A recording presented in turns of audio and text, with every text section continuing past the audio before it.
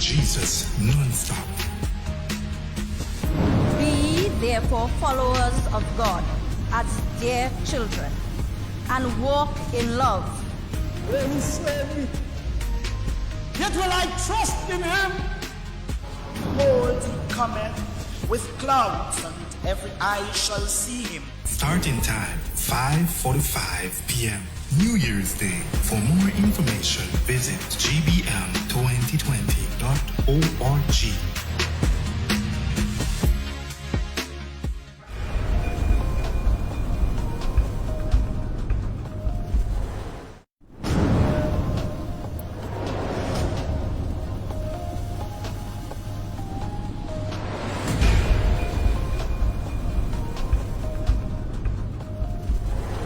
Global Bible Marathon, January 1st to the 5th. Join online. 5 days ministry experience, proclaiming Jesus non-stop. Be therefore followers of God as dear children, and walk in love. When he slay me, yet will I trust in him. Behold, he cometh with clouds, and every eye shall see him. Starting time 5:45 p.m. New Year's Day. For more information, visit gbm2020.org.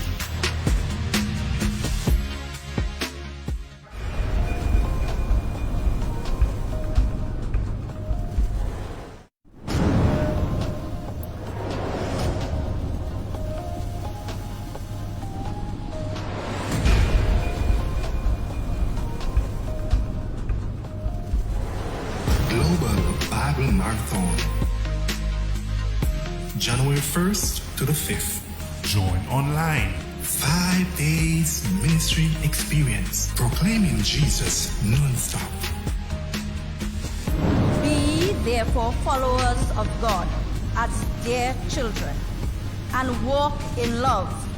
When he slay me, yet will I trust in him.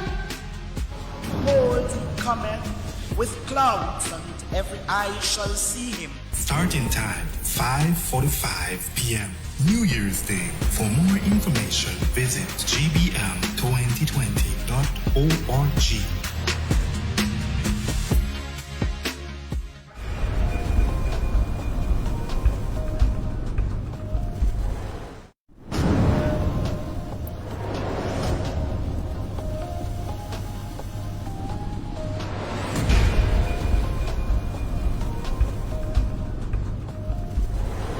Global Bible Marathon, January 1st to the 5th. Join online. 5 days ministry experience, proclaiming Jesus non-stop. Be therefore followers of God as dear children, and walk in love. When he slay me, yet will I trust in him. Behold, he cometh with clouds, and every eye shall see him. Starting time 5:45 p.m. New Year's Day. For more information, visit gbm2020.org.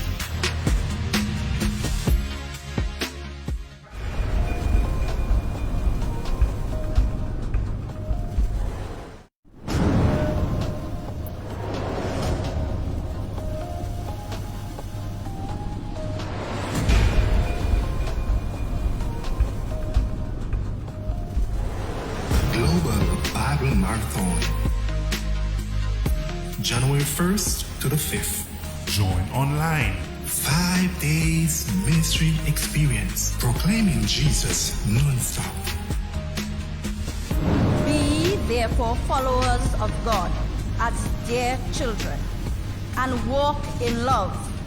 When he slay me, yet will I trust in him. Behold, he cometh with clouds, and every eye shall see him. Starting time 5:45 p.m. New Year's Day. For more information, visit gbm2020.org.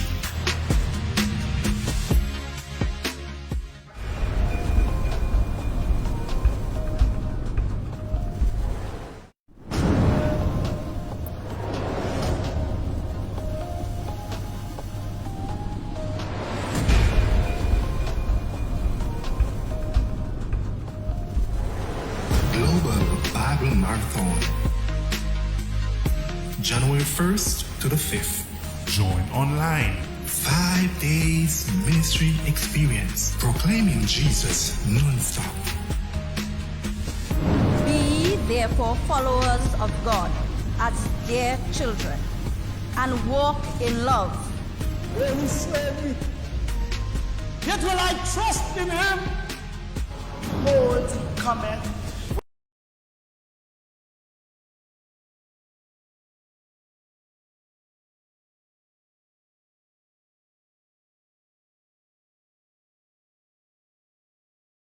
And no man shall come up with thee. Neither let any man be seen throughout all the mount. Neither let the flocks nor herds feed before that mount. And he hewed 2 tables of sticks fast.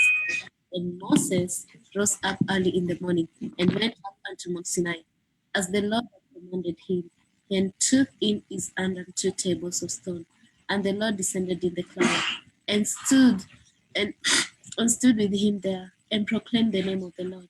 And the Lord passed by before him, and proclaimed, the Lord God, merciful and gracious, long suffering and abundant in goodness and truth, keeping mercy for thousands, forgiving iniquity and transgressions and sin, and that will be by no means clear the guilt, visiting the iniquity of the fathers upon the children, and upon the children's children, unto the third and to the fourth generation.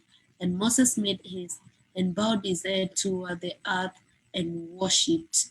And he said, If now I have found grace in thy sight, O Lord, let my people, I pray thee, go among us, for it is a stiff-necked people, and pardon our iniquity and our sin, and take us for thine inheritance.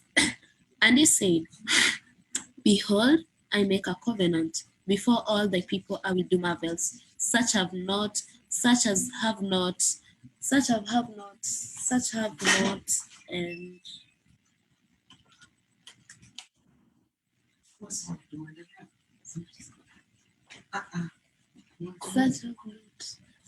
not. And he said, Behold, I will make a covenant before all thy people. I will do marvels, such as have not been done in all the earth, nor in any nation. And all the people among which thou art shall see the work of the Lord. For it is a terrible thing that I will do with thee. Observe thou that which I command thee this day. Behold, I drive out before thee the Amorites, and the Canaanites, and the Hittites, and the Perizzites, and the Hivites, and the Jebusite. Take heed to thyself, lest thou make a covenant with the inhabitants of the land whither thou goest, lest it be for a snare in the midst of thee. But ye shall destroy their altars, break their images, and cut down their groves. For thou shalt worship no other God. For the Lord, whose name is jealous, is a jealous God. Lest thou make a covenant with the inhabitants of the land, and they go a warring after their gods, and do sacrifice unto their gods, and one call thee, and thou eat of his sacrifice, and thou take of their daughters unto thy sons, and their daughters go a warring after their gods, and make thy sons go a warring after their gods. Thou shalt make thee no molten gods. The feast of unleavened bread shalt thou keep. 7 days thou shalt eat unleavened bread, as I commanded thee, in the time of the month Abib, in the time of the month Abib. For in the month Abib thou comest out from Egypt. All that openeth the matrix is mine, and every firstling among thy cattle, whether ox or sheep, that is mine. But the firstling of an ass thou shalt redeem with a lamb. And if thou redeem him not, then shalt thou break his neck. All the firstborn of thy sons thou shalt redeem, and none shalt appear before me empty.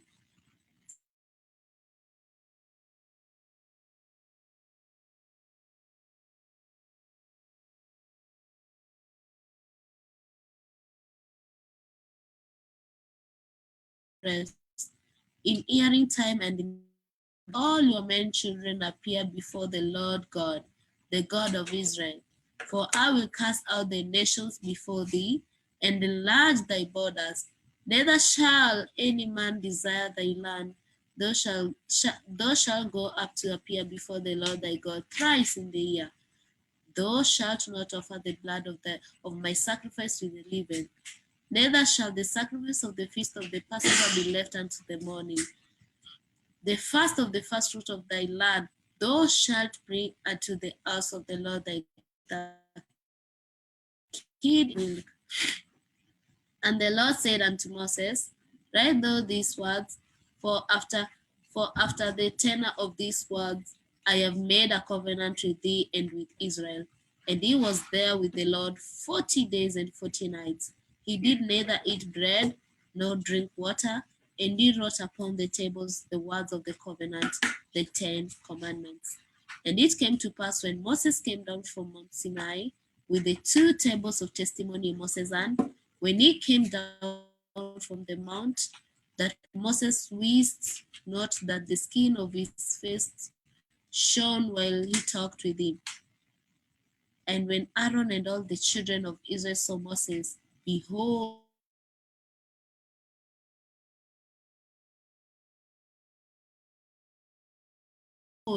the skin of his face shone, and they were afraid to come nigh him to them. And afterward, all the children of Israel came nigh, and he gave them in commandment all that the Lord had spoken with him in Mount Sinai. Until Moses had gone speaking with them, he put a veil on his face. But when Moses went in before the Lord to speak with him, he took the veil off until he came out. And he came out and spake unto the children of Israel that which he was commanded. And the children of Israel saw the face of Moses, that the skin of Moses' face shone. And Moses put the veil upon his face again until he went in to speak with him. Exodus 35. Exodus 35.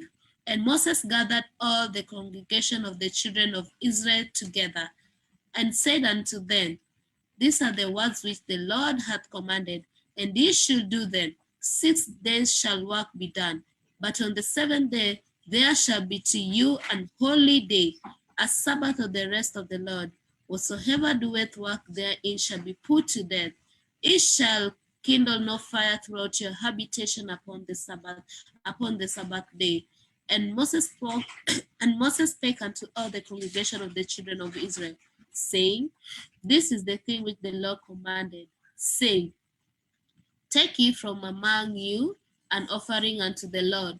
Whatsoever is of a willing heart, let him bring it, an offering of the Lord, gold and silver and brass, and blue and purple and scarlet, and fine linen, and goat's hair, and ram skins dyed red, and badger skin, and shittim wood, and oil for the light, and spices for anointing oil, and for the sweet incense, and the onyx stones, and stones to be set for the ephod, for the breastplate.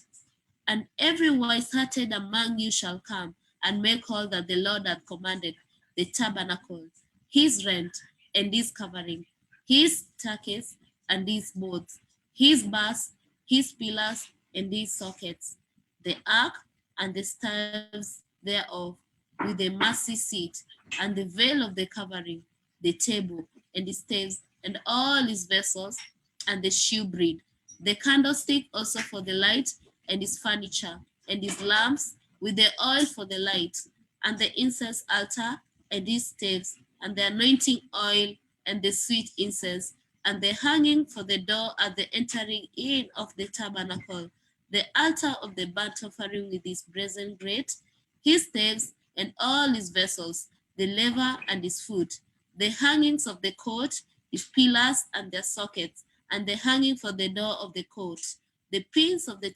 tabernacle, and the pins of the court, and their cords, the clothes of service, to do service in the holy place, the holy garment for Aaron the priest, and the garment of his sons, to minister in the priest's office. And all the congregation of the children of Israel departed from the presence of Moses. And they came, everyone whose heart stirred him up, and everyone whom his spirit made willing. And they brought the Lord's offering to the work of the tabernacle of the congregation, and for all the service, and for the holy garments. And they came, both men and women, as many as were willing hearted, and brought bracelets and earrings and rings and tablets, all jewels of gold, and every man that offered an offering of gold unto the Lord, and every man with whom was found blue, and purple, and scarlet, and fine linen, and goat's hair, and red skins of rams, and badger skin, brought them. Everyone that did offer an offering of silver and brass brought the Lord's offering, and every man with whom was found shittim wood for any work of the service brought it.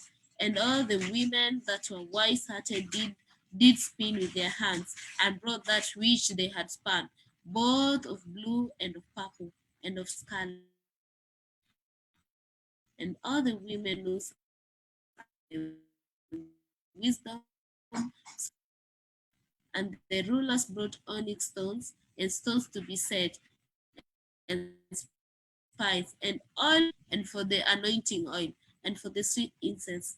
The children of Israel brought a willing offering unto the Lord, every man and woman whose heart made them willing to bring for all manner of work, which the Lord had commanded to be made. And Moses said unto the children of Israel, Lord hath called by name Bezaleel, the son of Uri, the son of Hur, of the tribe of Judah, and he hath filled him with the Spirit of God, in wisdom, in understanding, and in knowledge, and in all manner of workmanship, and to devise curious works, to work in gold, and silver, and in brass, and in the cutting of stones, to set them, and in carving of wood, to make any manner of cunning work. And he hath put in his heart that he may teach, both he and Aholibia, the son of Ahisamach, of the tribe of Dan.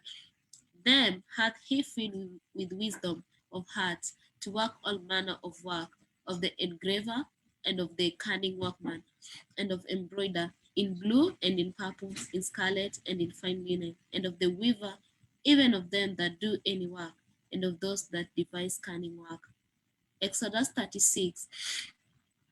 Then wrote Bezaleel and Aholibia, and every wise-hearted man in whom Lord put wisdom and understanding to know how to work all manner of work for the service of the sanctuary, according to all the Lord had commanded.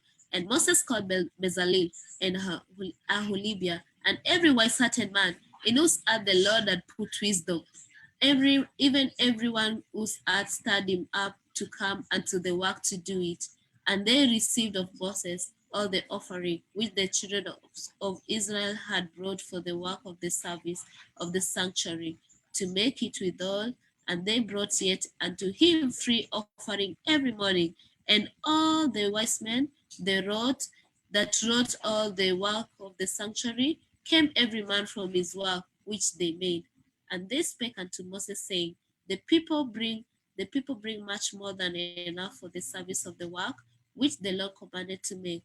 And Moses gave commandment, and they caused it to be proclaimed throughout the camp, saying, Let neither man nor woman make any more work for the offering of the sanctuary. So the people were restrained from bringing, for the staff they had was sufficient for all the work to make it, and too much. And every wise-hearted man among them that wrought the work of the tabernacle made 10 curtains of fine twined linen, and blue, and purple, and scarlet, with cherubims of cunning work made he them. The length of one curtain was 20 and 8 cubits, and the breadth of one curtain 4 cubits. The curtains were all of one size, and he coupled the 5 curtains one unto another, and the other 5 curtains he coupled one unto another. And he made loops of blue on the edge of one curtain from the selvage in the coupling. Likewise, he made in the uttermost side of another curtain, in the coupling of the second. 50 loops made he in one curtain, And 50 loops made he in the edge of the curtain which was in the coupling of the second.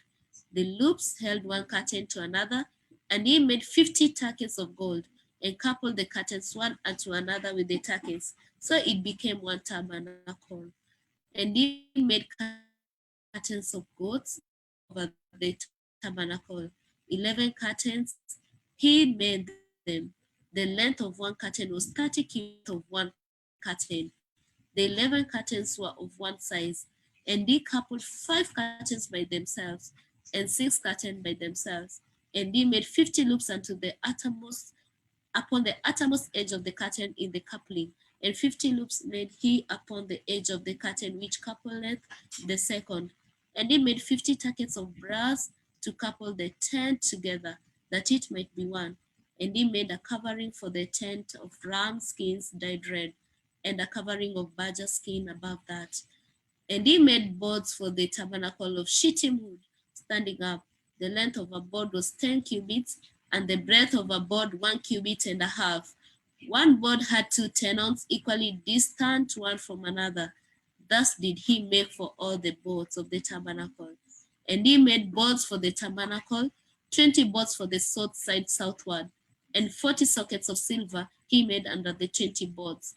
2 sockets under one board for his 2 tenons, and 2 sockets under another board for his 2 tenons. And for the other side of the tabernacle, which is toward the north corner, he made 20 boards. And there are 40 sockets of silver, 2 sockets under one board, and 2 sockets under another board. And for the sides of the tabernacle westward, he made 6 boards. And 2 boards made he for the corners of the tabernacle in the 2 sides. And they were coupled beneath, and coupled together at the head thereof to one ring. Thus he did to both of them in both the corners. And there were 8 boards, and their sockets were 16 sockets of silver, under every board 2 sockets.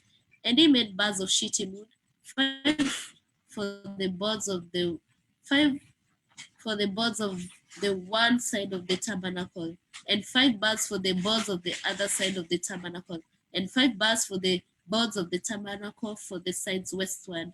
And he made the middle bar to shoot through the boards from the one end to the other. And he overlaid the boards with gold, and made their rings of gold to be places for the bars, and overlaid the bars with gold. And he made a veil of blue and purple and scarlet and fine twined linen.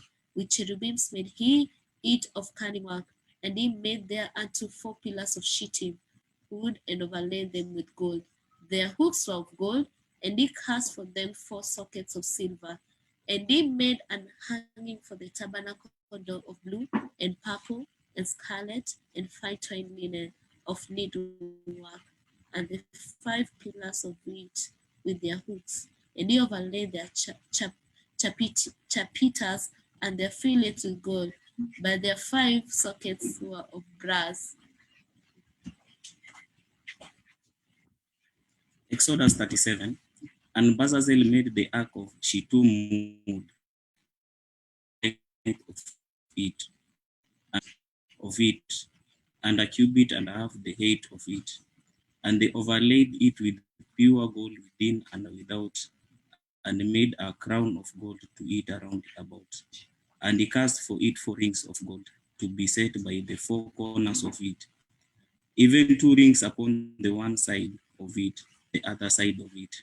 And he made staves of shittim wood, and overlaid them with gold. And he put the staves into the rings by the sides of the ark, there with the ark. And he made the mercy seat of pure gold. 2 cubits and a half was the length thereof, and 1 cubit and a half the breadth thereof.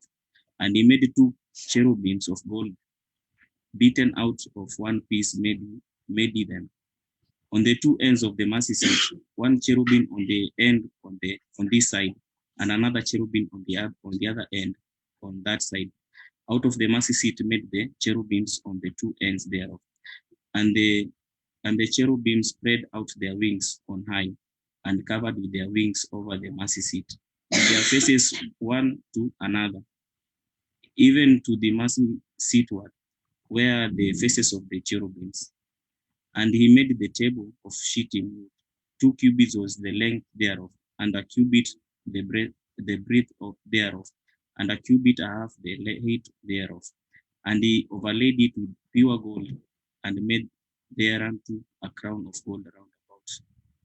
Also he made thereunto a border of an hundred breadth around about, and made a crown of gold for the border thereof around about. And he cast for it 4 rings of gold, and put the rings upon the 4 corners that were in the 4 feet thereof. Over against the border were the rings, the places for the staves to bear the tables. And he made the staves of shittim wood, and overlaid them with gold to bear the table. And he made the vessels which were upon the table, his dishes, and his spoons, and his bowls, and his covers to cover withal of pure gold. And he made the candlestick of pure gold. Of beaten work made he the candlestick, his shaft and his branch, his bowls, his knobs, and his flowers were of the same, and 6 branches going out of the sides thereof. 3 branches of the candlestick out of the one side thereof, and 3 branches of the candlestick out of the other side thereof. 3 bowls made of after fashion of almonds in one branch, a knob and flower, and 3 bowls made like almonds in the another branch, a knob and a flower. So they are throughout the 6 branches going out of the candlestick. And in the candlestick were 4 bowls made like almonds, his knobs and his flowers, and a knob under 2 branches of the same, and a knob under 2 branches of the same, and a knob under 2 branches of the same, according to the 6 branches going out of each. Their knobs and their branches were of the same. All of it was one beaten work of pure. And he made his 7 lamps, and his surfers, and his snuffers, and his nafdish of pure gold, of a talent of pure gold, and all the vessels thereof. And he made the incense altar of shittim. The length of it was cubit, and the breadth of it cubit. It was 4 square, and 2 cubits was the height of it. And the horns thereof were of the same. And he overlaid it with pure gold, both the top of it and the sides thereof about, and the horns of it. Also he made unto it a crown of gold round about. And he made 2 rings of gold for it under the crown thereof, by the 2 corners of it, upon the 2 sides thereof, of to be places for the 2 staves to bear it withal. And he made the staves of shittim wood, and overlaid them with gold. And he made the holy anointing oil, and the pure incense of sweet spices, according to the work of the apothecary. Exodus 38. And he made the altar of burnt offering of shittim wood. 5 cubits was the length thereof, and 5 cubits the breadth thereof. It was 4 square, and 3 cubits the height of thereof. And he made the horns thereof on the 4 corners of it. The horns thereof were of the same, and overlaid it with brass. And he made all the vessels of the altar, the post, and the shovels, and the basins, and the flesh hooks, and the fire pans, all the vessels thereof made of brass. And he made for the altar a brazen grate of network under the compass thereof, beneath unto the midst of it. And he cast 4 rings for the 4 ends of the grate of brass, to the brass for the staves. And he made the staves of shittim, and overlaid them with brass. And he put them staves into the rings on the other sides of the altar. To bear it withal, he made the altar hollow with boards. And he made the laver of brass, and the foot of it brass, of the looking glasses of the women assembling, which assembled at the door of the tabernacle of the congregation. And he made the court on the south side, southward, the hanging of the court were of the twinned linen, and 100 cubits. Their pillars were 20, and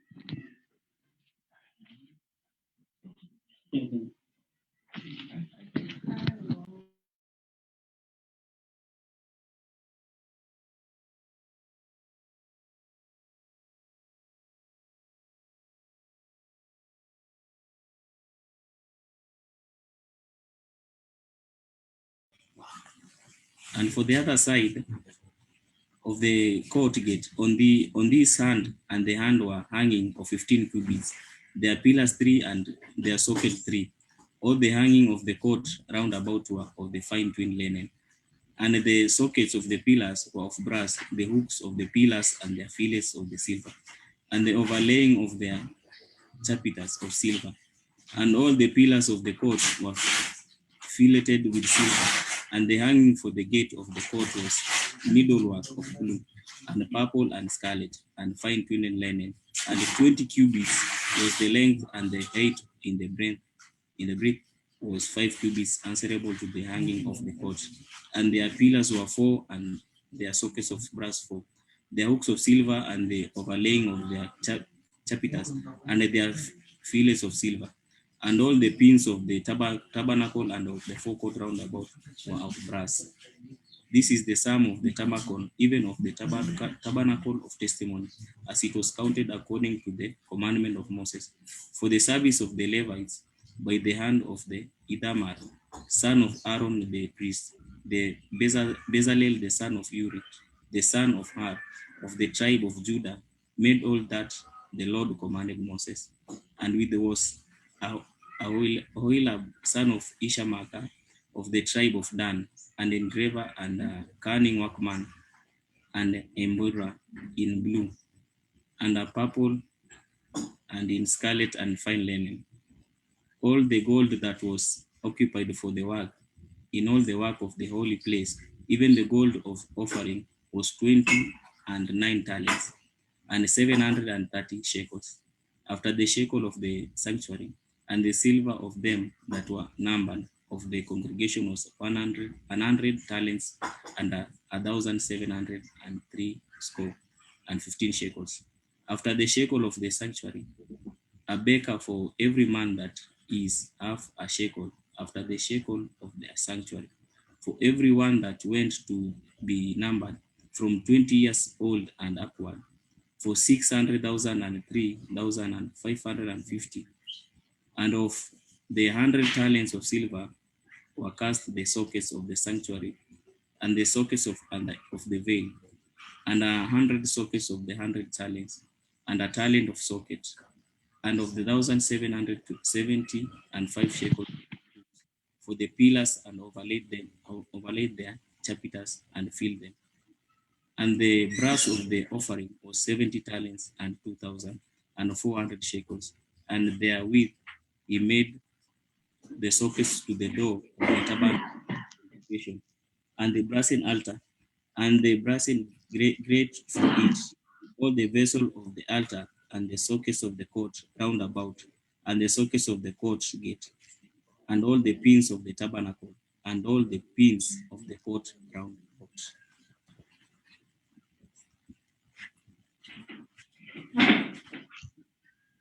Exodus 39.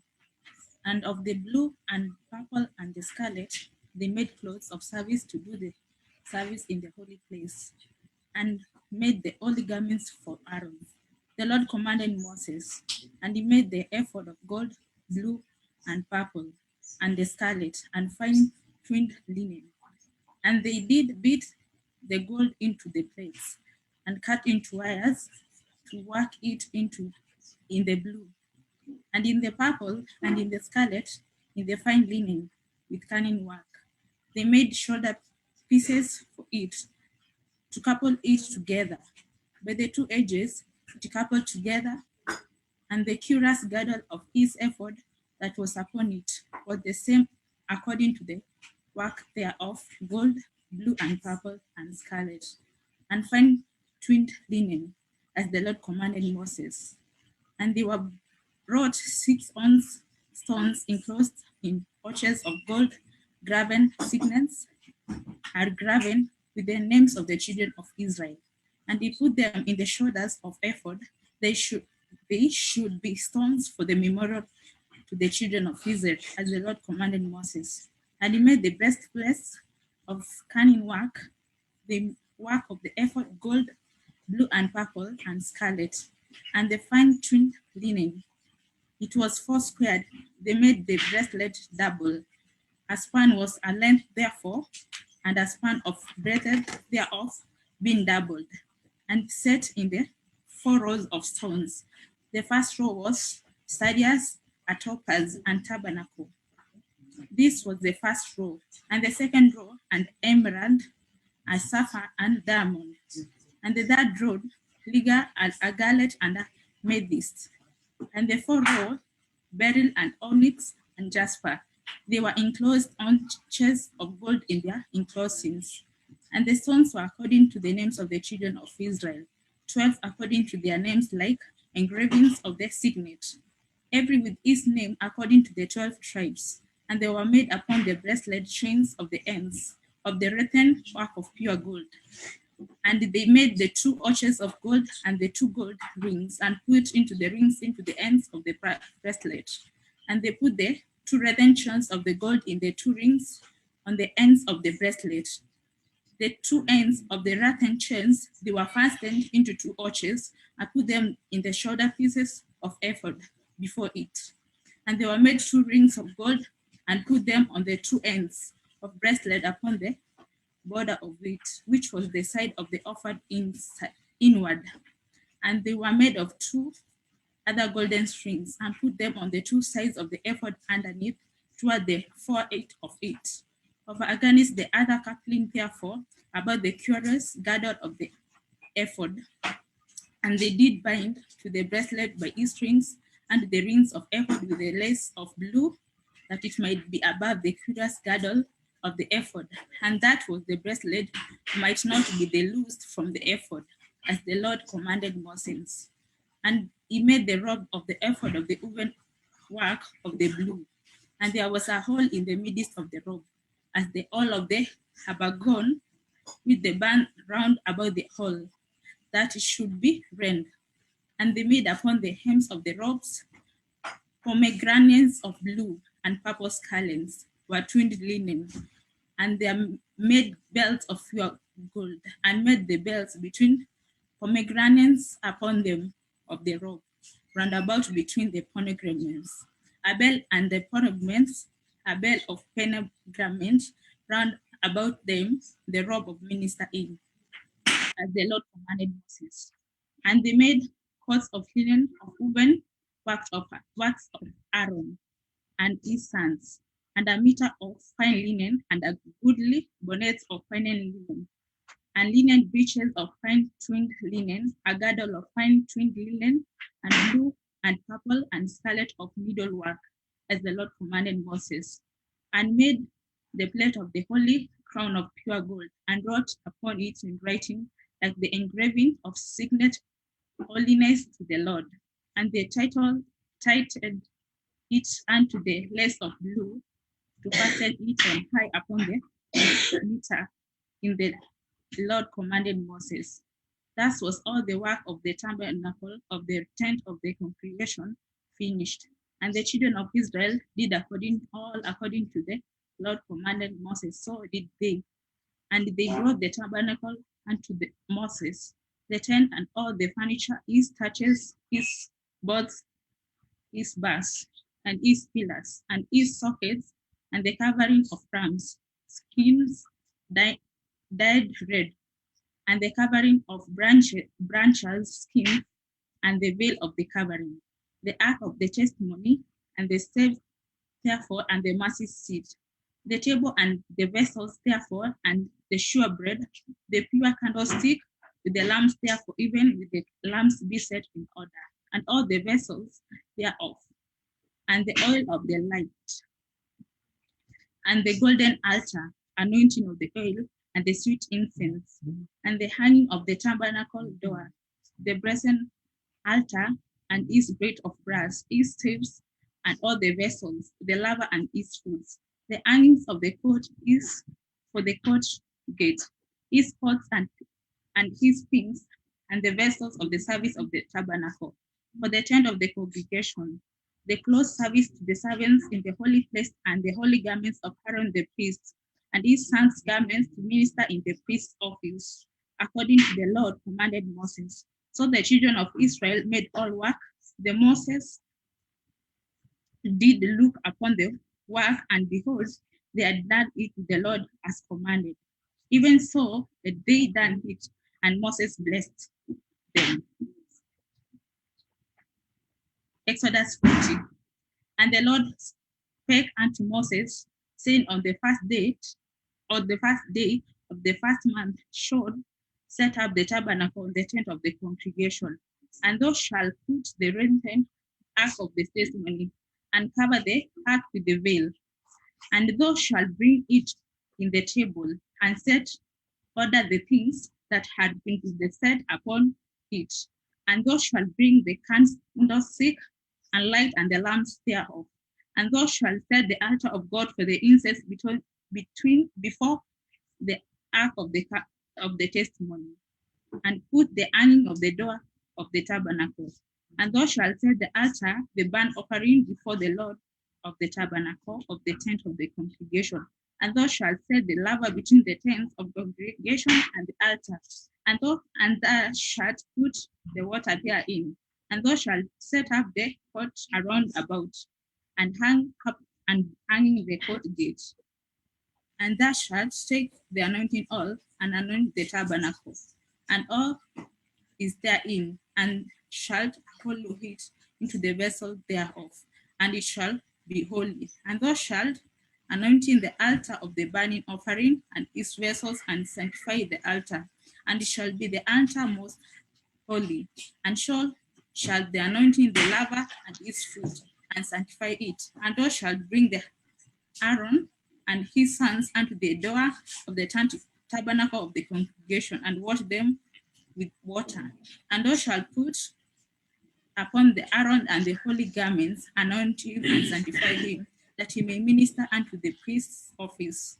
And thou shalt bring the sons and clothe them with coats. And thou shalt their fathers and their ministers unto me in the priest's office of the anointing shall surely be everlasting priesthood throughout the generation. Thus did the Moses according to the law commandment commanded to him. So he did. And it came to pass in the first month, in the second year, on the first day of the month, that the tabernacle was reared up. And Moses reared up the tabernacle, and fastened his sockets, and set up the boards therefore, and he put the bars thereof, and reared upon its pillars. And he spread abroad the tent over the tabernacle, and put the coverings tent about all, and the commanded Moses. And he took and put the testimony in the ark, and set the steps of the ark, and put the mercy seat above the ark. And he brought the ark into the tabernacle, and set the veil of the covering, and covered the ark of the testimony, as the Lord commanded Moses. And he put the table in the tents of congregation upon the side of the tabernacle northward with the veil. And he set the priests order upon before the Lord, as the Lord commanded Moses. And he put the candlestick in the tents of congregation over against the table on the side of the tabernacle southward. And he lighted the lamps before the Lord, and Lord commanded Moses. And he put the golden altar in the tent of the congregation before the veil, and he burnt the sweet incense thereon, as the Lord commanded Moses. And he sent up the hanging door of the tabernacle, and he put the altar of burnt offering by the door of tabernacle of the tent of the congregation, and offered him a burnt offering and a meat offering, as the Lord commanded Moses. And he set the laver between the tent of the congregation and the altar, and water there to wash withal. And Aaron and Moses and Aaron and his sons washed their hands and their feet straight when they went into the tent of congregation, and when they came near the altar, they washed as they commanded Moses. And they reared up the court around about the tabernacle and the altar, and set up the hanging of the court gate. So Moses finished the work. The cloud covered the tent congregation, the glory of God filled the tabernacle, and Moses not able to enter into the tent of congregation because the cloud abounded thereon, and the glory of the Lord filled the tabernacle. And the cloud was taken up from the tabernacle. The children of Israel went onward on their journeys. But if the cloud were not taken up, and they journeyed not until the day that was taken up. For the cloud of the Lord was upon the tabernacle by the day, and fire was on it by night, in the sight of the house of Israel through all their journeys.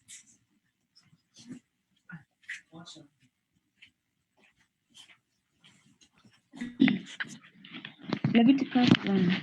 And the Lord called unto Moses, and spake unto him out of the tabernacle of the congregation, saying, Speak unto the children of Israel, and say unto them, If any man of you bring an offering unto the Lord, ye shall bring your offering of the cattle, even of the herd, and of the flock.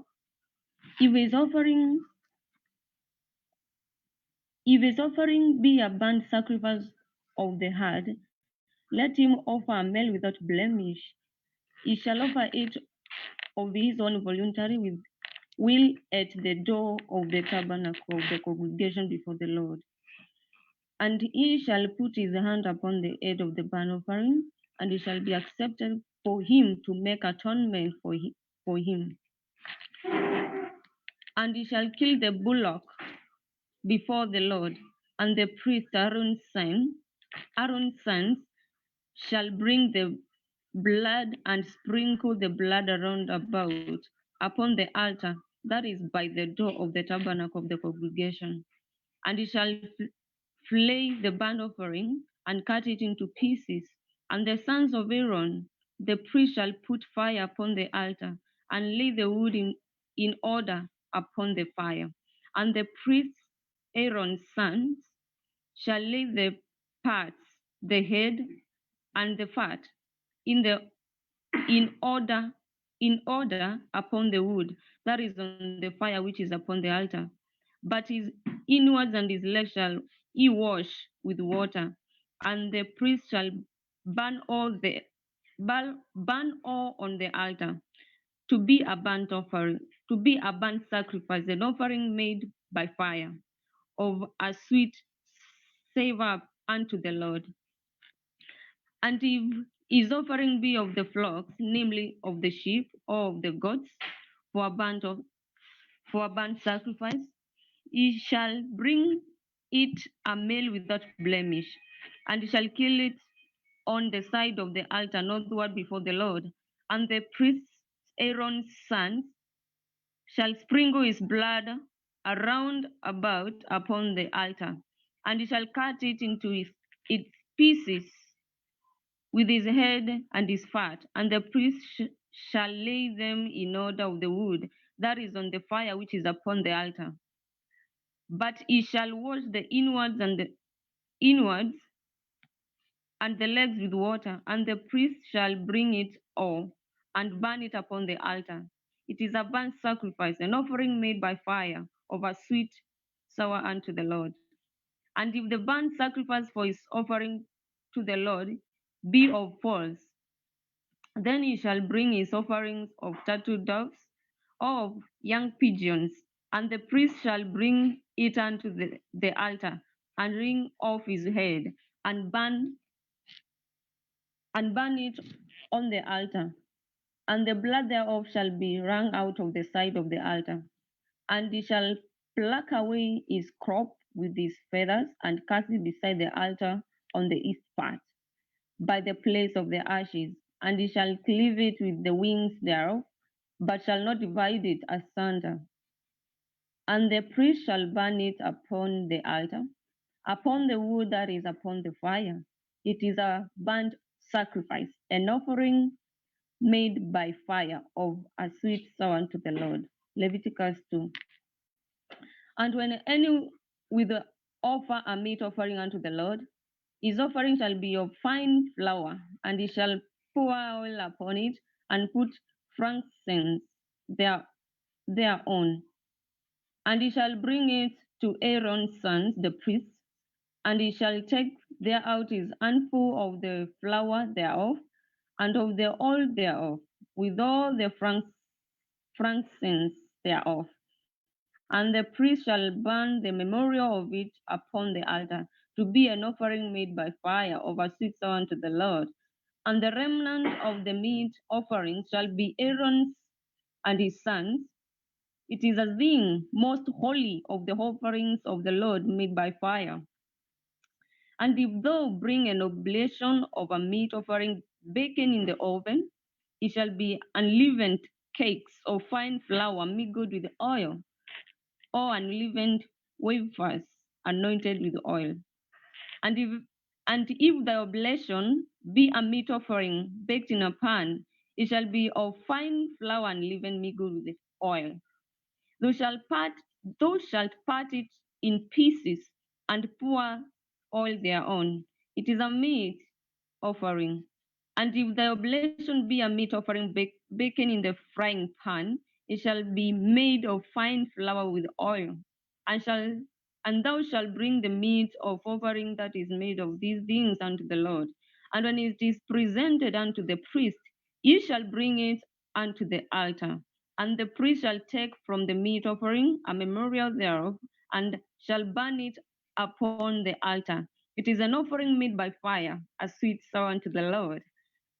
And that which is left on the meat offering shall be Aaron's and his sons. It is a thing most holy of the offerings of the Lord made by fire. No meat of offering which ye shall bring unto the Lord shall be made with leaven. For ye shall burn no leaven, nor any honey, in any offering of the Lord made by fire. As for the oblation of the first fruits, ye shall offer them unto the Lord, but they shall not be burned on the altar for a sweet sour savor. And every oblation of thy meat of offering shall thou season with salt. Neither shalt thou suffer the salt of the covenant of thy God to be lacking from thy meat offering. With all thine offering thou shalt offer salt, and if thou offer a meat offering of thy first fruits unto the Lord, thou shalt offer for the meat offerings of thy first fruits green ears of corn dried by the fire, even corn beaten out of full ears. And thou shalt put oil upon it, and lay frankincense thereon. It is a meat offering, and the priest shall burn the memorial of it, part of the beaten corn thereof, and part of the oil thereof, with all the frankincense thereof. It is an offering made by fire unto the Lord. Leviticus 3. And if his oblation be of a sacrifice of peace offering, if he offered it of the herd, whether it be a male or female, he shall offer it without blemish before the Lord, and he shall lay his hand upon the head of his offering,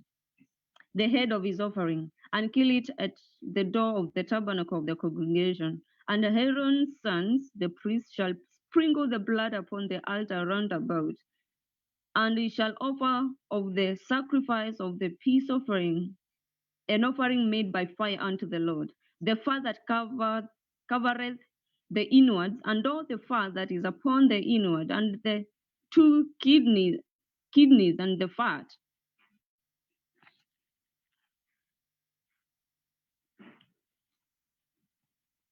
And the two kidneys and the fat that is on them, which is by the flanks, and the caul above the liver, with the kidneys it shall he take away. And Aaron's son shall burn it on the altar upon the burnt sacrifice, which is upon the wood that is on the fire. It is an offering made by fire of a sweet savour unto the Lord. And if his offering of a sacrifice of peace offering unto the Lord be of the flock, male or female, He shall offer it without blemish. If he offer a lamb for his offering, then shall he offer it before the Lord, and he shall lay his hand upon the head of his offering, and kill it before the tabernacle of the congregation. And Aaron's son shall sprinkle the blood thereof around about upon the altar, and he shall offer of the sacrifice of the peace offering, an offering made by fire unto the Lord. The fat thereof and the whole ram, it shall he take off, add by backbone, and the fat that covereth the inward, and all the fat that is upon the inward, and the two kidneys, and the fat that is upon them, which is by the flanks, and the caul above the liver, with the kidneys. It shall he take away, and the priest shall burn it upon the altar. It is the food of the offering made by fire unto the Lord.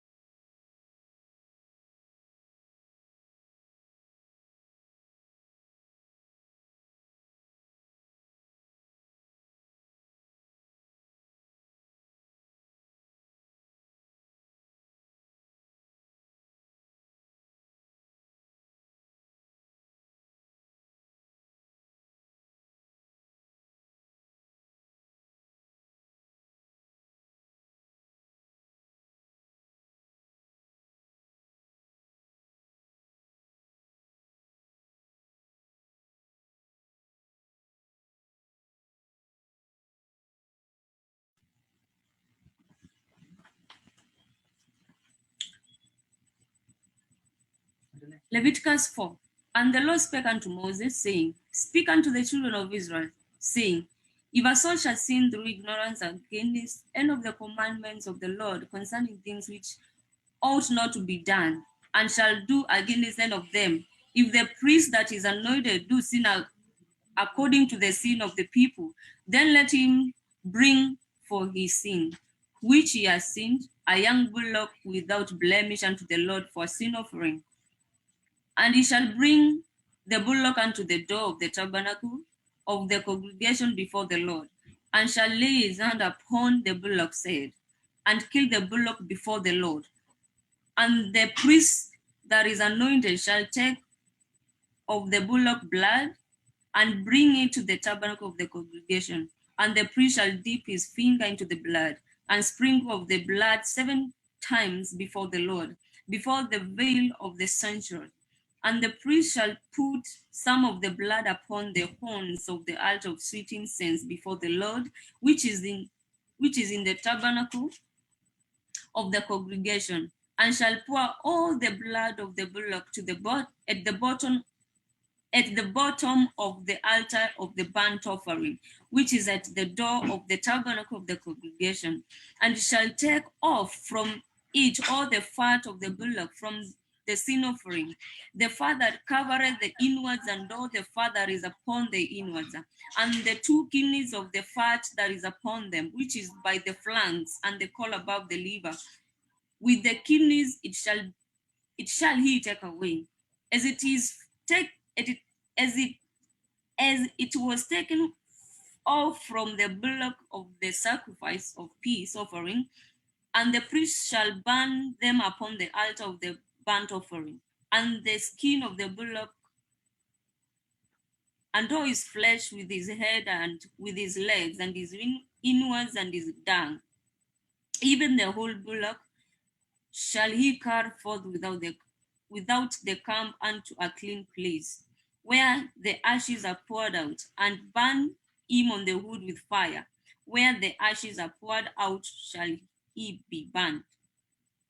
And if the whole congregation of Israel sin through ignorance, and the thing is hid from the eyes of the assembly, and they have done somewhat against any of the commandments of the Lord concerning things which should not be done, and are guilty, when the sin which they have sinned against it is known, then the congregation shall offer a young bullock for the sin, and bring him before the tabernacle of the congregation. And the elders of the congregation shall lay their hands upon the head of the bullock before the Lord, and the bullock shall be killed before the Lord. And the priest that is anointed shall bring of the bullock's blood to the tabernacle of the congregation. And the priest shall dip his finger in some of the blood and sprinkle it 7 times before the Lord, even before the veil.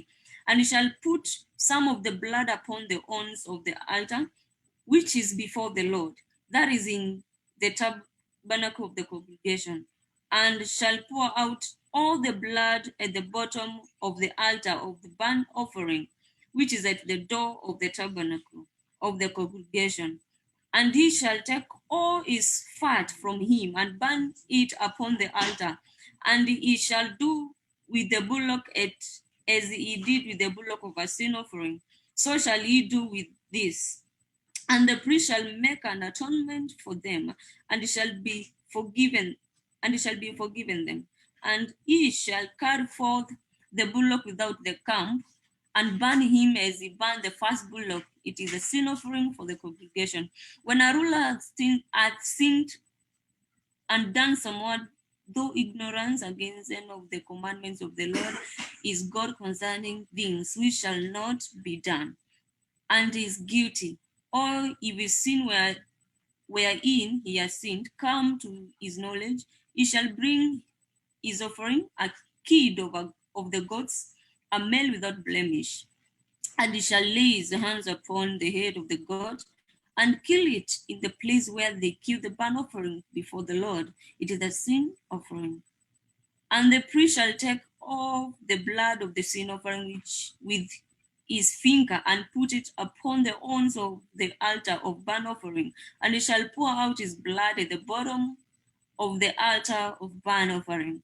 And he shall burn all his fat upon the altar as the fat of the sacrifice of peace offering. And the priest shall make an atonement for him as concerning his sin, and it shall be forgiven him. And if any of the common people sin through ignorance while he doeth somewhat against any of the commandments of the Lord concerning things which ought not to be done, and he be guilty, or if his sin which he has sinned come to his knowledge, then he shall bring his offering, a kid of the goats, a female without blemish, for his sin which he hath sinned. And he shall lay his hands upon the head of the sin offering, and slay the sin offering in the place of the burnt offering.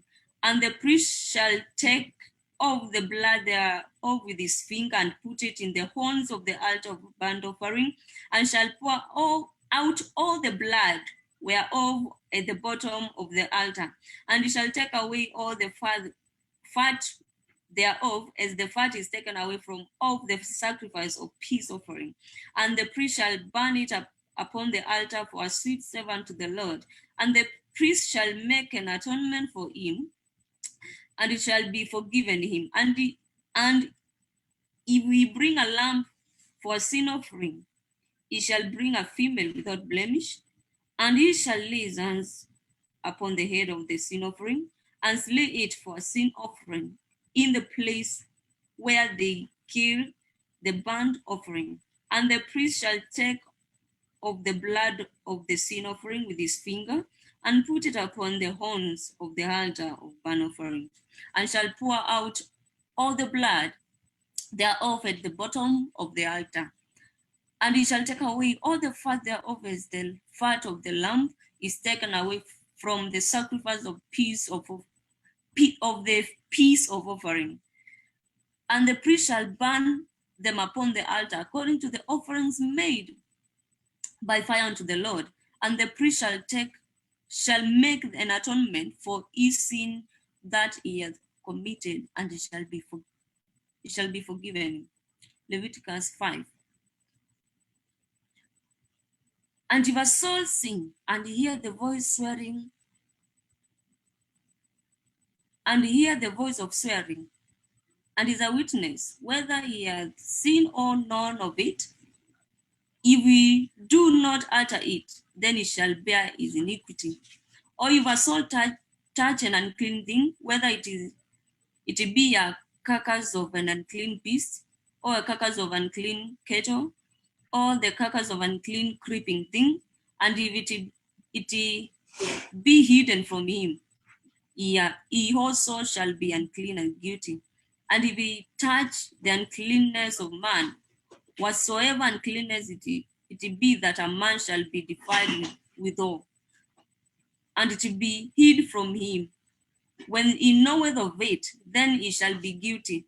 Or if a soul swear, pronouncing with his lips to do evil, or to do good, whatsoever it be that a man shall pronounce with an oath, and it be hid from him, when he knoweth of it, then he shall be guilty in one of these, and shall be, when he shall be guilty in one of these things, that he shall confess that he has sinned in that thing, and he shall bring his trespass offering unto the Lord for his sin which he has sinned, a female from the flock, a lamb, or a kid of the goats, for a sin offering. And the priest shall make an atonement for him concerning his sin. And if he be not able to bring a lamb, then he shall bring for his trespass which he has committed 2 turtle doves, or 2 young pigeons unto the Lord, one for a sin offering, and the other for burnt offering. And he shall bring them unto the priest, who shall offer that which is for the sin offering first, and wring off his head from his neck, but shall not divide it asunder. And he shall sprinkle of the blood of the sin offering upon the side of the altar, and the rest of the blood shall be wrung out at the bottom of the altar. It is a sin offering. And he shall offer the second of a burnt offering according to the manner, and the priest shall make an atonement for him for his sins which he has sinned, and shall be forgiven him. But If we be not able to bring 2 turtle doves or 2 young pigeons, then that sin shall bring for his offering the 10th part of an ephah of fine flour for a sin offering. You shall put no oil upon it, neither shall he put any frankincense their own, for it is a sin offering. Then shall he bring it to the priest, and the priest shall take his handful of it, even a memorial thereof, and burn it unto the altar, according to the offerings made by fire unto the Lord. It is a sin offering. And the priest shall make an atonement for him as touching his sin, and that he has sinned in one of these, and it shall be forgiven him. And the remnant shall be the priest's as a meat offering. And the Lord spake unto Moses, saying, If a soul committed a trespass, and through ignorance in the holy thing of the Lord, then he shall bring for his trespass unto the Lord a ram without blemish out of the flocks, with thy estimation by shekels of silver, after the shekel of the sanctuary, for a trespass offering. And he shall make amends for the harm that he hath done in the holy thing, and shall add the 5th part thereto, and give it unto the priest. And the priest shall make an atonement for him with the ram of the trespass offering, and it shall be forgiven him. And if a soul sin and committed of these things which are forbidden to be done by the commandments of the Lord, though he wished it not, yet he is guilty, and shall bear his iniquity. And he shall bring a ram without blemish out of the flock, with thy estimation for a trespass offering unto the priest, and the priest shall make an atonement for him concerning his ignorance, wherein he erred and wished it not, and shall be forgiven him. It is a trespass offering he hath it is a trespass offering. He has certainly trespassed against the Lord. Leviticus 6. And the Lord spake unto Moses, saying, If a soul sin and commit a trespass against the Lord, and lie unto his neighbor in that which was delivered him to keep, or in fellowship, or in a thing taken away by violence, or hath deceived his neighbor, or have found that which was lost and lied concerning it, and sweareth falsely in any of all these, that a man doeth sin therein. There it shall be, because he hath sinned and is guilty, that he shall restore that which he took violently away, or the thing which he hath deceitfully gotten, or that which was delivered to him to keep, or the lost thing which he found, or all that about which he hath sworn falsely, he shall even restore it in the principal, and shall add the 5th part more thereto, and give it unto him to whom it appertained in the day of his trespass offering, and he shall bring his trespass offering unto the Lord, a ram without blemish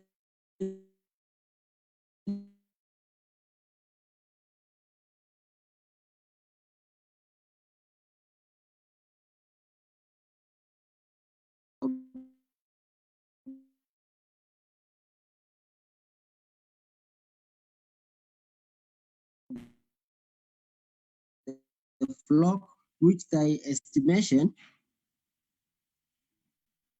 for a trespass offering unto the priest, and the priest shall make for him before the Lord, and it shall be forgiven in trespassing therein. And Aaron and his sons, saying, This burnt offering, because of the burning fire of the altar, shall be linen garment, and his linen breeches shall he put upon his flesh, and take up the ashes with the fire, as consumed with the burnt offering on the altar. And he shall put them beside the altar, and he shall put off his garment and put on other garments, and carry forth the ashes without the camp unto unto a clean place.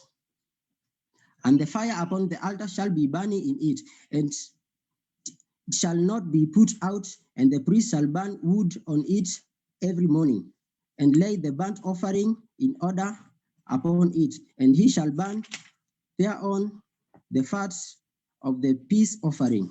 The fire shall ever be burning upon the altar, shall never go out. And this is the law of the meat offering. The sons of Aaron shall offer it before the Lord, before the altar.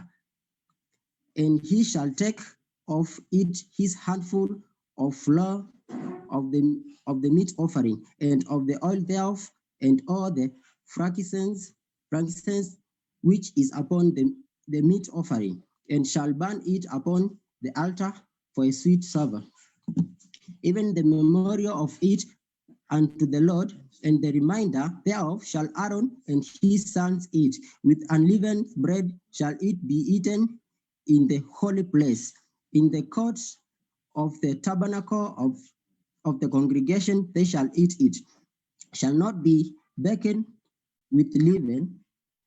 I have given it unto them for their portion of my offering, meant by fire. It is most holy, as is the sin offering, and as the trespass offering. All the males among the children of Aaron shall eat of it. It shall be a statute forever in your generation concerning the offering of the Lord made by fire. Everyone that toucheth them shall be holy. And the Lord spake unto Moses, saying, This is the offering of Aaron and of his sons, which they shall offer unto the Lord in the day when he is anointed. The 10th part of the ephah of fine flour for a meat offering, perpetual, half of it in the morning and half therein at night. In a pan it shall be made with oil, and when it is baked, thou shalt bring it in, and the baked pieces of the meat offering shall thou offer for a sweet savour unto the Lord. And the priest of his sons that is anointed in the stead shall offer it. It is a statute forever unto the Lord. It shall be woolly burnt. For every meat offering for the priest shall be woolly burnt, it shall not be eaten. And the Lord spake unto Moses, say, Speak unto Aaron and to his son, say, This is the law of the sin offering. In the place where the burnt offering is killed, shall the sin offering be killed before the Lord. It is most holy. The priest that offereth it for sin shall eat it. In the holy place shall it be eaten in the court of the tabernacle of the congregation.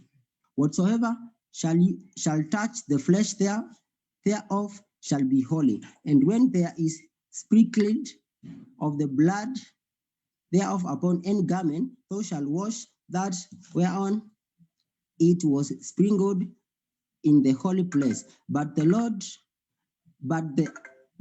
earthen vessel wherein it is sodden shall be broken. And if it be sodden in a brass pot, it shall be both scoured and rinsed in water. All the males among the priests shall eat thereof.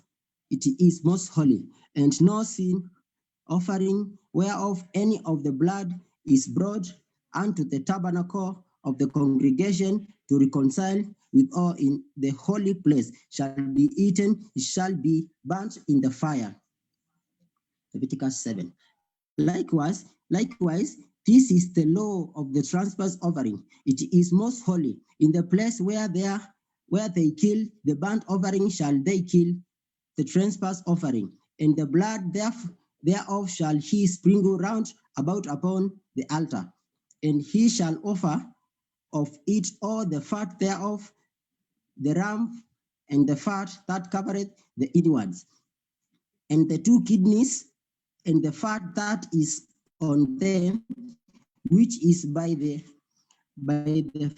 flanks, and the caul that is above the liver with the kidneys, it shall he take away, and the priest shall burn them upon the altar for an offering made by fire unto the Lord. It is a trespass offering. Every male among the priests shall eat thereof. It shall be eaten in the holy place. It is most holy. As the sin offering is, so is the trespass offering. There is one law for them. The priest that maketh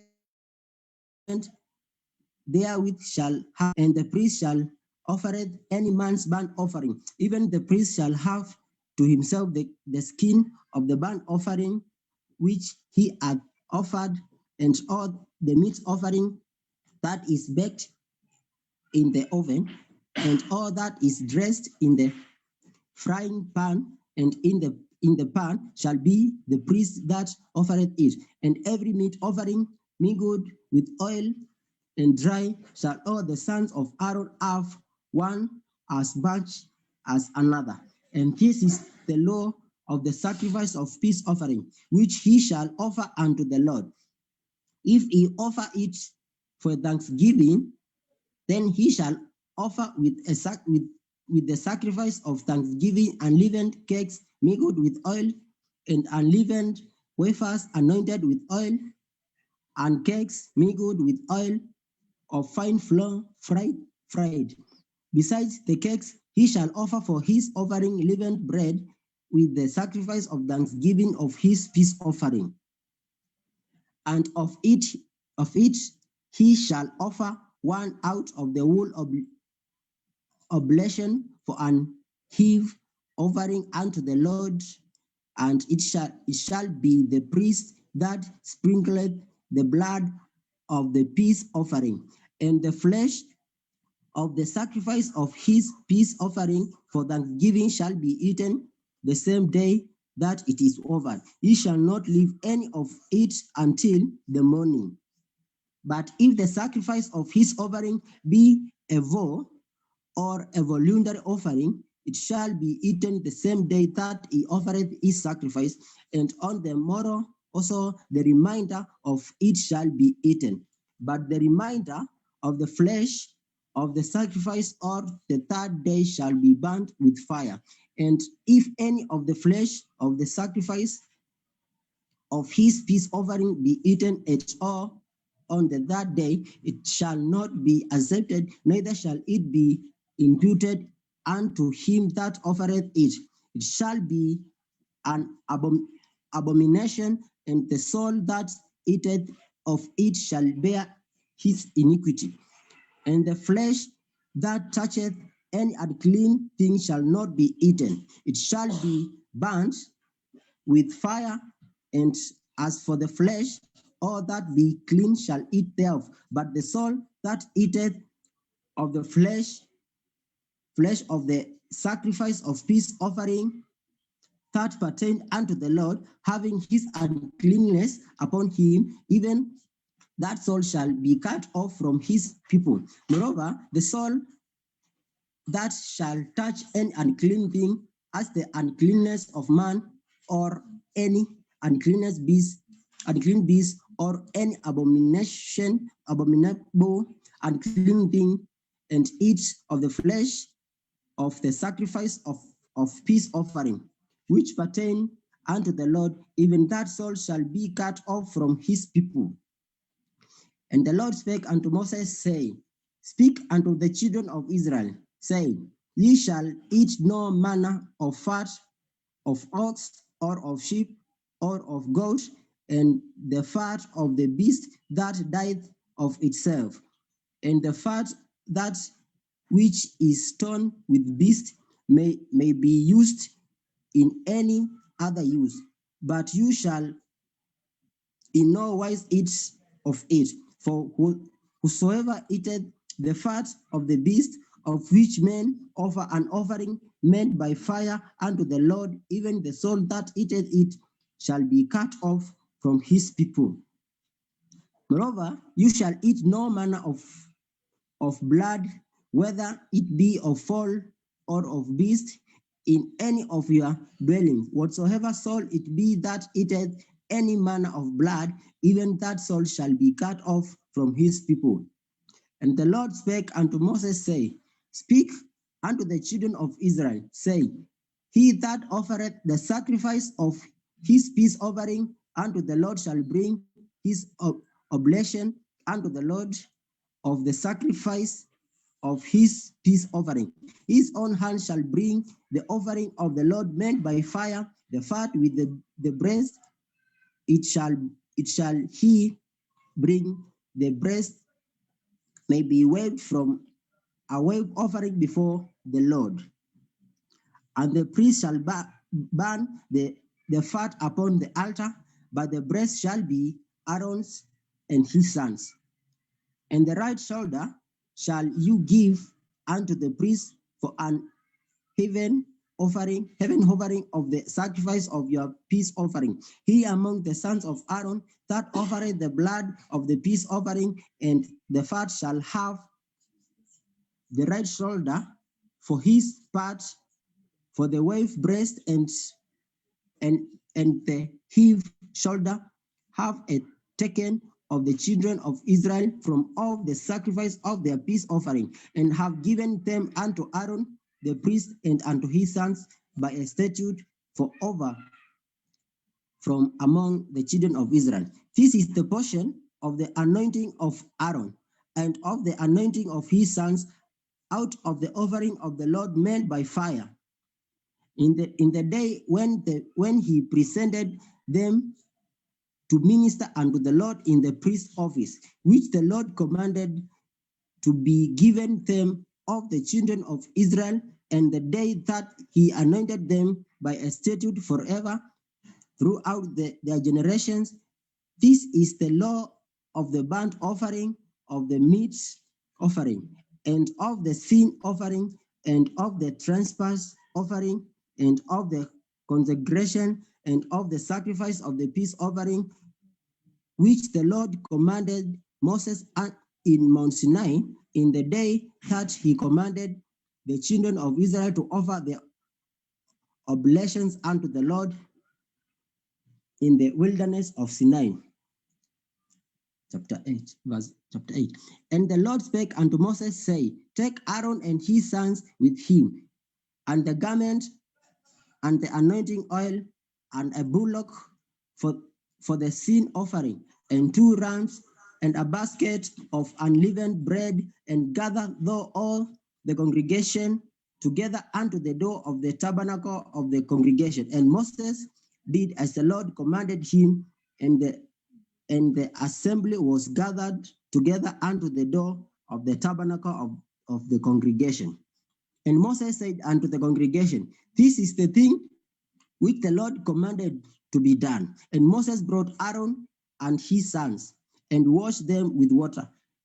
And he put upon him the coat, and girded him with a girdle, and clothed him with the robe, and put the ephod upon him, and he girded him with the curious girdle of the ephod, and brought it unto him therewith.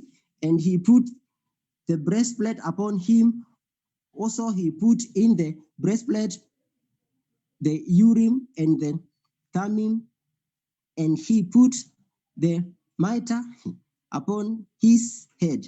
Also upon the mitre, even upon the forefront, did he put the golden plate, the holy crown, as the Lord commanded Moses. And Moses took the anointing oil and anointed the tabernacle and all that was therein, and sanctified them, and he sprinkled thereof upon the altar 7 times, and anointed the altar and all his vessels, both the laver and his foot, to sanctify them. And he poured of the anointing oil upon Aaron's head, and anointed him to sanctify him. And Moses brought Aaron's sons, and put coats upon them, and girded them with girdles, and put bonnets upon them, as the Lord commanded Moses. And he brought the bullock for the sin offering, and Aaron and his sons laid their hands upon the head of the bullock for the sin offering. and he slew it. And Moses took the blood and put it upon the horns of the altar around about with his finger, and purified the altar, and poured the blood at the bottom of the altar, and sanctified it, to make reconciliation upon it. And he took all the fat that was upon the inwards, and the caul above the liver, and the 2 kidneys, and their fat, and Moses burnt it upon the altar. But the bullock and his hide, his flesh and his dog, he burnt with fire without the camp. And the Lord commanded Moses, as he brought the ram for the burnt offering, and Aaron and his sons laid their hands upon the head of the ram, and he killed it. And Moses sprinkled the blood upon the altar round about, and he cut the ram into pieces. And Moses burnt the head and the pieces of the fat, and he washed the inward and the legs in water. And Moses burnt the wood ram upon the altar. It was a burnt sacrifice for a sweet savor, and an offering made by fire unto the Lord, as commanded Moses. And he brought the other ram, the ram of consecration, and Aaron and his sons laid their hands upon the head of the ram, and he slew it.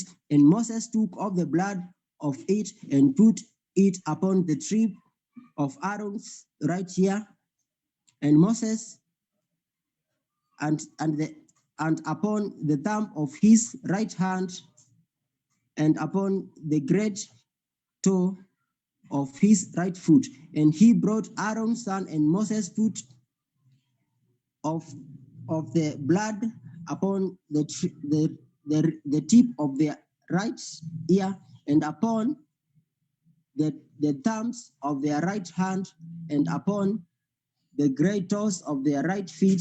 And Moses sprinkled the blood upon the altar round about.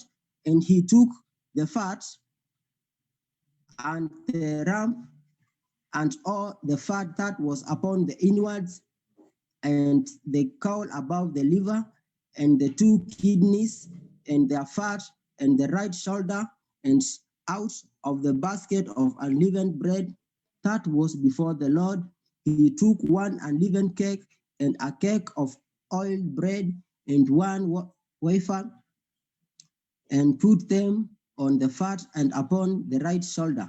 And he put all upon Aaron's hand and upon his son's hands, and waved them for a wave offering before the Lord. And Moses took them from off their hands and burnt them on the altar upon the burnt offering. They were consecrations for a sweet savor. It is an offering made by fire unto the Lord. And Moses took the breast and waved it for a wave offering before the Lord. For of the ram of consecration, it was Moses' part, as the Lord commanded Moses. And Moses took of the anointing oil and of the blood which was upon the altar, and sprinkled it upon Aaron, and upon his garment, and upon his sons, and upon his sons' garments with him, and sanctified Aaron and his garments, and his sons' garments with him. And Moses said unto Aaron, and unto his sons, boil the flesh at the door of the tabernacle of the congregation, and there eat it with the bread that is in the basket of consecrations, as I commanded, saying, Aaron and his sons shall eat it.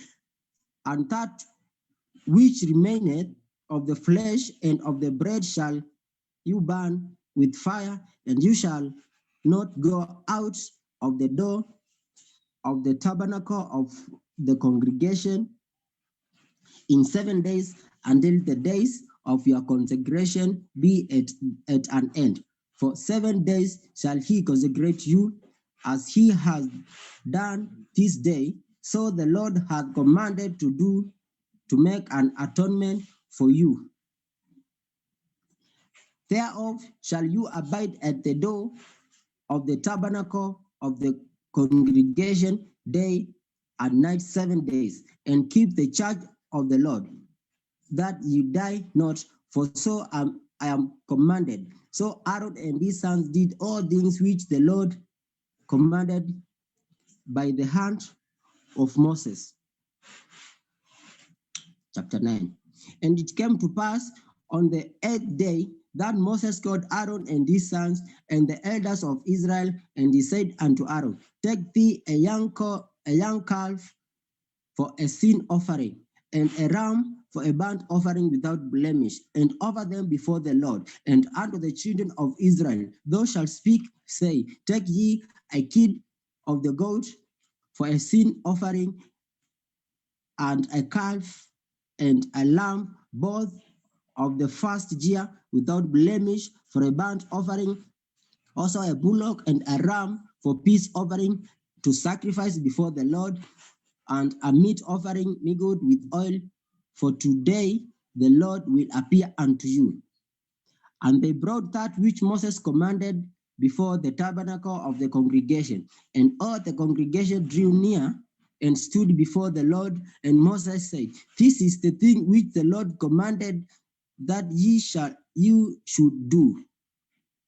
And the glory of the Lord shall appear unto you. And Moses said unto Aaron, go unto the altar and offer thy sin offering and thy burnt offering, and make an atonement for thyself and for the people, and offer the offering of the people, and make an atonement for them as the Lord commanded. Aaron therefore went unto the altar and slew the calf of the sin offering, which was for himself, and the sons of Aaron brought the blood unto him, and he dipped his finger in the blood, and he put it upon the horns of the altar, and poured out the blood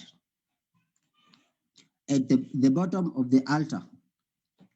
But the fat and the kidneys and the caul above the liver of the sin offering he burnt upon the altar, as the Lord commanded Moses. And the flesh and the hide he burnt with fire without the camp. And he slew the burnt offering, and Aaron's sons presented unto him the blood which he sprinkled about upon the altar. And they presented the burnt offering unto him with the pieces thereof, and the head, and he burnt them upon the altar. And he did wash with inwards and the legs, and burnt them upon the burnt offering on the altar. And he brought the people's offering, and took the goat which was the sin offering for the people, and slew it, and offered it for a sin as the first. And he brought the burnt offering, and offered it according to the manner. And he brought the meat offering, and took an handful thereof, and burnt it upon the altar beside the burnt sacrifice of the morning. He slew also the bullock and the ram for a sacrifice of peace offering, which was for the people. And Aaron's son presented unto him the blood, which he sprinkled upon the altar round about, and the fat of the bullock and of the ram, and that which covereth the inwards, and the kidneys, and the caul above the liver. And they put the fat upon the breast, and he burnt the fat upon the altar, and the breast and the right shoulder Aaron waved for a wave offering before the Lord, as Moses commanded. And Aaron lifted up his hand towards the people, and blessed them, and came down from offering of the sin offering, and the burnt offering and peace offering. And Moses and Aaron went unto the tabernacle of the congregation and came out, out, out, and blessed the people, and the glory of the Lord appeared unto all the congregation, to all the people, and there came a fire out from before the Lord, and consumed upon the altar the burnt offering and the fat, which when all the people saw, they shouted and fell on their faces. Chapter 10. Chapter 10. And Nadab and Abihu, the sons of Aaron, took either of them his censer and put and Nadab and Abihu, the sons of Aaron, took either of them his censers and put fire therein, and put incense thereon, and offered strange fire before the Lord, which he commanded them not. And there went out fire from the Lord and devoured them, and they died before the Lord. Then Moses said unto Aaron, This is it that the Lord spake, saying, I'll be sanctified in them that come nigh me, and before all the people I'll be glorified. And Aaron held his peace, and Moses called Mishael and Elzaphan, the sons of Uzziel, the uncle of Aaron, and said unto them, Come near, carry your brethren from before the sanctuary out of the camp. So they went near and carried them in their courts of the camp, as Moses had said. And Moses said unto Aaron and unto Eleazar and unto Ithamar, his sons, Uncover not your heads, neither rend your clothes, lest you die, and lest wrath come upon all the people. But let your brethren, the whole house of Israel, bewail the burning which the Lord hath kindled. And ye shall not go out from the door of tabernacle of the congregation, lest you die. For the anointing of the Lord is upon you. And they did according to the word of Moses. And the Lord spoke unto Aaron, saying, Do not drink wine, nor strong drink, thou nor thy sons with thee, when you go into the tabernacle of the congregation, lest you die. It shall be statute forever throughout your generations. And that you may put difference between holy and unholy, and between unclean and clean, and that you may teach the children of Israel all the statutes which the Lord hath spoken unto them by the hand of Moses. And Moses spoke unto Aaron and unto Eleazar and unto Ithamar, his sons that were left. Take the meat offering that remaineth, the offerings of the Lord made by fire, and eat it without leaven beside the altar. For it is most holy, and you shall eat it in the holy place, because it is thy due and thy son's due of the sacrifices of the Lord made by fire. For so I am commanded, and the wave breast and have heave shall ye eat in a clean place, thou and thy sons and thy daughters with thee, for they be thy due and thy sons' due, which are given out of the sacrifices of peace offerings of the children of Israel. The heave shoulder and the wave breast shall they bring with the offerings made by the fire of the fat, to wave it for a wave offering before the Lord, and it shall be thine and thy sons, which they by a statute forever, as the Lord had commanded. And Moses diligently sought the goat of the sin offering, and behold, it was burnt, and he was angry with the Eleazar and Ithamar, the sons of Aaron, which were left alive, saying, Wherefore have you not eaten the sin offering in the holy place, seeing it is most holy, and God hath given it you to bear the iniquity of the congregation, to make atonement for them before the Lord? Behold, the blood of it was not brought in within the holy place. You should indeed have eaten it in the holy place, as I commanded. And Aaron said unto Moses, Behold, this day have they offered their sin offering and their burnt offering before the Lord, and such things have befallen me. And if I had eaten the sin offering today, should it have been accepted in the sight of the Lord. And when Moses heard that, he was content. Chapter 11. And the Lord spake unto Moses and to Aaron, saying unto them, Speak unto the children of Israel, saying, These are the beasts which you shall eat among all the beasts that are on the earth.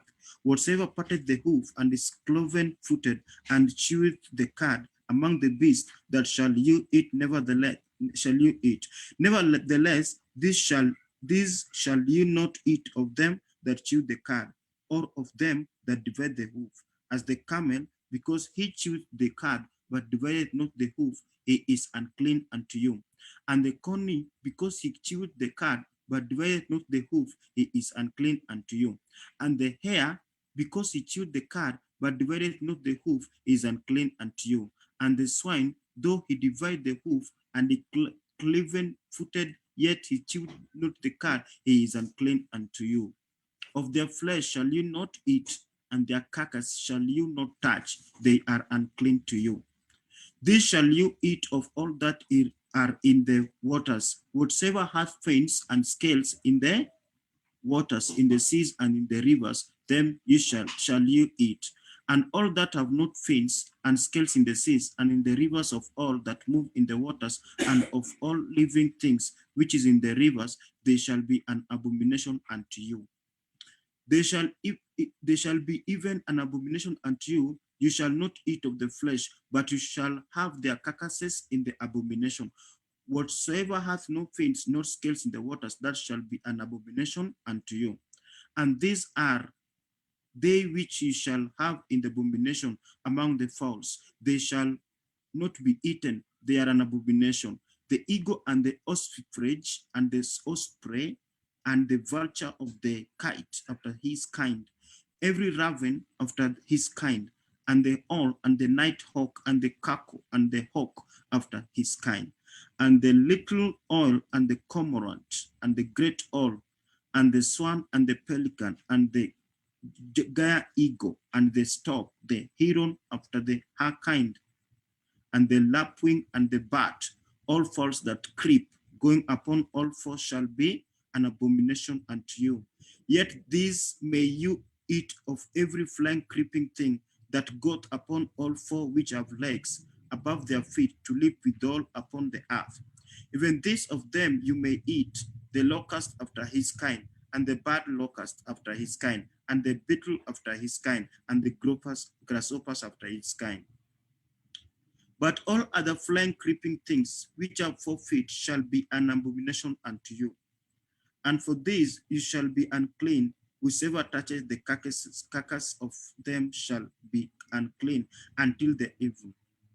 And whosoever beareth out of the carcass of them shall wash his clothes and be unclean until the evening. The carcasses of every beast which divideth the hoof and is not cloven-footed, nor chewed the cud, are unclean unto you. Everyone that toucheth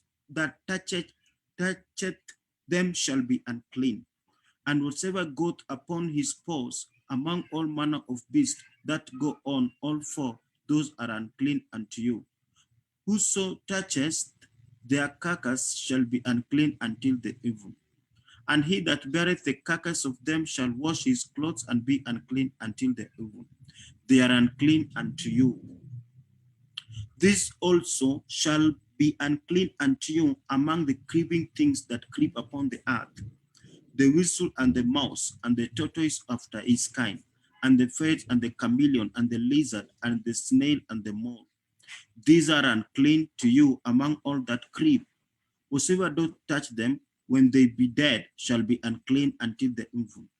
And upon whatsoever any of them, when they are dead, doth fall, it shall be unclean.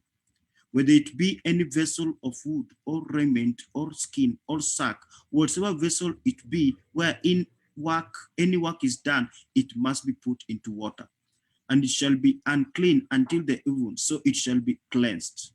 And every earthen vessel whereinto any of them falleth, whatsoever is in it shall be unclean. And you shall break it of all meat which may be eaten, that on which such water cometh shall be unclean.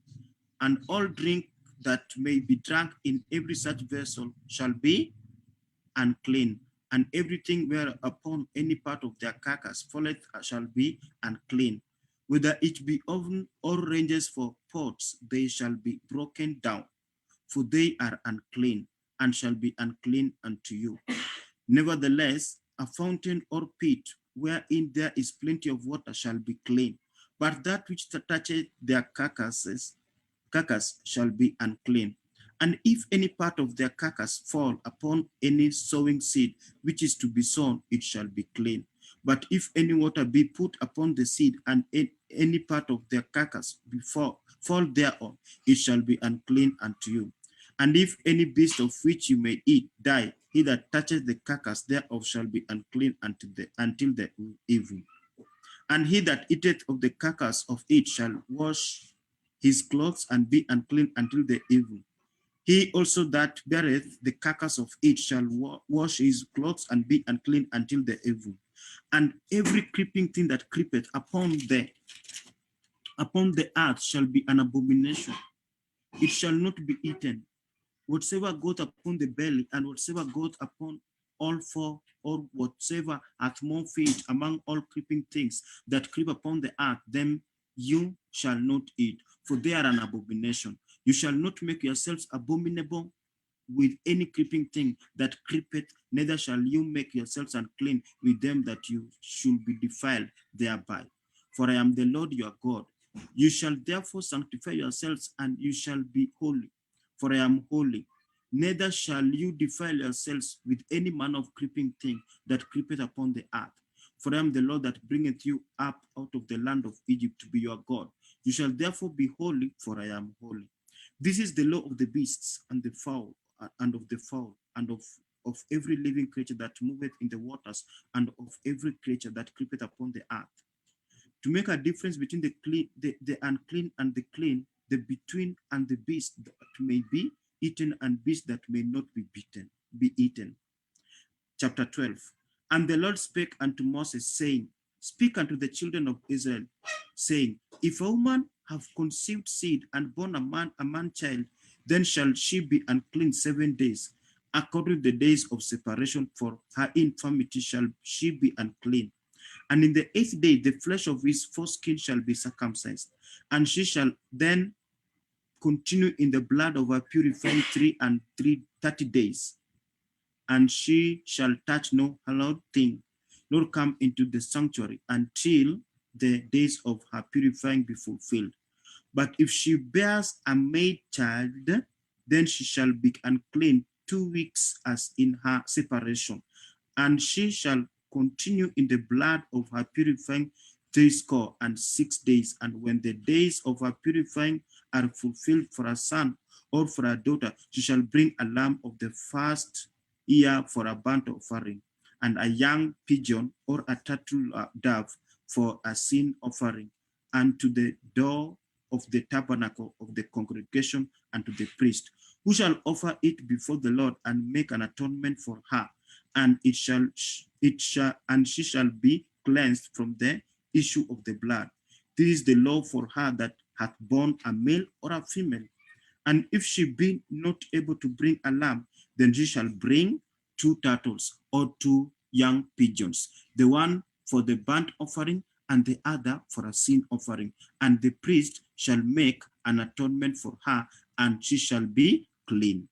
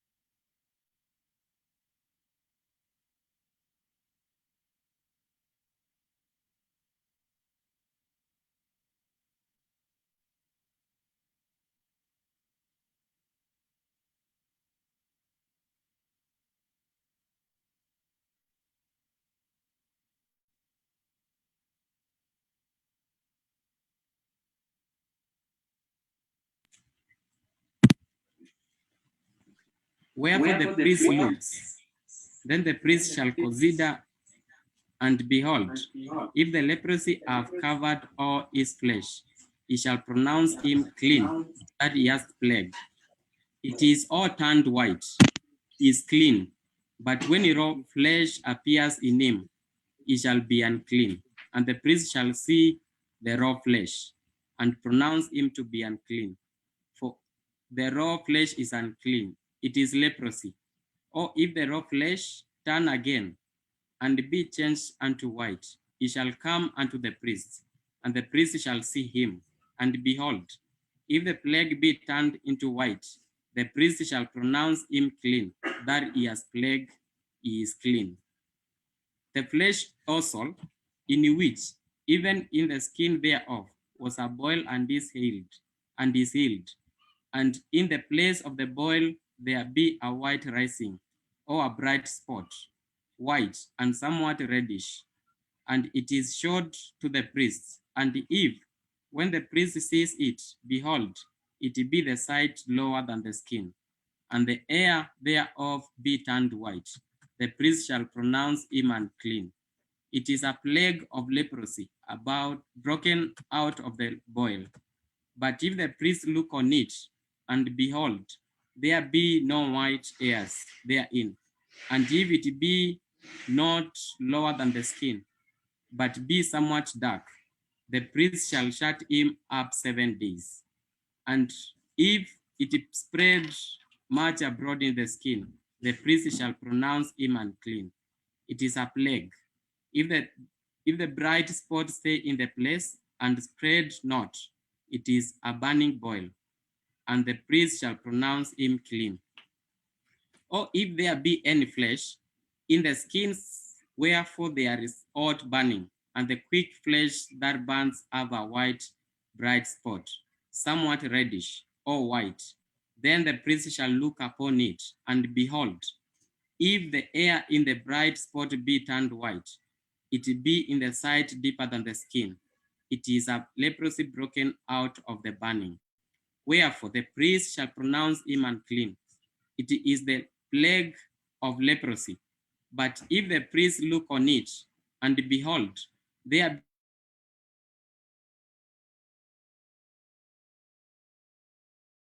be no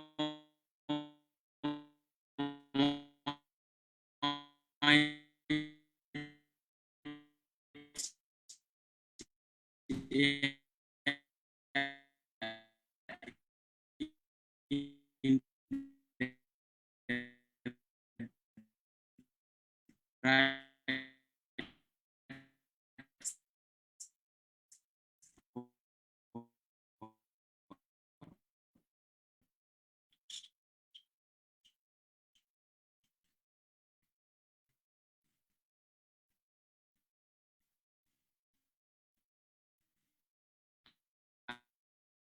and not in the skin, and the priest shall pronounce implication of the burning.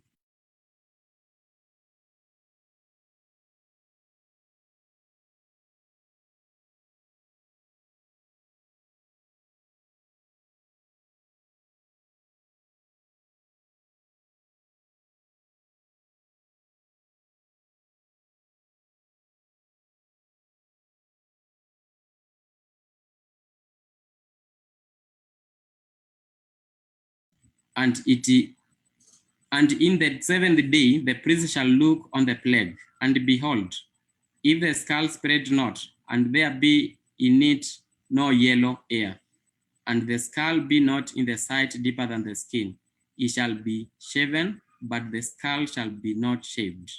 And the priest shall shut him that has the skull 7 days more. And in the 7th day, the priest shall look on the skull, and behold, if the skull be not spread in the skin, nor be in the sight deeper than the skin, then the priest shall pronounce him clean, and he shall wash his clothes and be clean. But if the skull spread much in the skin after his cleansing, the priest shall look on him, and behold, if the skull be spread in the skin, the priest shall not seek, he is unclean. But if the skull be in his sight at a stay, and that there be black hair grown up therein, the skull is healed. He is clean, and the priest shall pronounce him clean.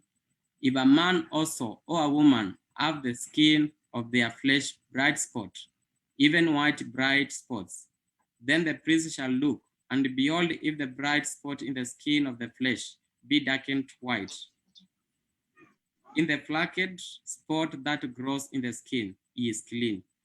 And the man whose hair is fallen off his head, he is bald, yet he is clean.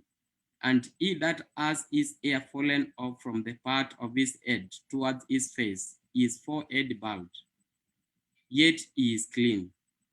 And if there be an inner bald head or bald forehead, a white reddish sore, it is a leprosy sprang up in his bald head or his bald forehead. Then the priest shall look upon it, and behold, if the rising of the sore be white, reddish in his bald head or in his bald forehead, as the leprosy appears in the skin of the flesh, he is a leprosy man, he is unclean. The priest shall pronounce him utterly unclean. His plague is in his head. And the leper in whom the plague is, his clothes shall be red, and is bare. And he shall put a covering upon his upper lip, and shall cry, unclean, unclean. All the days wherein the plague shall be in him, he shall be defiled. He is unclean. He shall dwell alone. Without the camp shall his habitation be. The garment also that the plague of leprosy is in, whether be a woolen garment or linen garment, whether it be in the wrap or woof, linen or woolen, whether in a skin or in anything made of skin. And if the plague be greenish or reddish in the garment or in the skin, either in the warp or in the woof, or in anything of skin, it is a plague of leprosy, and shall be showed unto the priest. And the priest shall look upon the plague, and shut it that has the plague 7 days. And he shall look on the plague on the 7th day. If the plague be spread in the garment, either in the warp, or in the woof, or in a skin, or in any work that is made of skin, the plague is flattered leprosy. It is unclean. He shall therefore burn that garment, whether warp or woof, in a woolen or in a linen, and anything of skin wherein a plague is, for it is a threatening leprosy. It shall be burned in the fire. And if the priest shall look, and behold, the plague be spread in the garment, either in the wrap, or in hope, or in anything of skin, then the priest shall command that they wash the thing wherein the plague is, and he shall shut it up 7 days more. And the priest shall look on the plague. After that it is washed, and behold, if the plague have not changed its color, and the plague be not spread, it is unclean. Thou shalt burn it in the fire. It is fret inward, whether it be there without or within. And if the priest look, and behold, the plague be somewhat dark after the washing of it, then he shall rend it of the garment, or out of the skin, or out of the wrap of the woof. And if it appear still in the garment, either in the warp or in the woof, or in anything of skin, it is a spreading plague. Thou shalt burn that wherein the plague is with the fire. And the garment, either warp or woof, or whatsoever thing of it, of skin, it be which thou shalt wash. If the plague be departed from them, then it shall be washed the second time, and shall be cleaned. This is the law of the plague of leprosy, in a garment or woolen of linen, either in the wrap or hoof, or in anything of skin, to pronounce it clean or to pronounce it unclean. Leviticus 14. And the Lord spoke unto Moses, saying, This shall be the law of the leper in the day of his cleansing. He shall be brought unto the priest, and the priest shall go forth out of the camp, and the priest shall look, and behold, if the plague of leprosy be healed in the leper, then shall the priest command to take for him that is to be cleansed 2 birds alive and clean, and sandalwood, and scarlet, and hyssop. And the priest shall command that one of the bird be killed in an earthen vessel of a running water. As for the living bird, he shall take it, and the sandalwood, and scarlet, and the hyssop, and shall dip them and the living bird in the blood of the bird that was killed over the running water. And he shall sprinkle upon him that is to be cleansed from the leprosy 7 times, and shall pronounce him clean, and shall let the living bird loose into the open field. And that is to be cleansed shall wash his clothes, and shave off all his hair, and wash himself in water, that he may be clean. And after that he shall come into the camp, and shall tarry abroad out of his tent 7 days. But it shall be on the 7th day that he shall shave all his hair of his head, and his beard, and his eyebrow. Even all his hair he shall shave off, and he shall wash his clothes. Also he shall wash his flesh in water, and he shall be clean. And on the 8th day he shall take 2 lambs without blemish, and 1 lamb of the first year without blemish, and 3 10 of the fine flour for a meat offering, mingled with the oil, and 1 long of oil. And the priest that make him clean shall present the man that is to be made clean, and those things before the Lord at the door of the tabernacle of the congregation. And the priest shall take 1 lamb, and offer him for a trespass offering, and the long of oil, and wave them for a wave offering before the Lord. And he shall sell the lamb in the place where he shall kill the sin offering and burnt offering, in the holy place. For as the sin offering is the priest, so is the trespass offering. It is most holy. And the priest shall take some of the blood of the trespass offering, and the priest shall put it upon the tip of the right ear of him that is to be cleansed, and upon the thumb of his right hand, and upon the great toe of his right foot. And the priest shall take some of the long oil, and pour into the palm of his own left hand. And the priest shall dip his right finger in the oil that is in his left hand, and shall sprinkle of the oil with his finger 7 times before the Lord. And of the priest of the oil that is in the hand shall be priest put upon the tip of the right ear of him that is to be cleansed, and upon the thumb of his right hand, and upon the great toe of his right foot, upon the blood of the trespass offering. And the remnant of the oil that is in the priest's hand, he shall pour upon the end of him that is to be cleansed. And the priest shall make an atonement for him before the Lord. And the priest shall offer the sin offering, and make an atonement for him that is to be cleansed from his uncleanness. And afterward he shall kill the burnt offering. And the priest shall offer the burnt offering and the meat offering upon the altar. And the priest shall make an atonement for him, and he shall be clean. And if he be poor and cannot get much, then he shall take a lamb of the trespass offering, be waved, to make an ointment for him, and 1/10 deal of fine flour mingled with oil for a meat offering, and a long of oil, and 2 turtle doves, or 2 young pigeons, such as he able to get, and the one shall be in a sin offering, and the other a burnt offering. And he shall bring them on the 8th day for his cleansing unto the priest, unto the door of the tabernacle of the congregation before the Lord. And the priest shall take the lamb of the trespass offering and the long of oil, and the priest shall wave them for a wave offering before the Lord. And he shall kill the lamb of the trespass offering, and the priest shall take some of the blood of the trespass offering, and put it upon the tip of the right ear of him that is to be cleansed, and upon the thumb of his right hand, and upon the great toe of his right foot.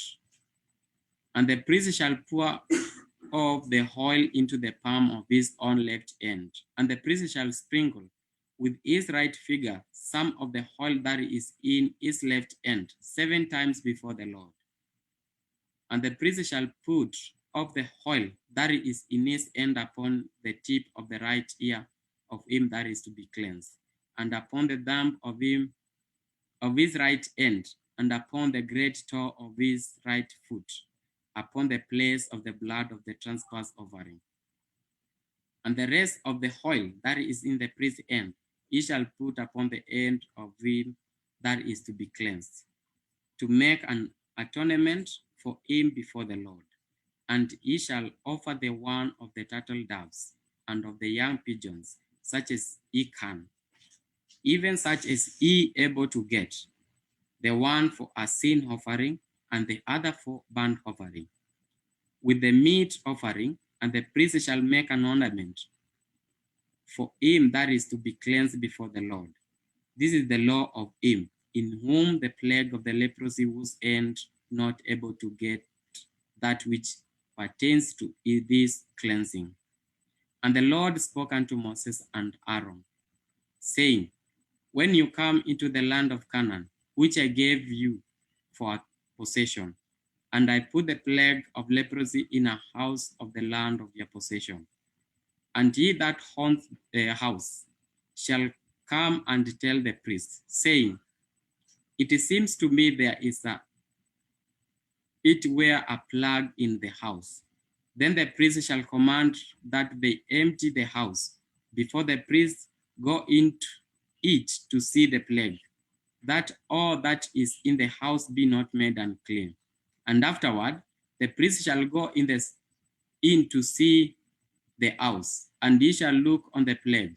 And behold, if the plague be in the walls of the house, with hollow streaks, greenish or reddish, which in sight are lower than the wall, then the priest shall go out of the house to the door of the house, and shut up the door 7 days. And the priest shall come again the 7th day, and shall look. And behold, if the plague be spread in the wall of the house, then the priest shall command that they take away the stones in which the plague is, and they shall cast them into the unclean place without the city. And ye shall cause the house to be scrubbed with round about, and they shall pour out the dust that they scrubbed off without the city into the unclean place. And they shall take other stones and put them in the place of those stones.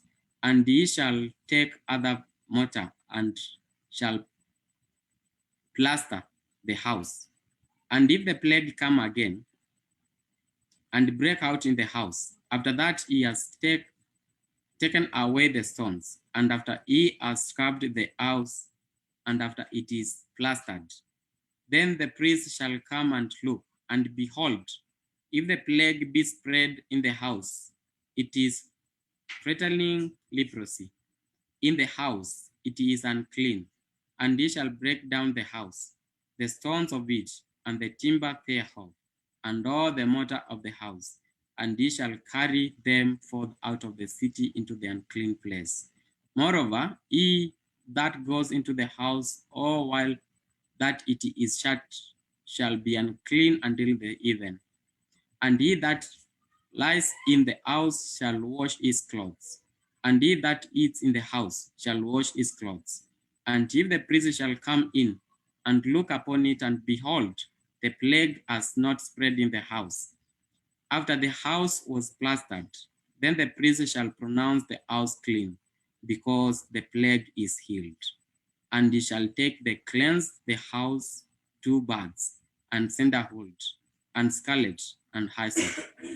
And ye shall kill the one of the birds in an earthen vessel over running water. And ye shall take the sandalwood, and the hyssop, and the scarlet, and the living bird, and dip them in the blood of the slain bird, and in the running water, and sprinkle the house 7 times. And ye shall cleanse the house with the blood of the bird, and with the running water, and with the living bird, and with the sandalwood, and with the hyssop, and with the scarlet. But ye shall let go the living bird out of the city into the open field, and make an atonement for the house, and it shall be clean. This is the law of the manner of the plague of leprosy, and raw skull, and for the leprosy of the garment, and of the house, and of a racing, and of a scab, and for a bright spot, to teach when it is unclean, and when it is clean. This is the law of leprosy.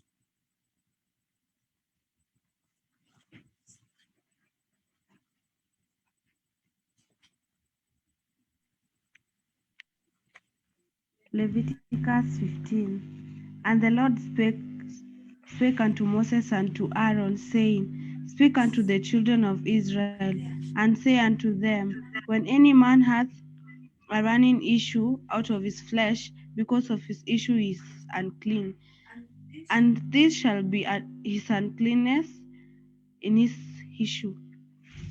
Whether his flesh run with issue, or his flesh be stopped from his issue, it is his uncleanness.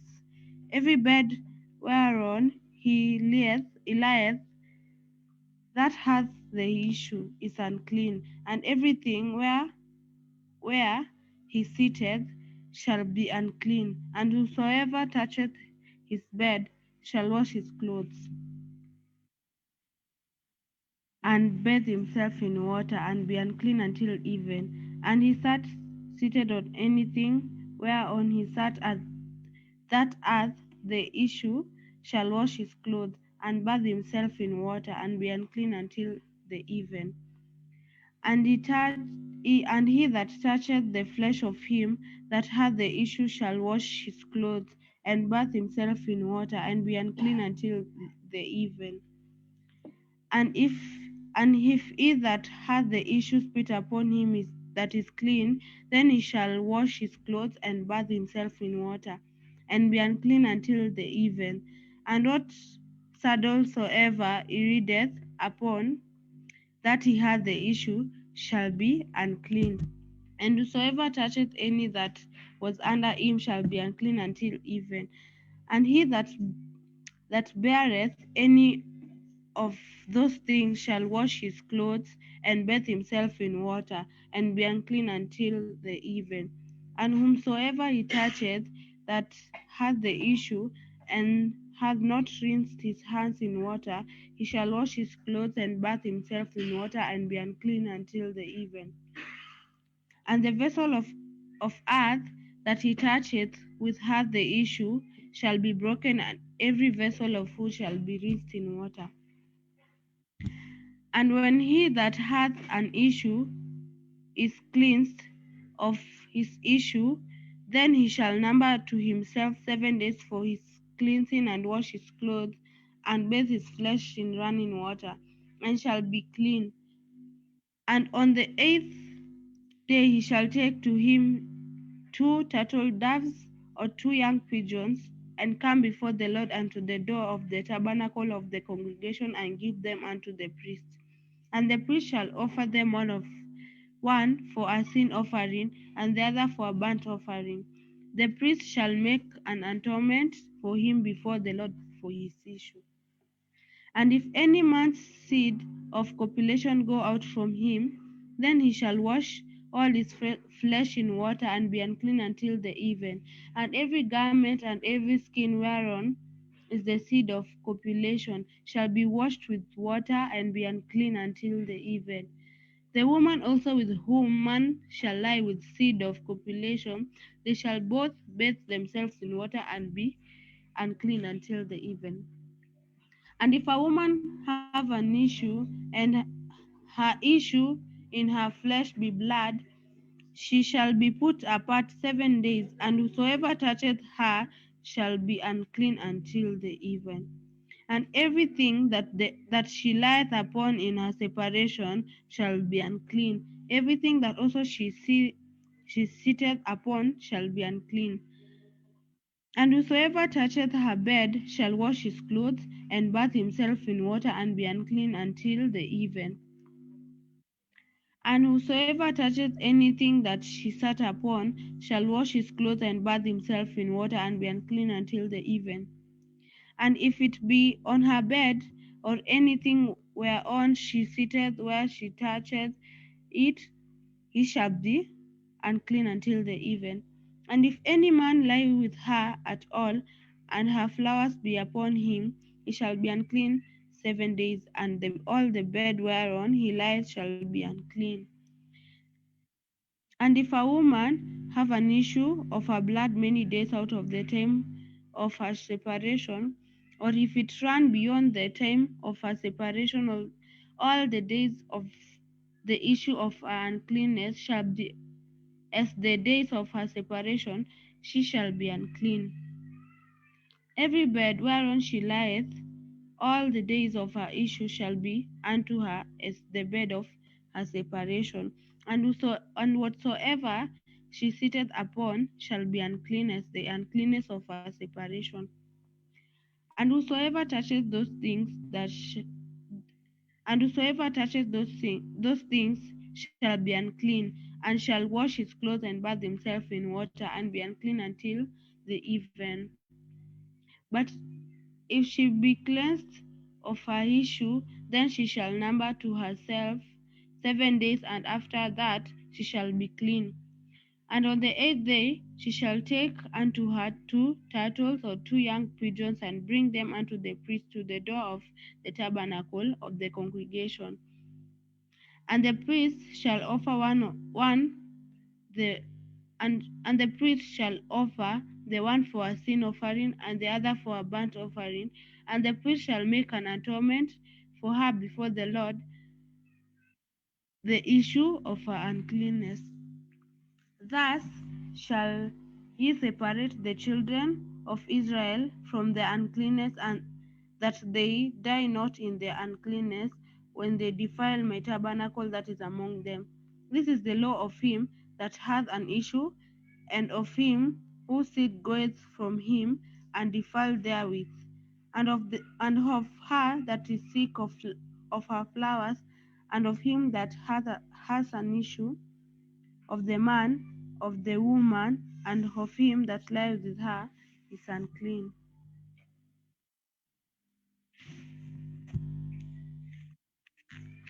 Leviticus 16. And the Lord spake unto Moses after the death of the 2 sons of Aaron, when they offered before the Lord, and died. And the Lord said unto Moses, Speak unto Aaron thy brother, that he come not at all times into the holy place within the veil before the mercy seat, which is upon the ark, that he die not, for I will appear in the cloud upon the mercy seat. Thus shall Aaron come into the holy place with a young bullock for a sin offering, and a ram for a burnt offering. He shall put on the holy linen coat, and he shall have the linen breeches upon his flesh, and shall be girded with a linen girdle, and with the linen mitre shall he be attired. These are holy garments.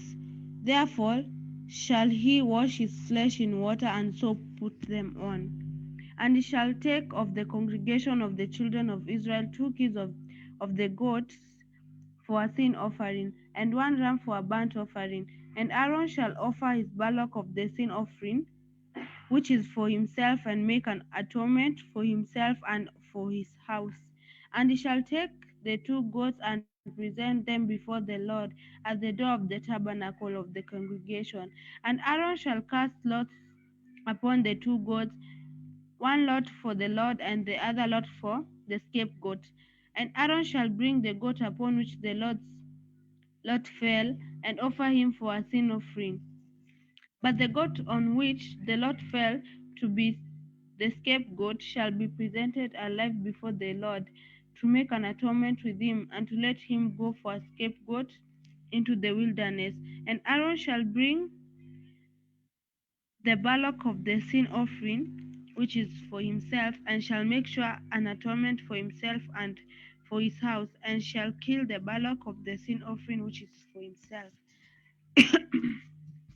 And he shall take a censer full of burning and coals fire from off the altar before the Lord, and his hand full of sweet incense beaten small, and bring it within the veil.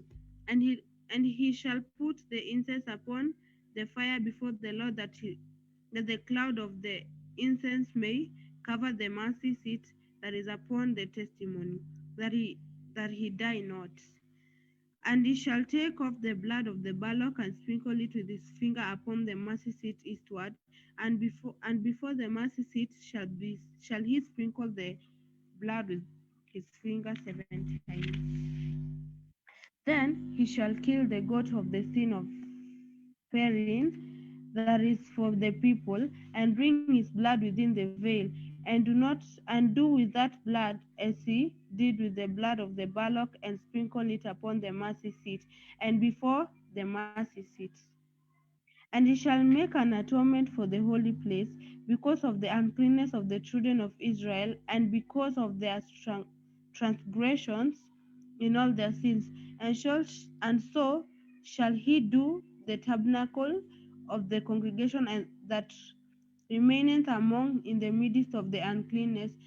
And there shall be no man in the tabernacle of the congregation where he goeth in to make an atonement in the holy place, until he come out and have made an atonement for himself and for his household and for all the congregation of Israel.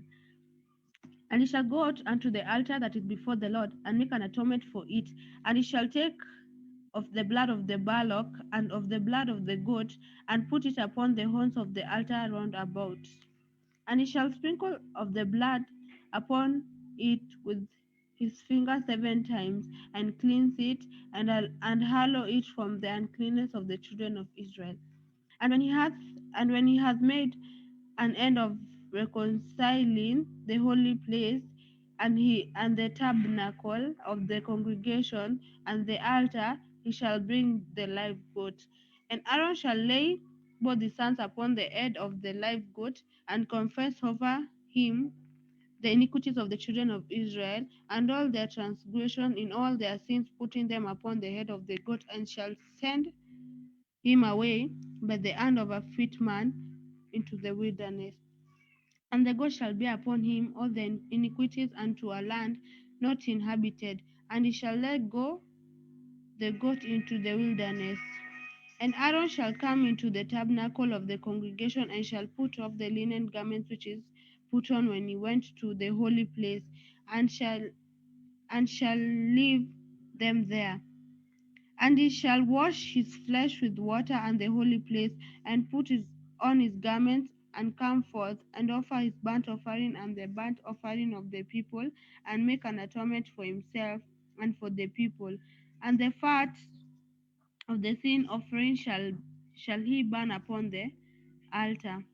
And he that let go of the goat for the scapegoat shall wash his clothes and bathe his flesh in water, and afterward come into the camp, and the bullock for the sin offering, and that the goat for the sin offering, whose blood was brought in to make an atonement in the Holy Spirit, shall one carry forth without the camp, and they shall burn in fire their skins, and their flesh, and their dung. And he that burneth them shall wash his clothes and bathe his flesh in water, and afterward he shall come into the camp. And he And this shall be a statute forever unto you, that in the 7th month of the 10th of the 10th day of the month ye shall afflict your souls, and do not work at all, whether it be one of your own country, or a stranger, or a sojourner among you. For on that day shall the priest make an atonement for you to cleanse you, that he may be unclean from all your sins before the Lord. It shall be a Sabbath of rest unto you, and ye shall afflict your souls by a statute forever.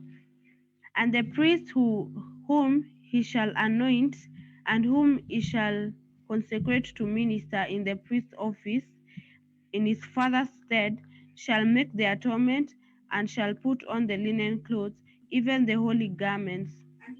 And he shall make the atonement for the holy sanctuary, and he shall make an atonement for the tabernacle of the congregation, and for the altar, and he shall make atonement for the priest, and for all the people of the congregation. And this shall be an everlasting statute unto you, to make an atonement for the children of Israel for all their sins once a year. And he did as the Lord commanded Moses. Leviticus 17. And the Lord spake unto Moses, saying, Speak unto Aaron and unto his sons and unto all the children of Israel, and say unto them, This is the thing which the Lord hath commanded, saying, what mansoever there be of the house of Israel that killeth an ox or lamb or goat in the camp, or that killeth it out of the camp, and bringeth it not unto the door of the tabernacle of the congregation to offer an offering unto the Lord before the tabernacle of the Lord, blood shall be imputed unto that man. He hath shed blood, and that man shall be cut off from among his people, to the end that the children of Israel may bring their sacrifices, which they offer in the open field, even that they may bring them unto the Lord, and to the door of the tabernacle of the congregation, and to the priest, and offer them for peace offerings unto the Lord. And the priest shall sprinkle the blood upon the altar of the Lord at the door of the tabernacle of the congregation, and burn the fat for a sweet savour unto the Lord. And they shall no more offer their sacrifices unto the devils, after whom they have gone a-whoring. This shall be a statute forever unto them throughout their generations. And thou shalt say unto them, whosoever man there be of the house of Israel, or of the strangers which sojourn among you, that offered a burnt offering or sacrifice, and bringeth it not unto the door of the tabernacle of the congregation, to offer it unto the Lord, even that man shall be cut off from among his people. And whosoever man there be of the house of Israel, or of the strangers that sojourn among you, that eateth any manner of blood, I will even set my face against that soul that eateth blood, and will cut him off from among his people. For the life of the flesh is in the blood, and I have given it to you upon the altar to make an atonement for your souls. For it is the blood that maketh an atonement for the soul. Therefore I said unto the children of Israel, no soul of you shall eat blood, neither shall any stranger that sojourneth among you eat blood. And whosoever man there be of the children of Israel, or of the stranger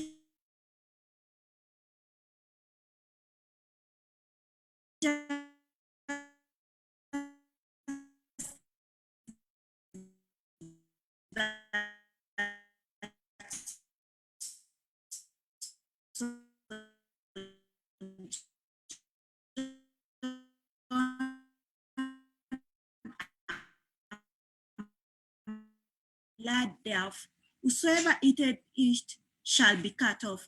And every soul that eateth that which died of itself, or that which was torn with beasts, whether it be one of your own country or a stranger, you shall both wash his clothes and bathe himself in water, and be unclean until the even. Then shall he be clean. But if he wash them not, nor bathe his flesh, then he shall bear his iniquity.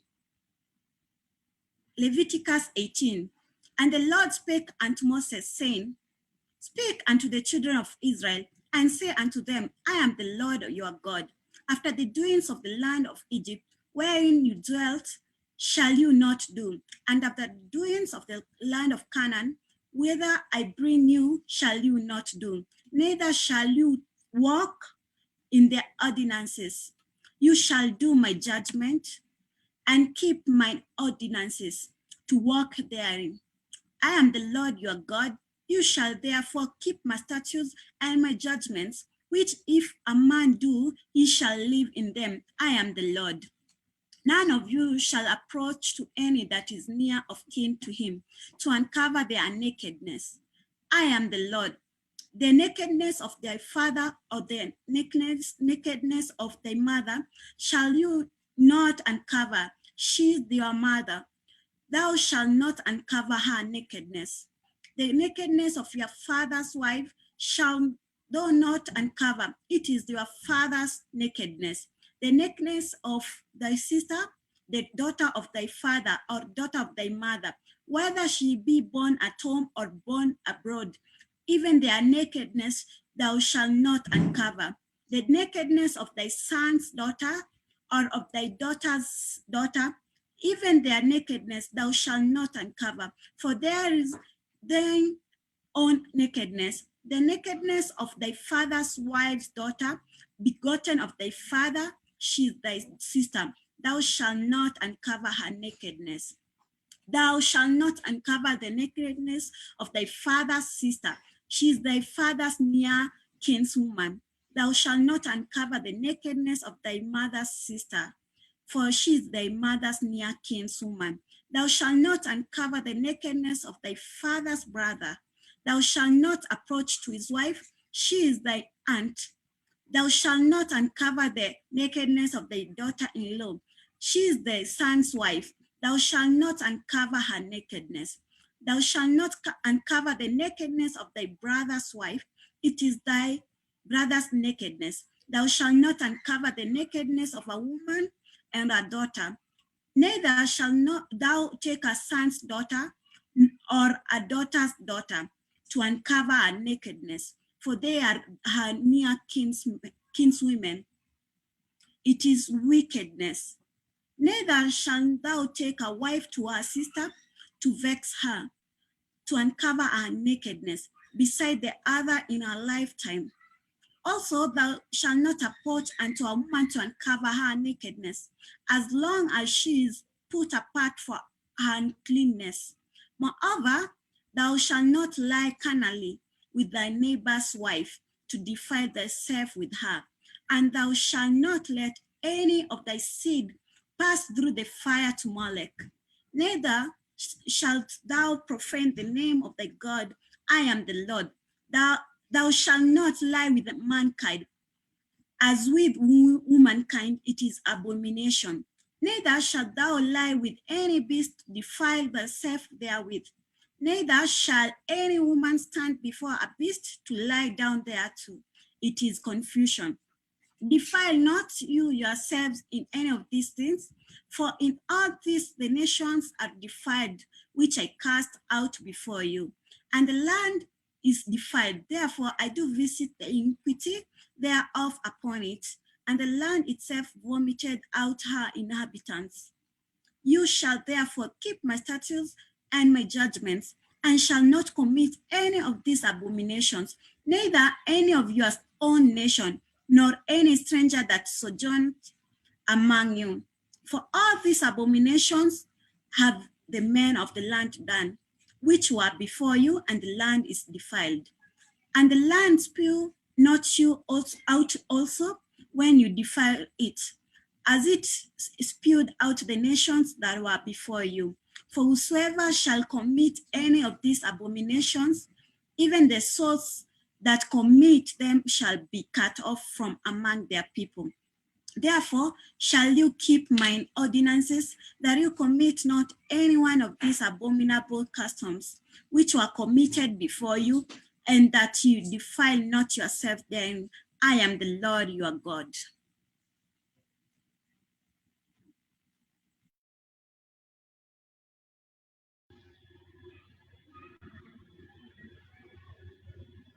Leviticus 19. Leviticus 19. And the Lord spake unto Moses, saying, Speak unto all the congregation of the children of Israel, and say unto them, Ye shall be holy, for I, the Lord your God, am holy. Ye shall fear every man his mother and his father, and keep my Sabbaths. I am the Lord your God. Turn ye not unto idols, nor make to yourselves molten gods. I am the Lord your God. And if ye offer a sacrifice of peace, offerings unto the Lord, ye shall offer it at your own will. It shall be eaten the same day ye offer it, and on the morrow, and if aught remain until the third day, it shall be burnt in the fire. And if be eaten all on the third day, it is abominable. It shall not be accepted. Therefore, everyone that eateth it shall bear his iniquity, because he hath profaned the hallowed thing of the Lord, and that soul shall be cut off from among his people. And ye reap the harvest of your land. Thou shalt not wholly reap the corners of thy field, neither shalt thou gather the gleanings of thy harvest, and thou shalt not glean thy vineyard, neither shalt thou gather every grape of thy vineyard. Thou shalt leave them for the poor and stranger. I am the Lord your God. Ye shall not steal, neither deal falsely, neither leave one to another. And ye shall not swear by my name falsely, neither shalt thou profane the name of thy God. I am the Lord. Thou shalt not defraud thy neighbor, neither rob him. The wages of him that is hired shall not abide thee all night until the morning. Thou shalt not cast the deaf, nor put a stumbling block before the blind, but shalt fear thy Lord. I am the Lord. Yet do no unrighteousness in judgment. Thou shalt not respect the person of the poor, nor honor the person of thy mighty, but in righteousness shalt thou judge thy neighbor. Thou shalt not go up and down as a table bearer among thy people, neither shalt thou stand against the blood of thy neighbor. I am the Lord. Thou shalt not hate thy brother in thine heart. Thou shalt in wise rebuke thy neighbor, not suffer sin upon him. Thou shalt not avenge, nor bear any grudge against the children of thy people, but thou shalt love thy neighbor as thyself. I am the Lord. Ye shall keep my statutes. Thou shalt not let thy cattle gender with a diverse kind. Thou shalt not sow thy field with mingled seed. Neither shall a garment mingled of linen and woolen come upon thee. And whosoever lieth carnally with a woman, that is a bondmaid, betrothed to an husband, and not all redeemed, nor freedom given her, she shall be scourged. They shall not be put to death, because she was not free.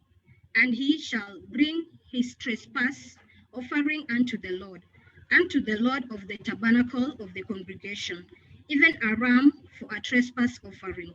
And the priest shall make an atonement for him with the ram of the trespass offering before the Lord, for his sin which he hath done, and the sin which he hath done shall be forgiven him.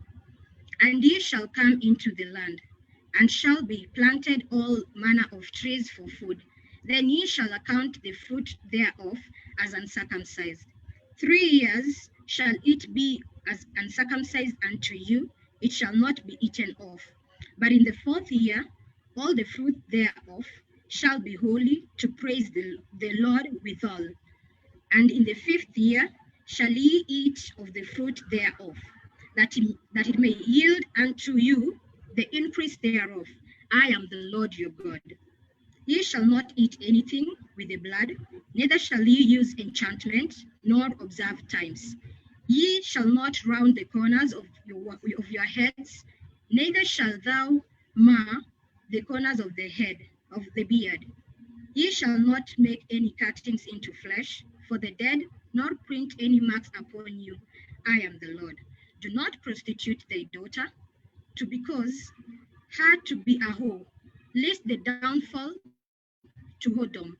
And the land became full of wickedness. Ye shall keep the Sabbaths and reverence my sanctuary. I am the Lord. Regard not them, have familiar spirits, neither seek after wizards to be defiled by them. I am the Lord your God. Thou shalt rise up before the hoary head and honor the face of the old man, and thy fear of the Lord. I am the Lord. If a stranger sojourn with thee in your land, ye shall not vex him, but the stranger that dwelleth with you shall be unto you as a born again among you, and thou shalt have him as thyself. For ye were strangers in the land of Egypt. I am the Lord your God. Ye shall do no unrighteousness in judgment, in metyard, in weight, or in measure, just balances, just weights, and just ephah, and a just hin shall ye have. I am the Lord your God, which brought you out of the land of Egypt. Therefore shall ye observe all my statutes, all my judgments, and do them. I am the Lord. Leviticus 20.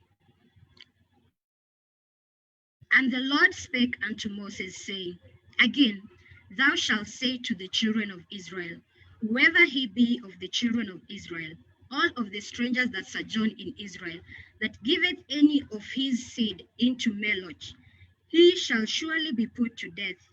The people of the land shall stone him with stones, and I will set my face against the man, and will cut him off from among his people, because he hath given off his seed unto knowledge, to defile my sanctuary, and to profane my holy name. And if the people of the land do anyways hide their eyes from the man, when he giveth to his seed unto knowledge, and kill him not, then I will set my face against that man, and against his family, and will cut him off, and all that go a whoring after him, to commit whoredom in Molech, from among their people. And the soul that turneth after such as have familiar spirits and after wizards, to go a whoring after them, I will even set my face against that soul, and will cut him off from among his people. Sanctify yourselves thereof, and be ye holy, for I am the Lord your God. And ye shall be my statutes, and do them. I am the Lord which sanctify you. For everyone that curseth his father or his mother shall be surely put to death. He hath cursed his father or his mother, his blood shall be upon him. And the Lord that committeth adultery with another man's wife, even he that committed adultery with his neighbor's wife, the adulterer and the adulteress shall surely be put to death. And the man that lieth with his father's wife hath uncovered his father's nakedness, both of them shall surely be put to death. Their blood shall be upon them. And if a man lie with his daughter-in-law, both of them shall surely be put to death. They have wrought confusion, their blood shall be upon them.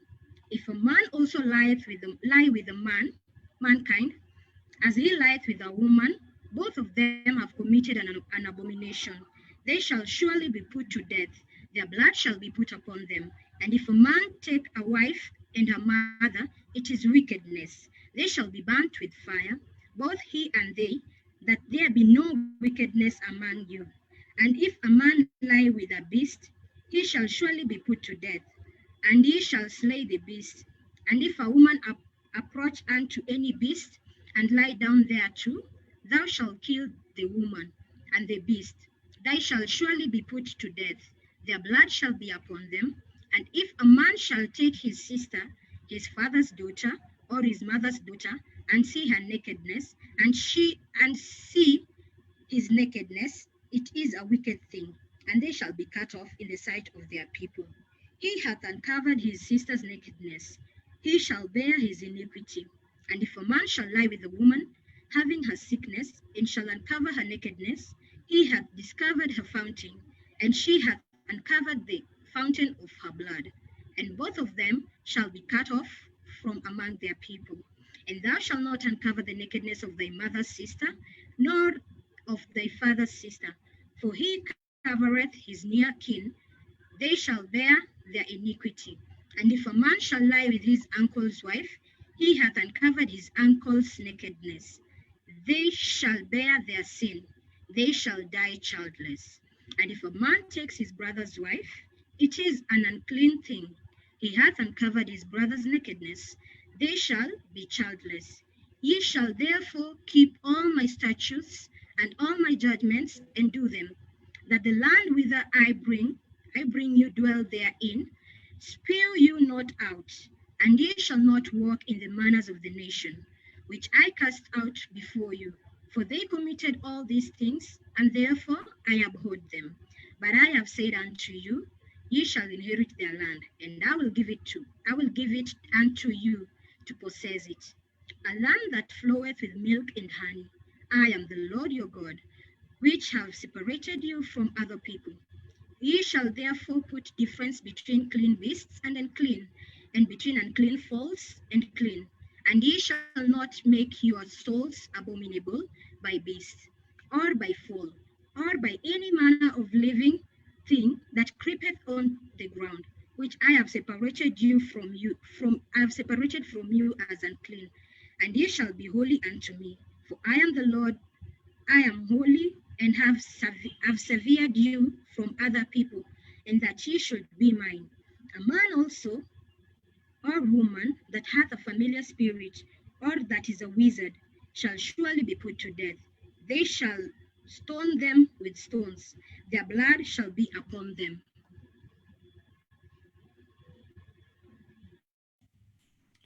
Leviticus 21. And the Lord said unto Moses, Speak unto the priests, the sons of Aaron, and say unto them, There shall none be defiled for the dead among his people, but for his kin that is near unto him, that is for his mother, and for his father, and for his son, and for his daughter, and for his brother, and for his sister, a virgin that is nigh unto him, which hath had no husband. For her may he be defiled, but he shall not defile himself, being a chief man among his people, to profane himself. They shall not make baldness upon their head, neither shall they shave off the corner of their beard, nor make any cuttings on their flesh. They shall be holy unto their God, and not profane the name of their God. For the offerings of the Lord made by fire, and the bread of their God, they do offer. Therefore they shall be holy.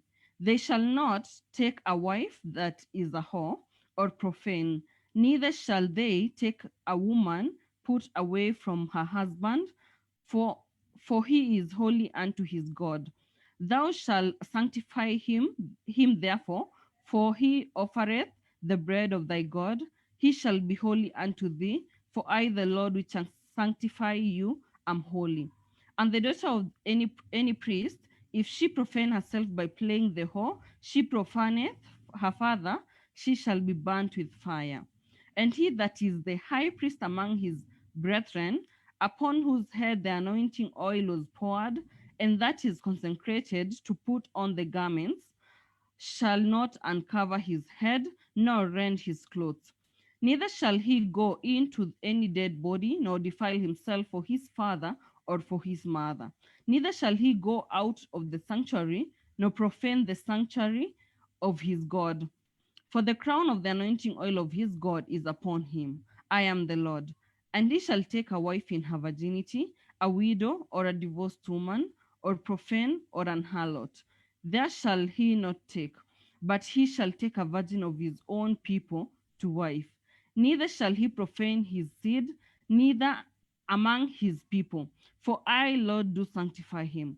And the Lord spake unto Moses, saying, Speak unto Aaron, saying, Whatsoever he be of thy seed in thy generation that hath any blemish, let him not approach to offer the bread of his God.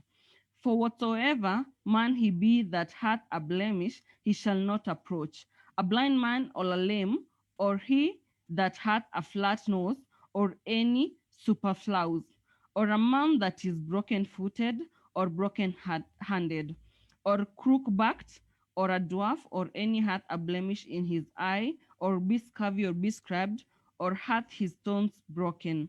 No man that hath a blemish on of the seed of Aaron, and the, the priest shall come nigh to offer the offerings of the Lord made by fire. He hath a blemish, he shall not come nigh to offer the bread of his God. He shall eat the bread of his God, both of the Most High and of the Holy. Only he shall not go unto the veil, nor come nigh unto the altar, because he hath a blemish, that he profane not any sanctuaries. For I, the Lord, do sanctify them. And Moses told it unto Aaron, to his sons, and unto all the children of Israel.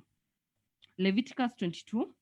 And the Lord spake unto Moses, saying, Speak unto Aaron and to his sons, and they separate themselves from the holy things of the children of Israel, and that they profane not my holy name in those things which they hallow unto me. I am the Lord. Say unto them, Whatsoever he be of all your seed among your generations, that goeth unto the holy things which the children of Israel hallow unto the Lord, having his uncleanliness upon him, that soul shall be cut off from my presence. I am the Lord. What man soever of the seed of Aaron is a leper, or hath a running issue, he shall not eat of the holy things until he be clean, and who toucheth anything that is unclean by the dead, or a man whose seed goeth from him, or whatsoever toucheth any creeping thing whereby he may be made unclean, or a man of whom he may take uncleanness, whatsoever uncleanness he hath. The soul which hath touched any such shall be unclean until even, and shall not eat of the holy things unless he wash his flesh with water. And when the sun is down, he shall be clean, and shall afterward eat of the holy things, because it is his food. That which dieth of itself, or is torn from the beast with the beasts, we shall not eat to defile himself therewith. I am the Lord. They shall therefore keep mine ordinance, lest they bear sin for it, and die therefore, if they profane it. I, the Lord, do sanctify them. There shall no stranger eat of the holy thing, a sojourner of the priest, or an hired servant shall not eat of the holy things. But if the priest buy any soul with his money, he shall eat of it, and he that is born in his house, they shall eat of his meat. If the priest's daughter also be married unto a stranger, she may not eat of any offering of the holy things. But if the priest's daughter be a widow or divorced and have no children, and is returned unto her father's house, as in her youth, she shall eat at her father's meat, but there shall no stranger eat thereof. And if a man eat of the holy things unwittingly, then he shall put the fifth part thereof unto it, and shall give it unto the priest, which with the holy thing. And they shall not profane the holy things of the children of Israel, which they offer unto the Lord, or suffer them to bear the iniquity of trespass when they eat their holy things, for I, the Lord, do sanctify them. And the Lord spake unto Moses, saying, Speak unto Aaron and to his sons, and unto all the children of Israel, and say unto them, Whatsoever he be of the house of Israel, or of the stranger in Israel, that will offer his oblation for all his vows and for all his free will offerings, which they will offer unto the Lord for burnt offering. Ye shall offer at your own will a male without blemish of the beeves, of the sheep, or of the goats. But whatsoever has a blemish, that shall ye not offer, for it shall not be acceptable for you. And whatsoever offereth a sacrifice of peace offering unto the Lord to accomplish his vows, or a free will offering in beeves or sheep, it shall be perfect to be accepted. There shall be no blemish therein. Blind or broken or maimed, or having a wen or scab, ye shall not offer this unto the Lord, nor make any offering by fire of them upon the altar unto the Lord, either a bullock or a lamb that hath anything superfluous or lacking in his parts, that mayest thou offer for a freewill offering, but for a vow it shall not be accepted. Ye shall not offer unto the Lord that which is bruised or crushed or broken or cut, neither shall ye make any offering thereof in your land.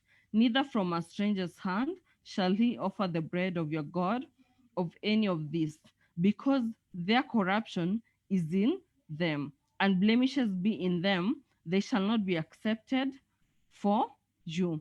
And the Lord spake unto Moses, saying, when a bullock or a sheep or a goat is brought forth, then it shall be 7 days under the dam, and from the 8th day and henceforth it shall be accepted for an offering made by fire unto the Lord. And whether it be cow or ewe, ye shall not kill it, and have her young both in one day. And when ye will offer a sacrifice of thanksgiving unto the Lord, offer it at your own will. On the same day it shall be eaten up, ye shall leave none of it until the morrow. I am the Lord. Therefore shall ye keep my commandments and do them. I am the Lord. Neither shall ye profane my holy name, but I will be hallowed among the children of Israel. I am the Lord which hallow you, that brought you out of the land of Egypt to be your God. I am the Lord. Leviticus 23. And the Lord spake unto Moses, saying, speak unto the children of Israel, and saying unto them concerning the feast of the Lord, which ye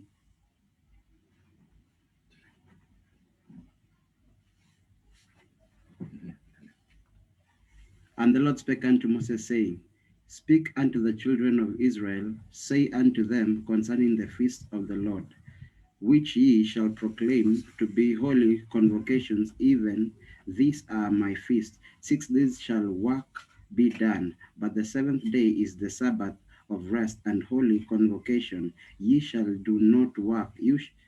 Therein it is the Sabbath of the Lord in all your dwellings. These are the feasts of the Lord, even holy convocations, which ye shall proclaim in the seasons. In their 14th day of the first month at even is the Lord's Passover, and on the 15th day of the same month is the feast of unleavened bread unto the Lord. 7 days ye must eat unleavened bread. In the first day ye shall have an holy convocation. Ye shall do no servile while therein, but ye shall offer an offering made by fire unto the Lord 7 days. In the 7th day is an holy convocation. Ye shall no servile work therein. And the Lord spake unto Moses, saying, speak unto the children of Israel, and say unto them, when ye be come into the land which I gave unto you, and shall reap the harvest, therefore, then ye shall bring a shelf of the first fruit of your harvest unto the priest, and he shall wave the sheaf before the Lord to be accepted for you. On the morrow after the Sabbath, the priest shall wave it, and ye shall offer that day when ye wave the sheaf and he lamb without blemish of the first year for a burnt offering unto the Lord. And the meat offering therefore shall be 2/10 deal of fine flour mingled with oil, an offering made by fire unto the Lord for a sweet savor. and the drink offering thereof shall be of wine, the fourth part of an hin.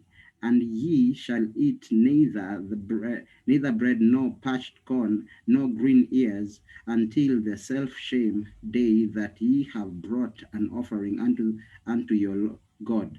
It shall be a stature for even throughout your generation in all your dwellings. And it shall count unto you from the morrow after the Sabbath, for the day that ye brought the sheaf of the wave offering. 7 Sabbaths shall be complete, even unto the morrow. After the 7th Sabbath shall ye number 50 days, and ye shall offer a new meat offering unto the Lord. Ye shall bring out your habitations 2 wave loaves of 2/10 deals. They shall be of fine flour.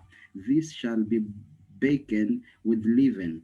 They are the first fruits unto the Lord. And ye shall offer with the bread 7 lambs without blemish of the first year, and young bullock and 2 rams. They shall be for a burnt offering unto the Lord, with their meat offering and their drink offering, even an offering made by fire of sweet savor unto the Lord. They shall sacrifice 1 kid of the goat for a sin offering, 2 lambs for the first year for a sacrifice of peace offering. And the priest shall wave them with the bread of the first fruit for a wave offering before the Lord, which the 2 lambs. They shall be holy to the Lord for the priest. And ye shall proclaim on the self-shame day that it may be a holy convocation unto you. Ye shall do no servile work therein. It shall be a stature forever in all your dwellings throughout your generation. And when you reap the harvest of your land, thou shalt not make clean riddance of a corner of the field which thou reapest, neither shall thou gather any gleaning of the harvest. Thou shalt leave them unto the poor and to the stranger. I am the Lord your God. And the Lord spake unto Moses, saying, Speak unto the children of Israel, saying, In the 7th month, of the first day of the month, shall ye have a Sabbath, a memorial of blowing trumpets and holy convocation. Ye shall do no servile work therein, but ye shall offer an offering made by fire unto the Lord. And the Lord spake unto Moses, saying, Also on the 10th day of this 7th month there shall be a day of atonement. It shall be an holy convocation unto you, and ye shall afflict your soul and offer an offering made by fire unto the Lord. And ye shall do no work in the same day, for it is a day of atonement, for to make an atonement for you before the Lord your God. For whatsoever soul it be that shall not be afflicted in that same day, it shall be cut off from among this people. And whosoever soul it be that doeth any work in the same day, is the same soul will I destroy from amongst his people. Ye shall do no manner of work, it shall be a statute for ever throughout your generation in all your dwellings. It shall be unto a Sabbath of rest, and ye shall afflict your souls. In the 9th day of the month at even, from even unto 7, shall ye celebrate your Sabbath. And the Lord spake unto Moses, saying, Speak unto the children of Israel, saying, The 14th day of this 7th month shall be feast of tabernacles for 7 days unto the Lord. On the first day shall be an holy convocation. Ye shall do no servile work therein. 7 days ye shall offer an offering made by fire unto the Lord. On the 8th day shall be an holy convocation unto you, and ye shall offer an offering made by fire unto the Lord. It is a solemn assembly, and ye shall do no civil work therein. These are the feasts of the Lord, which ye proclaim to be holy convocations, to offer an offering made by fire unto the Lord, a burnt offering and a meat offering, a sacrifice and drink offerings, everything upon his day, beside the Sabbath of the Lord, and beside your gifts, and beside all your vows, your and beside all your freewill offerings, which ye give unto the Lord. Also in the 14th day of the 7th month, which ye have gathered in the fruits of the land, ye shall keep a feast unto the Lord 7 days. On the first day shall be Sabbath, and on the 8th day shall be Sabbath. And ye shall take you on the first day the bough of godly trees, branches of palm trees, and bought of thick trees, and willows of brook. And ye shall rejoice before the Lord your God 7 days, and ye shall keep it feast unto the Lord 7 days in the year. It shall be a statute forever in your generation. Ye shall celebrate it in the 7th month. Ye shall dwell in the both 7 days, and that are Israelites. Born shall dwell in booths, that your generation may know that I made the children of Israel to dwell in booths. When I brought them out of the land of Egypt, I am the Lord your God. And Moses declared unto the children of Israel in the feast of the Lord. Leviticus 24. And the Lord spake unto Moses, saying, Command the children of Israel that they bring unto their pure oil olive beaten for the light, for to cause the lamp of to burn continually without the veil of the testimony in the tabernacle of the congregation. Shall Aaron order it to eat from the evening unto the morning before the Lord continually? It shall be a statute forever in your generations. He shall order lamp unto the pure candlestick before the Lord continually.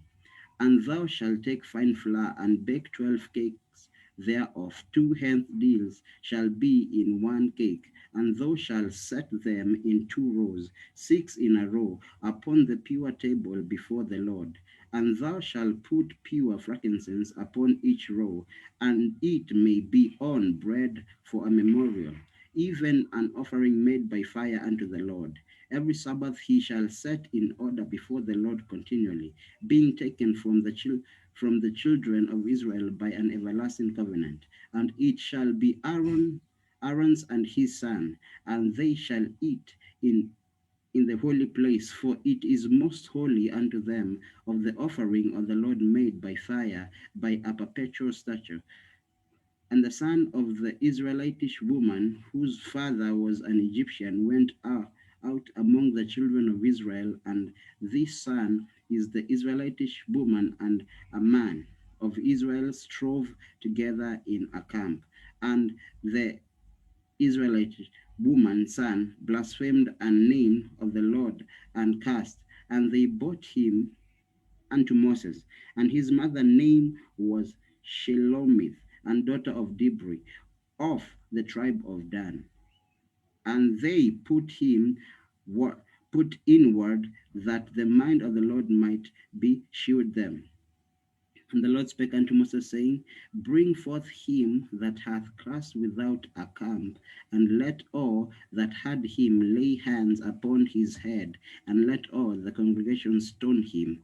And thou shalt speak unto the children of Israel, saying, Whosoever curseth his God shall bear his sin, and he that blasphemed the name of the Lord, he shall surely be put to death, and all the congregation shall certainly stone him. And well the stranger, as he that is born in the land where he blasphemeth the name of the Lord, shall be put to death. And he that killed any man shall surely be put to death. And he that killeth a beast shall make it good, beast for beast. And if a man cast a blemish in his neighbor, as he hath done, he shall it be done to him, breach for breach, eye for eye, tooth for tooth. And he hath cast a blemish in a man, so shall it be done to him again. And he that killeth a beast, he shall restore it. And he that killeth a man, he shall be put to death.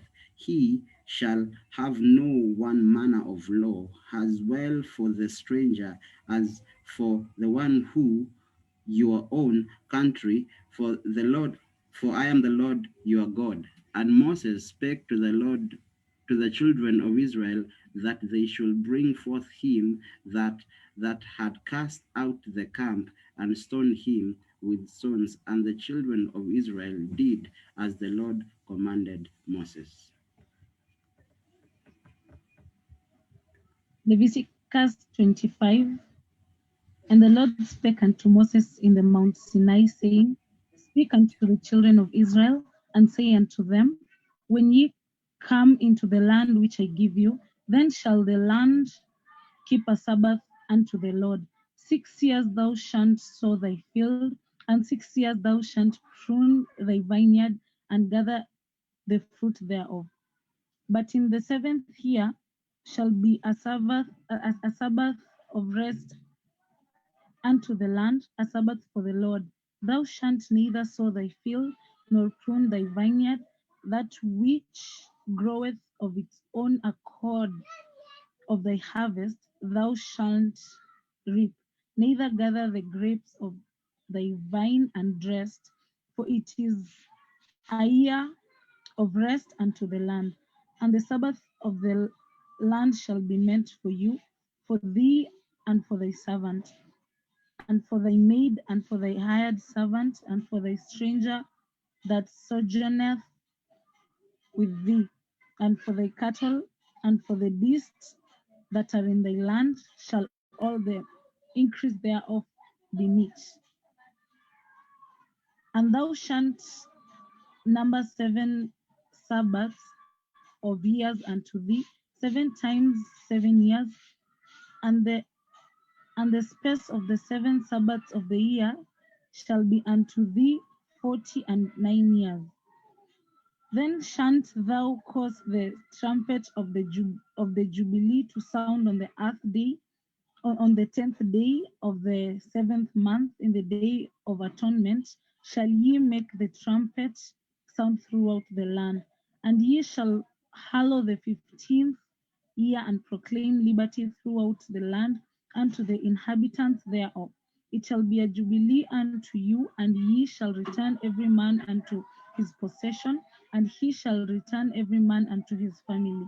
A jubilee that 50, a jubilee shall that 15th year be unto you.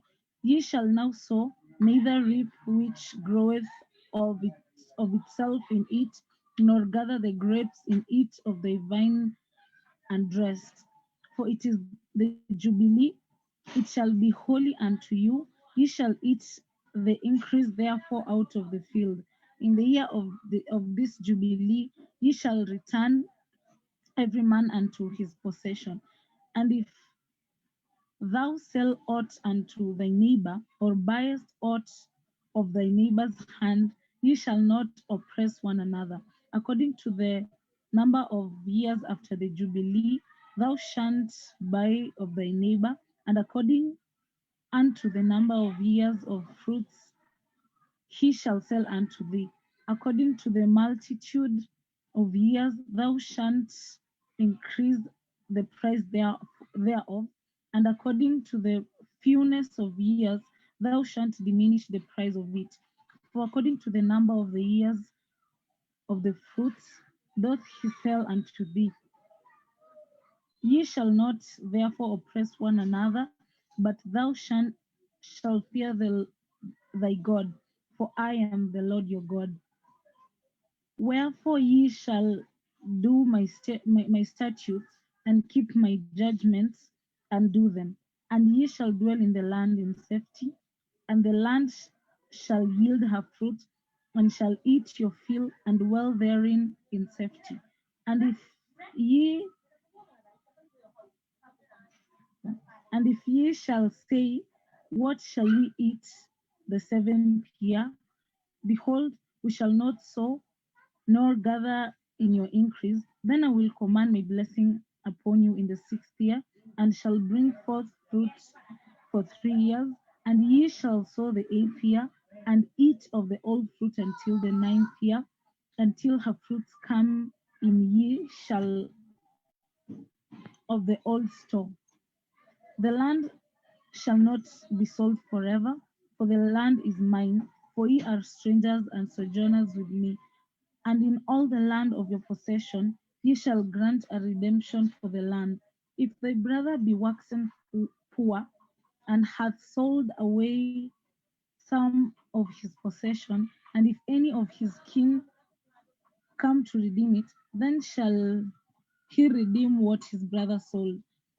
And if the man have none to redeem it, and himself be able to redeem it, then let him count the years of the sale thereof, and restore the overputs unto the man to whom he sold it, that he may return unto his possession.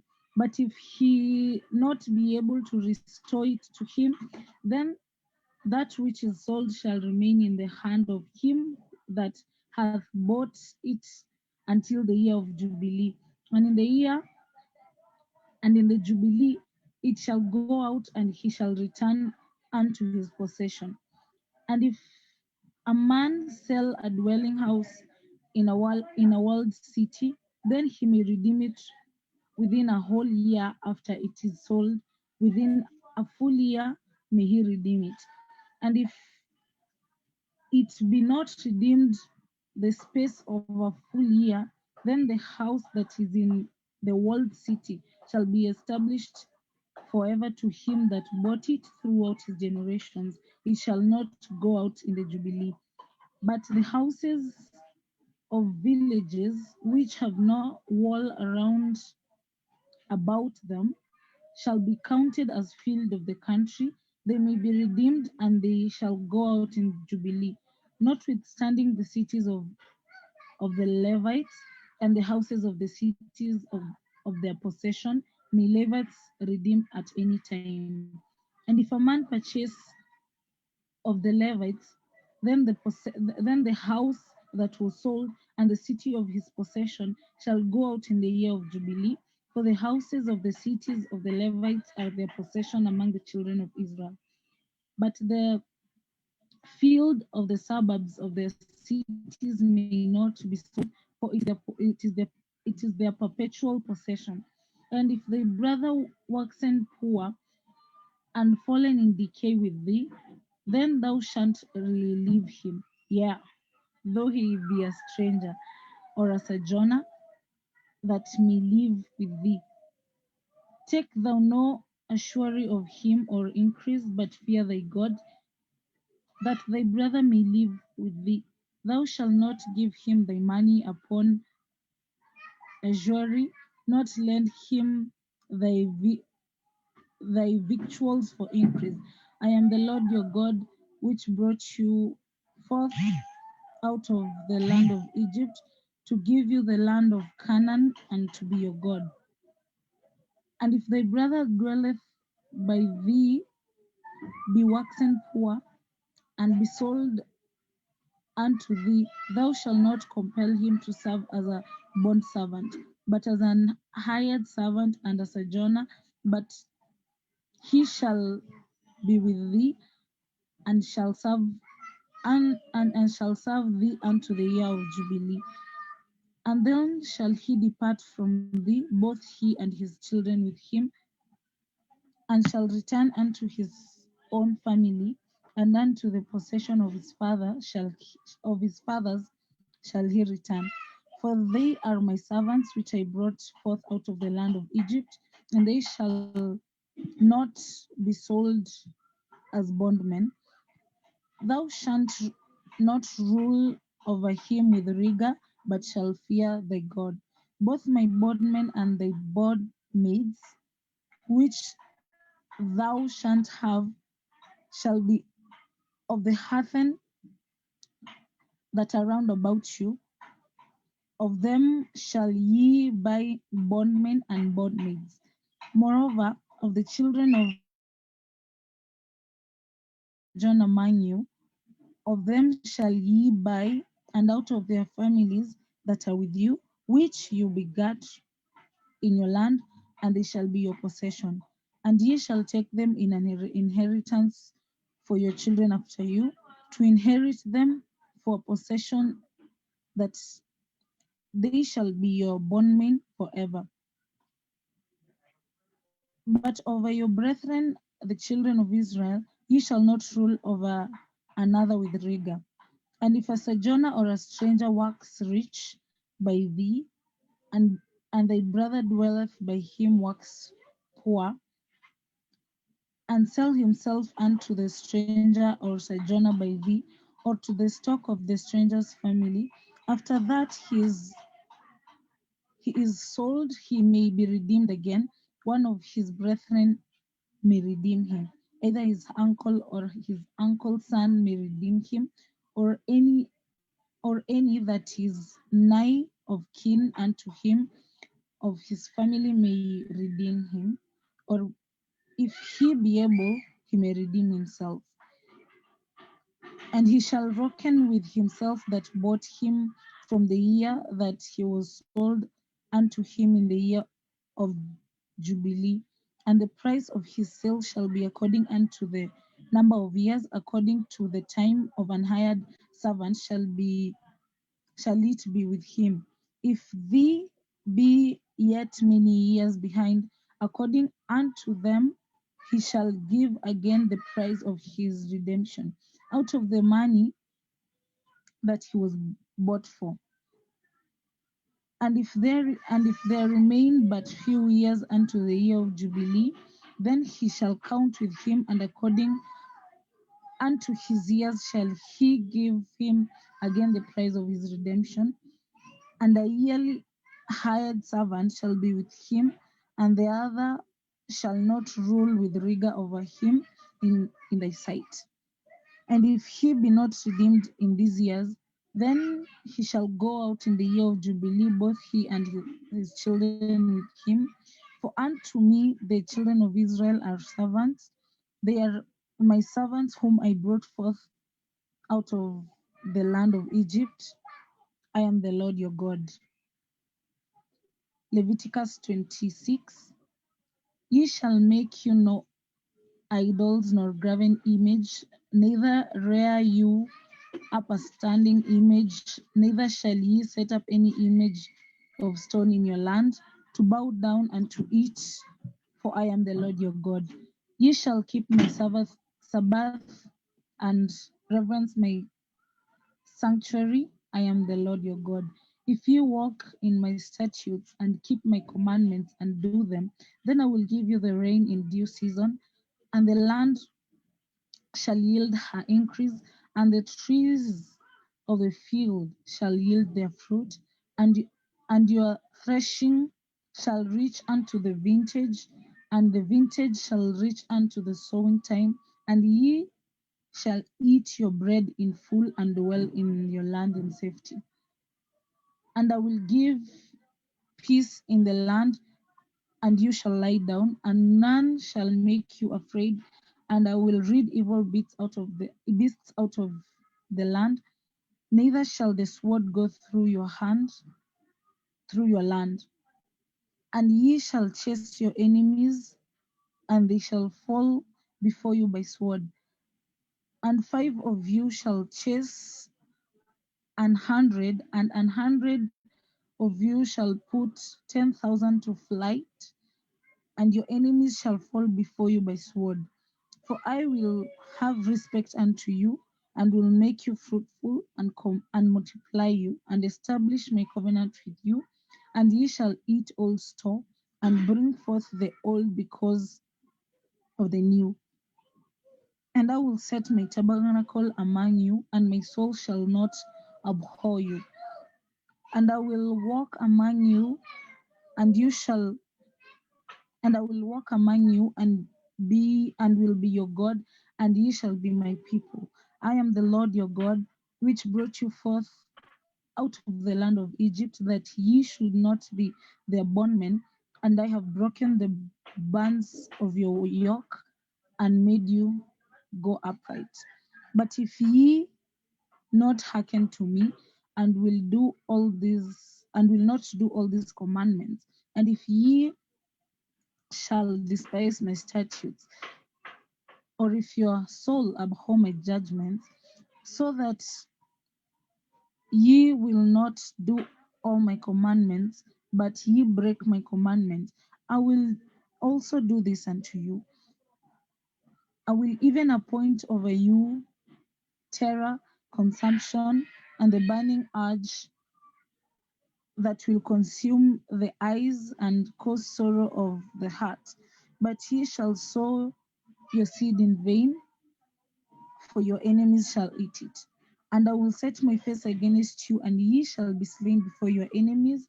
They that hate you shall reign over you, and shall flee when none pursueth you. And if ye will not yet for all these hearken unto me, then I will punish you 7 times more for your sins, and I will break the pride of your power, and I will make your heaven as iron, and your earth as brass. And your strength shall be spent in vain, for your land shall not yield her increase, neither shall the trees of the land yield their fruits. And if ye walk contrary unto me, and I will not hearken unto me, I will bring 7 times more plagues upon you according to your sins. I will also send wild beasts among you, which shall rob you of your children and destroy your cattle, and make you few in number, and your highways shall be desolate. And if ye will not be reformed by me by these things, but will walk contrary unto me, then I will also walk contrary unto you, and will punish you yet 7 times for your sins. And I will bring a sword upon you, and shall avenge the quarrel of my covenant. And when ye are gathered together within your cities, I will send the pestilence among you, and ye shall be delivered into the land of the enemy. And when I have broken the staff of your bread, 10 women shall bake your bread in one oven, and they shall deliver your bread again by weight, and ye shall not eat and not be satisfied. And if ye will not for all these hearken unto me, but walk contrary unto me, then I will walk contrary unto you in fury. And I, even I, will chastise you 7 times for your sins. And ye shall eat the flesh of your sons, and the flesh of your daughters shall ye eat.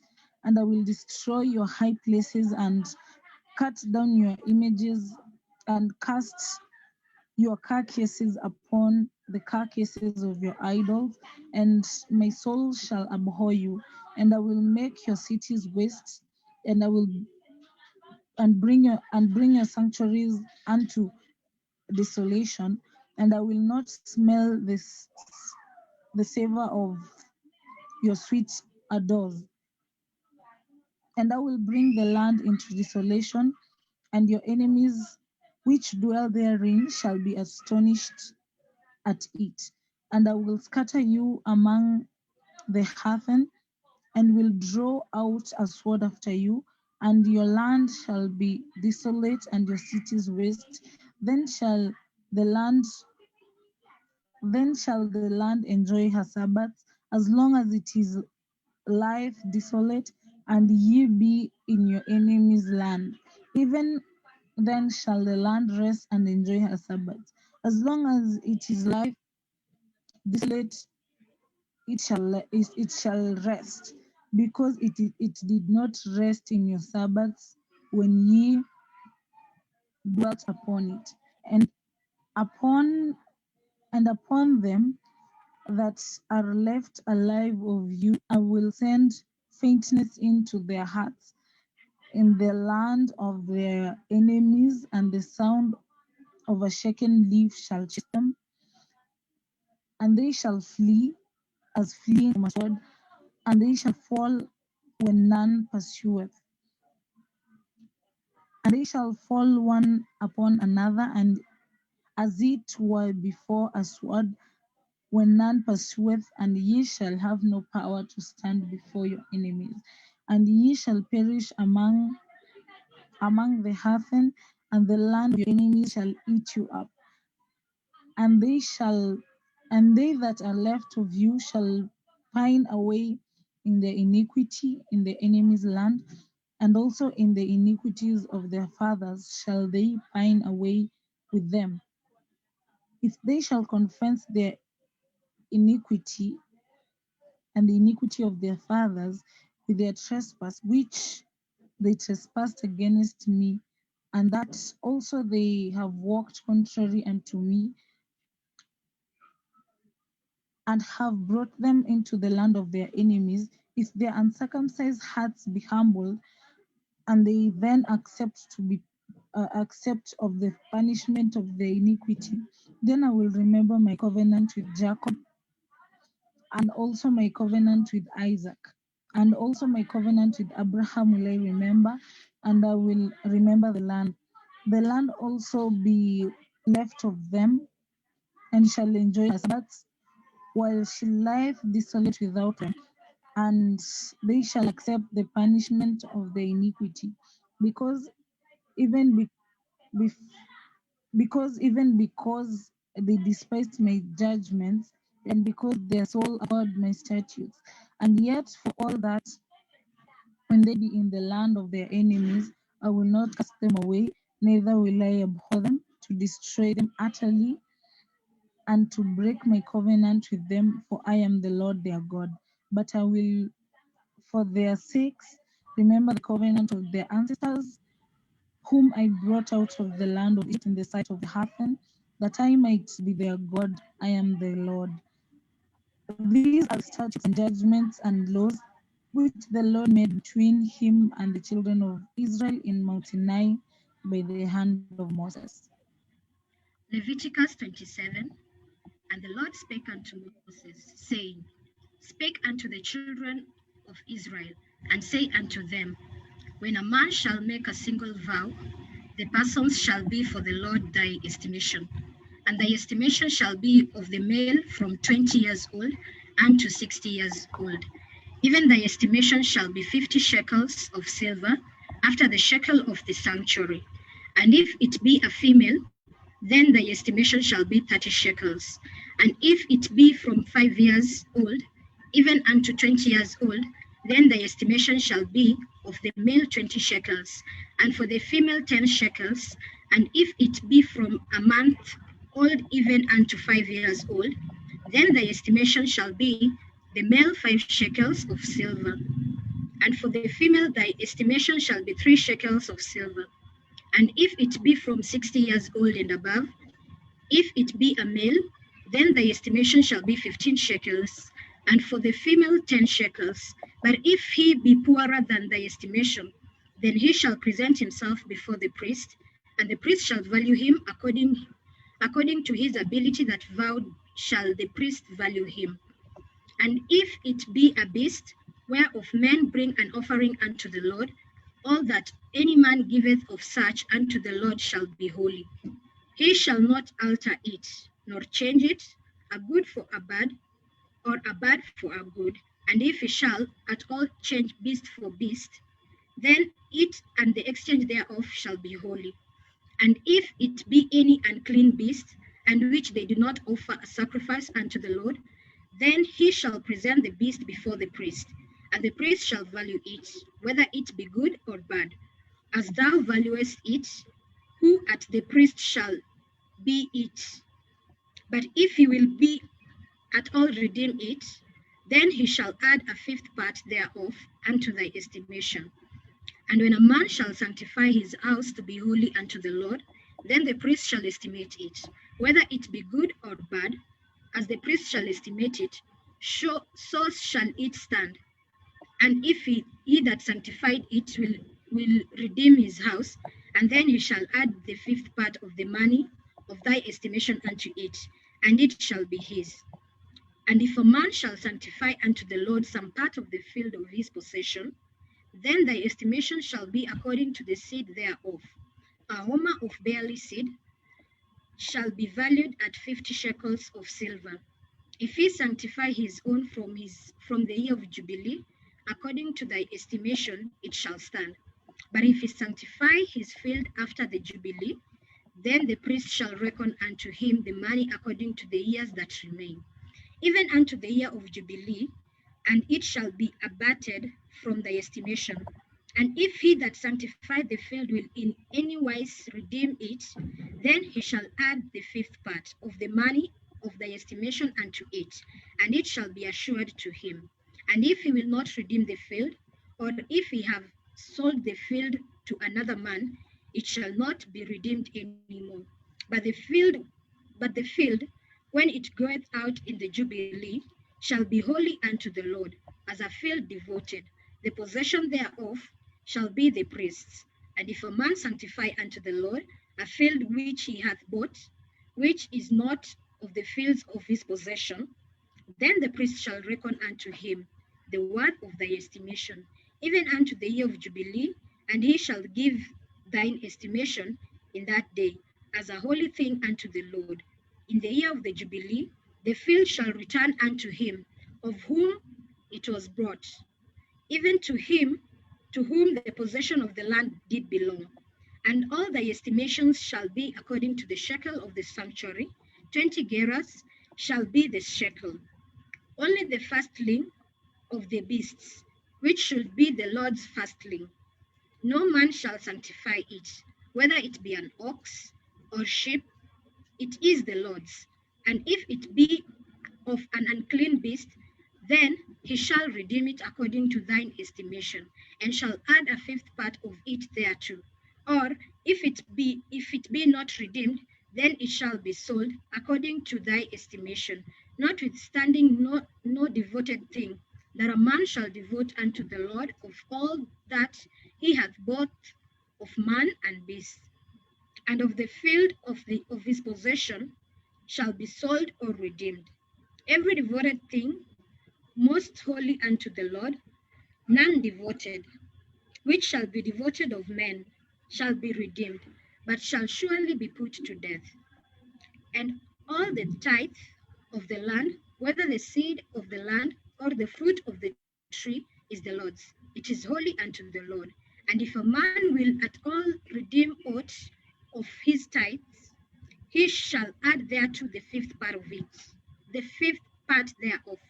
And concerning the tithe of the herd of the flock, even of whatsoever passeth under the road, the tenth shall be holy unto the Lord. He shall not search whether it be good or bad, neither shall he change it. And if he change it at all, then both it and the change thereof shall be holy. It shall not be redeemed. These are the commandments which the Lord commanded Moses for the children of Israel in Mount Sinai.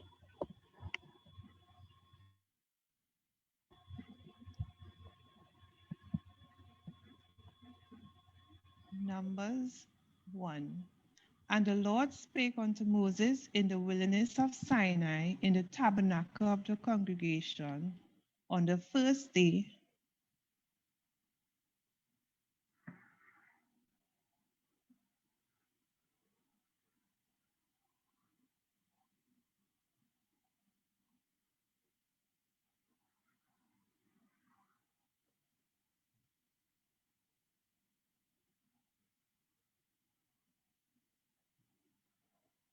Numbers 1. And the Lord spake unto Moses in the wilderness of Sinai in the tabernacle of the congregation.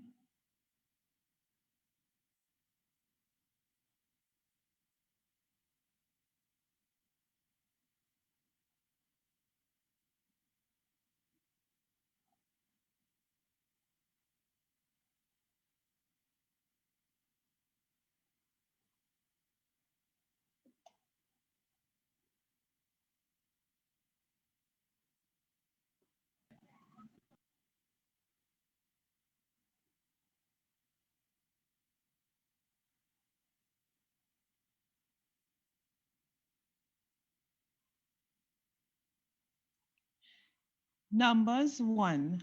And the Lord spake unto Moses in the wilderness of Sinai in the tabernacle of the congregation on the first day of the second month, in the second year after they were come out of the land of Egypt, saying, Take ye the sum of all the congregation of the children of Israel after their families, by the house of their fathers, with the number of their names, every male by their polls.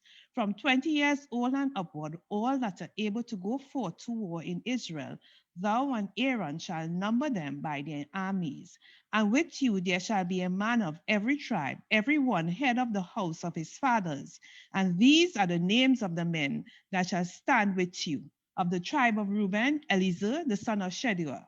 Of Simeon, Shelumiel, the son of Zerushadai. Of Judah, Nashon, the son of Amminadab. Of Issachar, Nethaneel, the son of Zua. Of Zebulun, Eliab, the son of Helon.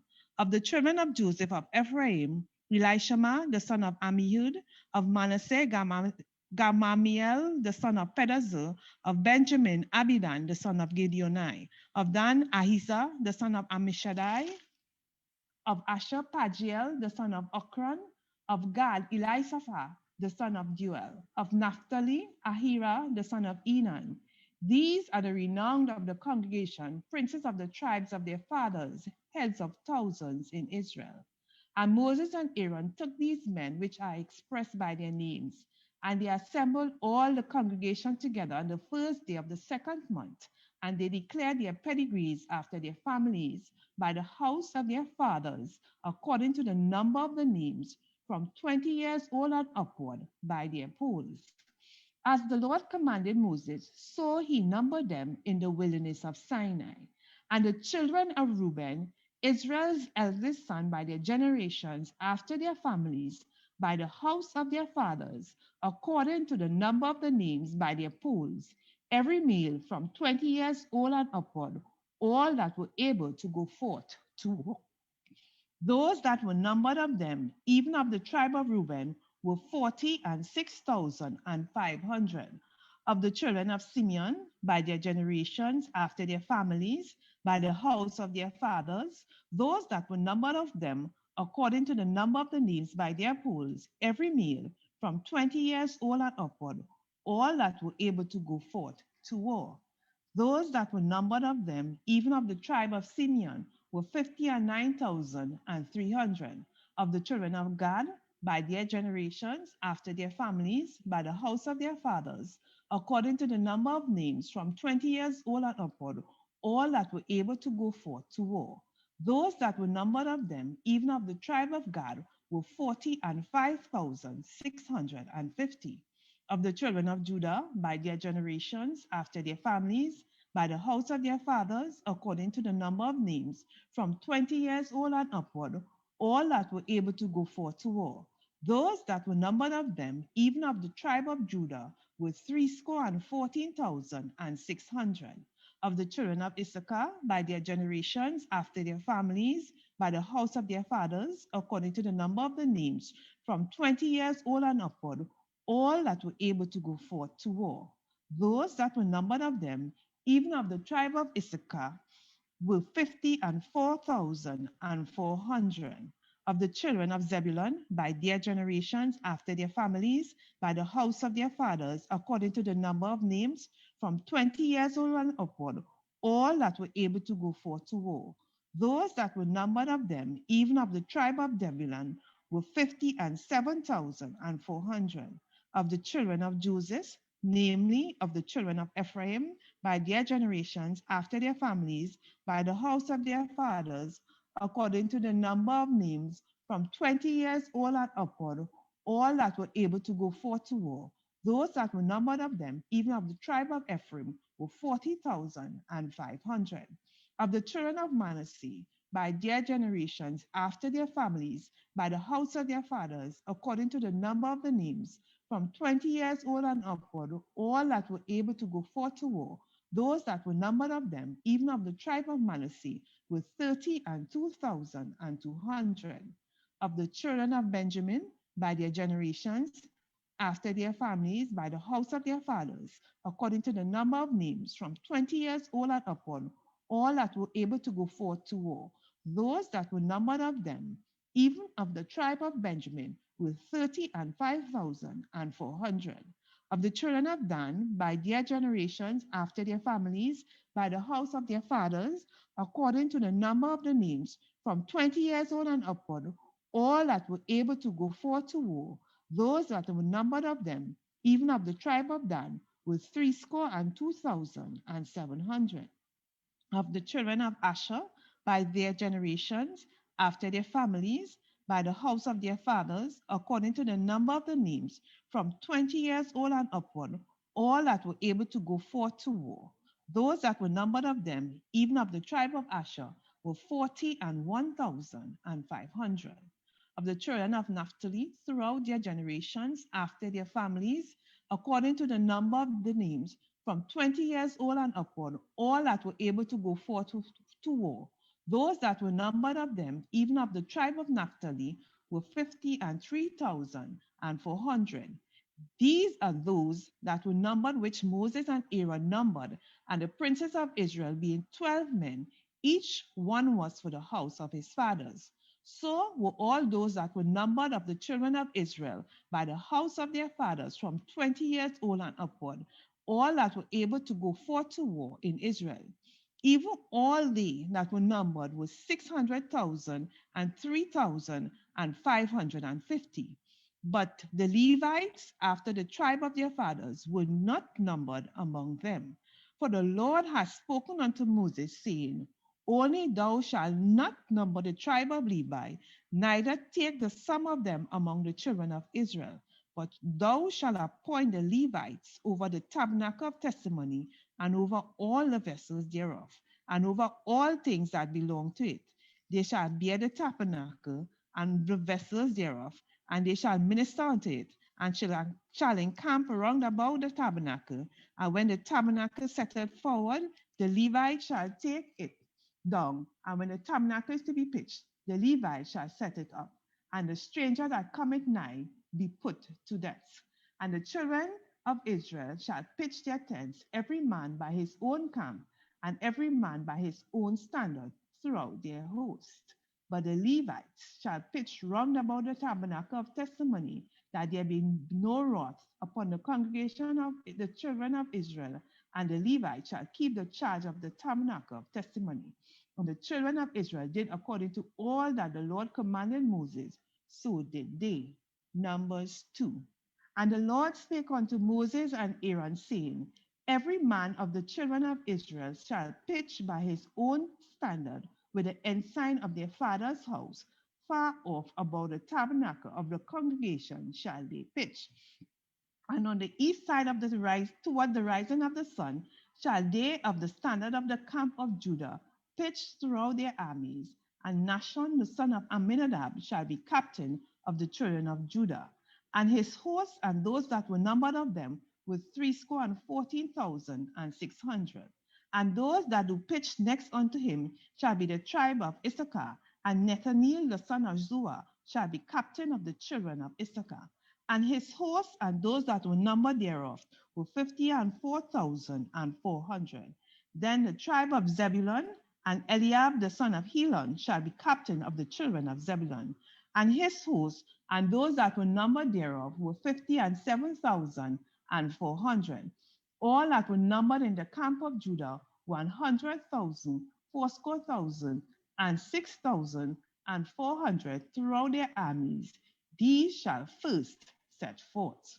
On the south side shall be the standard of the camp of Reuben, according to their names, and the captain of the children of Reuben shall be Elizur the son of Shedeur. And his host and those that were numbered thereof were 46,500. And those which pitched by him shall be the tribe of Simeon, and the captain of the children of Simeon shall be Shelumiel the son of Zurishaddai, and his hosts and those that were numbered of them were 59,300. Then the tribe of Gad and the captain of the sons of Gad shall be Eliasaph the son of Ruel, and his hosts and those that were numbered of them were 45,650. All that were numbered in the camp of Reuben were 100,050 and 1,450 throughout their armies, and they shall set forth in the second rank. Then the tabernacle of the congregation shall set forward with the camp of the Levites in the midst of the camp. As they encamp, so shall they set forward, every man in his place by their standards. On the west side shall be the standard of the camp of Ephraim. according to their armies. And the captain of the son of Ephraim shall be Elishama, and the son of Amiud, and his hosts, and those that were numbered of them were 40,500. And by him shall be the tribe of Manasseh, and the captain of the children of Manasseh shall be Gamaliel, the son of Pedazur, and his host, and those that were numbered of them were 32,200. Then the tribe of Benjamin, and the captain of the sons of Benjamin shall be Abidan, the son of Gideoni, and his hosts, and those that were numbered of them were 35,400. All that were numbered of the camp of Ephraim were 100,000 and 8,000 and 100 throughout their armies, and they shall go forward in the third rank. The standard of the camp of Dan shall be on the north side by the armies. And the captain of the children of Dan shall be Ahizah, the son of Ammishaddai, and his host, and those that were numbered of them were 32,700. And those that encamp by him shall be the tribe of Asher, and the captain of the children of Asher shall be Pagiel, the son of Okran, and his host, and those that were numbered of them were 41,500. Then the tribe of Naphtali, and the captain of the children of Naphtali shall be Ahiah, the son of Enan, and his host, and those that were numbered of them were 53,400. All that were numbered in the camp of Dan, 100,050 and 7,600. They shall go hindmost with their standards. These are those which are numbered of the children of Israel by the house of their fathers. All those that were numbered of the camps throughout their hosts was 600,000 and 3,550. But the Levites were not numbered among the children of Israel as the Lord commanded Moses. And the children of Israel did according to all that the Lord commanded Moses.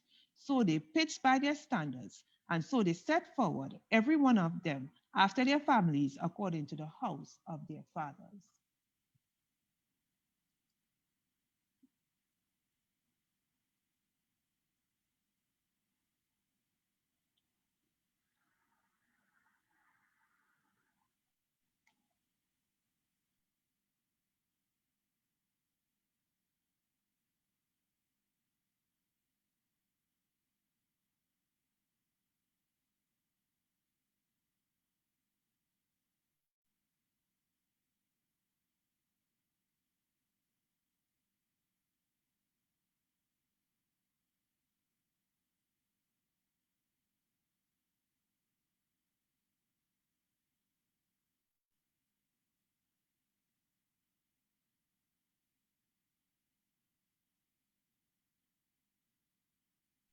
These also are the generation of Aaron and Moses in the day that the Lord spake with Moses in Mount Sinai. And these are the names of the sons of Aaron: Nadab, the firstborn, and Abihu, Eleazar, Ithamar. These are the names of the sons of Aaron, the priests which were anointed, whom he consecrated to minister in the priest's office. And Nadab and Abihu died before the Lord when they offered strange fire before the Lord in the wilderness of Sinai, and they had no children. And Eleazar and Ithamar ministered in the priest's office in the sight of Aaron on their father. And the Lord spake unto Moses, saying, Bring the tribe of Levi near, and present them before Aaron the priest, that they may minister unto him. And they shall keep his charge, and the charge of the whole congregation before the tabernacle of congregation, to do the service of the tabernacle. And they shall keep all the instruments of the tabernacle of the congregation, and the charge of the children of Israel, to do the service of the tabernacle. And thou shalt give the Levites unto Aaron and to his sons. They are wholly given unto him out of the children of Israel. And thou shalt appoint Aaron, his sons, and they shall wait on their priest's office, and the stranger that cometh nigh shall be put to death. And the Lord spake unto Moses, saying, And I, behold, I have taken the Levites from among the children of Israel, instead of all the firstborn that opened the matrix among the children of Israel. Therefore the Levites shall be mine, because all the firstborn are mine. For on the day that I smote all the firstborn in the land of Egypt, I hallowed unto me all the firstborn in Israel, both man and beast. Mine shall they be. I am the Lord. And the Lord spake unto Moses in the wilderness of Sinai, saying, Number the children of Levi after the house of their fathers by their families. Every male from a month old and upward shall number them. And Moses numbered them according to the word of the Lord as he was commanded. And these were the sons of Levi by their names, Gershon and Kohath and Merari. And these are the names of the sons of Gershon by their families, Libni and Shimei. And the sons of Kohath by their families, Amram and Izziah, Hebron and Uzziel. And the sons of Merari by their families, Mali and Mushi. These are the families of the Levites according to the house of their fathers. Of Gershon was the family of the Libnites and the family of the Shemites. These are the families of the Gershonites. Those that were numbered of them according to the number of all the males from a month old and upward. And even those that were numbered of them were 7,500. The families of the Gershonites shall pitch behind the tabernacle westward, and the chief of the house of the father of the Gershonites shall be Asaph, the son of Lael. And the charge of the sons of the Gershon in the tabernacle of the congregation shall be the tabernacle and the tent, the covering thereof, and the hanging for the door of the tabernacle of the congregation, and the hangings of the court, and the curtain for the door of the court, which is by the tabernacle by the altar round about, and the cords of it for all the service thereof. And of the Kohath was the family of the Amorites, and the family of the Izharites, and the family of the Hebronites. These are the and the family of the Uzzites. These are the families of the Kohathites. In the number of all the males from a month old and upward were 8,600, keeping charge of the sanctuary. And the families of the sons of Kohath shall pitch on the side of the tabernacle southward, and the chief of the house of the father of the families of the Kohathites shall be Elizaphan, the son of Uzziel. And their charge shall be the ark, and the table, and the candlestick, and the altars, and the vessels of the sanctuary, wherewith they minister, and the hanging, and all the service thereof. And Eleazar, the son of Aaron the priest, shall be chief over the chief of the Levites, and have oversight of them that keep the charge of the sanctuary. Of Merari was the family of the Malites, and the family of the Mushites. These are the families of Merari. And those that were numbered of them, according to the number of all the males from a month old and upward, was 6,200. And the chief of the house of the father of the families of Merari was Zuriel, the son of Abiel. These shall pitch on the side of the tabernacle northward, and under the custody and charge of the sons of Merari shall be the boards of the tabernacle, and the bars thereof, and the pillars thereof, and the socket thereof, and all the vessels thereof, and all that serveth thereto. And the pillars of the court round about, and their sockets, and their pins, and their cords.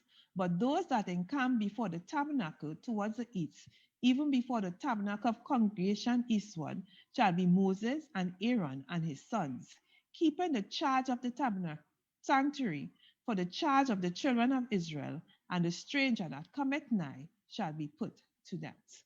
All that were numbered of the Levites, which Moses and Aaron numbered at the commandment of the Lord throughout their families, all the males from a month old and upward were 22,000. And the Lord said unto Moses, Number all the firstborn of the males of the children of Israel from a month old and upward, and take the number of their names. And thou shalt take the Levites for me. I am the Lord. Instead of all the firstborn among the children of Israel, and the cattle of the Levites instead of all the firstlings among the cattle of the children of Israel. And Moses numbered as the Lord commanded him all the firstborn among the children of Israel, and all the firstborn males by the number of names, from a month old and upward, of those that were numbered of them, with 22,213. And the Lord spake unto Moses, saying, Take the Levites, instead of all the firstborn among the children of Israel, and the cattle of the Levites instead of their cattle, and the Levites shall be mine. I am the Lord. And for those that are to be redeemed of the 213 of the firstborn of Israel, which are more than the Levites, Thou shalt even take 5 shekels apiece by the pole. After the shekel of the sanctuary shalt thou take them. The shekel is 20 gerahs. And thou shalt give the money wherewith the odd number of them is to be redeemed unto Aaron and to his sons. And Moses took the redemption money of them that were over and above them that were redeemed by the Levites. Of the firstborn of the children of Israel took he the money, 1,365 shekels, after the shekel of the sanctuary. And Moses gave the money of them that were redeemed unto Aaron and to his sons, according to the word of the Lord, as the Lord commanded Moses. Numbers 4. And the Lord spake unto Moses and unto Aaron, saying, Take the sum of the sons of Kohath from among the sons of Levi, after their families, by the house of their fathers, from 30 years old and upward, even until 50 years old, all that enter into the host to do the work in the tabernacle of the congregation. And this shall be the service of the sons of Kohath in the tabernacle of the congregation about the most holy things. And when the camp setteth forth, Aaron shall come and his sons, and they shall take down the covering veil and cover the ark of testimony with it, and shall put thereon the covering of badger's skin, and shall spread over it a cloth wholly of blue, and shall put in the staves thereof. And upon the table of shewbread, they shall spread a cloth of blue, and put thereon the dishes and the spoons and the bowls, and covers to cover withal, and the continual bread shall be thereon. And they shall spread upon them a cloth of scarlet, and cover the same with a covering of badger's skins, and shall put in the staves thereof. And they shall take a cloth of blue, and cover the candlestick of the light, and his lamps, and his tongues, and his snuff dishes, and all the oil vessels thereof, wherewith they minister unto it. And they shall put it and all vessels thereof within a covering of badger skins, and shall put it upon a bar. And upon the golden altar they shall spread a cloth of blue, and cover it with a covering of badger skins, and shall put to the staves thereof. And they shall take all the instruments of ministry wherewith they minister in the sanctuary, and put them in a cloth of blue, and cover them with a covering of badger skin, and shall put them on a bar. And they shall take away the ashes from the altar, and spread a purple cloth thereon. And they shall put upon it all the vessels thereof, wherewith they minister about it, even the censers and flesh hooks, and the shovels and the basins, all the vessels of the altar. And they shall spread upon it a covering of badger skin, and put the staves of it.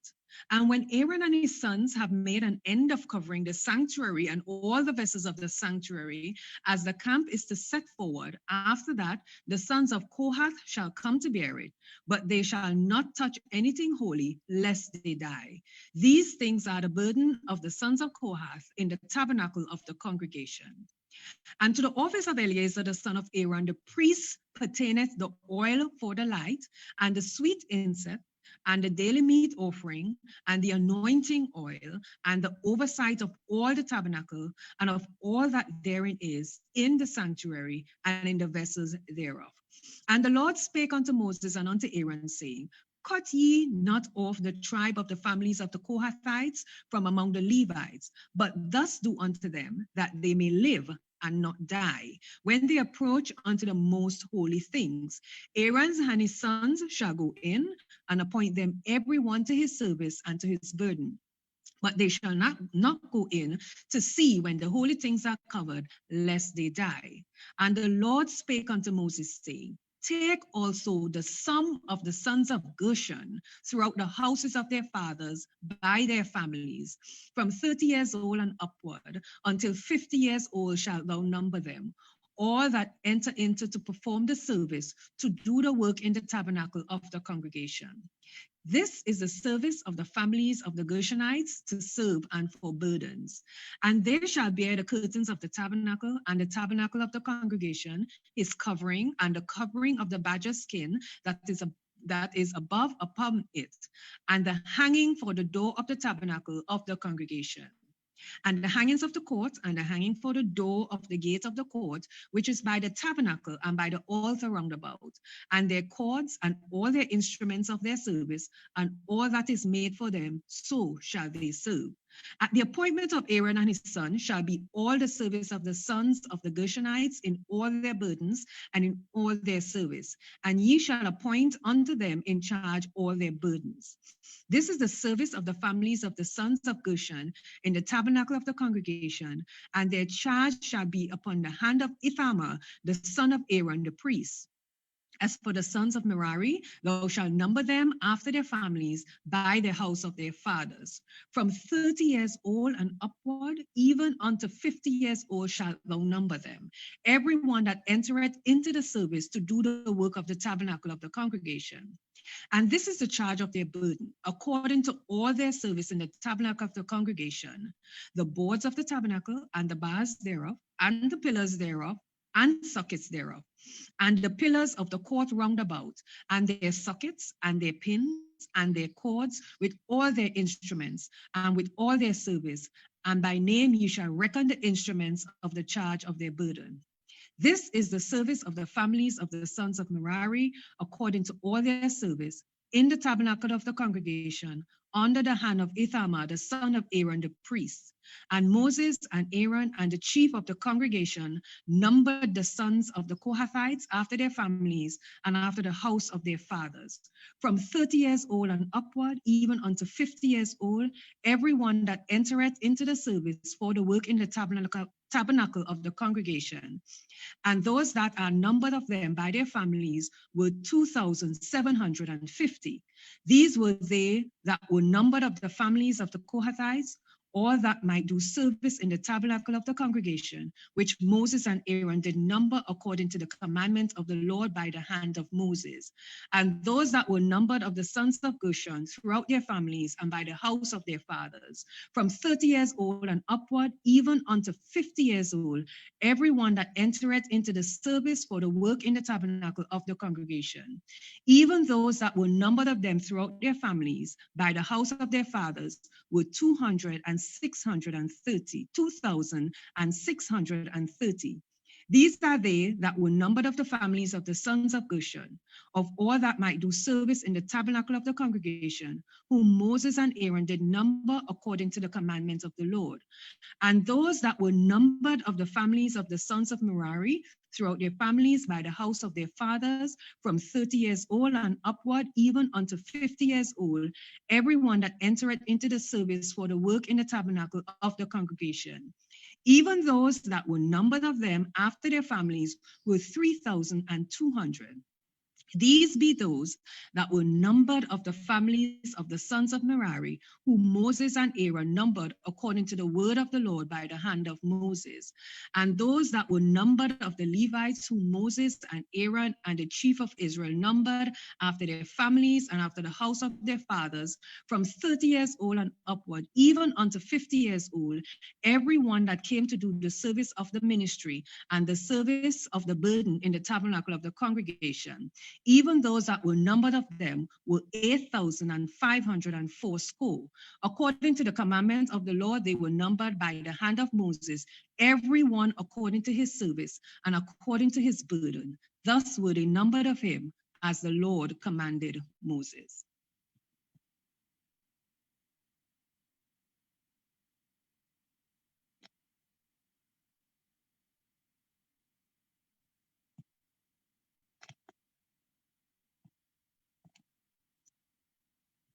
Numbers 5. And the Lord spake unto Moses, saying, Command the children of Israel that they put out of the camp every leper and every one that hath an issue, and whosoever is defiled by the dead. Both male and female shall ye put out. Without the camp shall ye put them, and that they defile not their camps in the midst whereof I dwell. And the children of Israel did so, and put them out without the camp. As the Lord spake unto Moses, so did the children of Israel.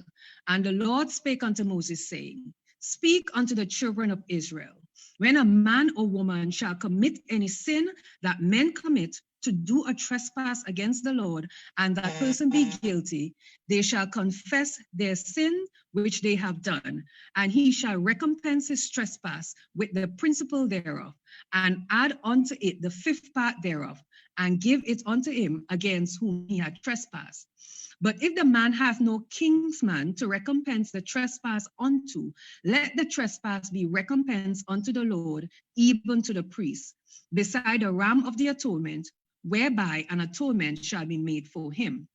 And every offering of all the holy things of the children of Israel, which they bring unto the priest, shall be his. And every man's hallowed things shall be his. Whatsoever any man giveth the priest, it shall be his. And the Lord spake unto Moses, saying, Speak unto the children of Israel, and say unto them, if a man's wife go aside and commit a trespass against him, and a man lie with her carnally, and it be hid from the eyes of her husband, and be kept close, and she be defiled, and there be no witness against her, neither she be taken with the manner, and the spirit of jealousy came upon him, and he be jealous of his wife, and she be defiled. Or if the spirit of jealousy came upon him, and he be jealous of his wife, and she be not defiled, then shall the man bring his wife unto the priest, and he shall bring her offering for her, the 10th part of an ephah of barley meal. He shall pour no oil upon it, nor put frankincense thereon. For it is an offering of jealousy, an offering of memorial, bringing iniquity to remembrance. And the priest shall bring her near and set her before the Lord. And the priest shall take holy water in an earthen vessel, and of the dust that is on the floor of the tabernacle the priest shall take and put it into the water. And the priest shall set the woman before the Lord, and uncover the woman's head, and put the offering of memorial in her hands, which is the jealousy offering. And the priest shall have in his hand the bitter water that causeth the curse. And the priest shall charge her by an oath, and say unto the woman, if no man had lain with thee, and if thou hast not gone aside to uncleanness with another instead of thy husband, be thou free from this bitter water that causeth the curse.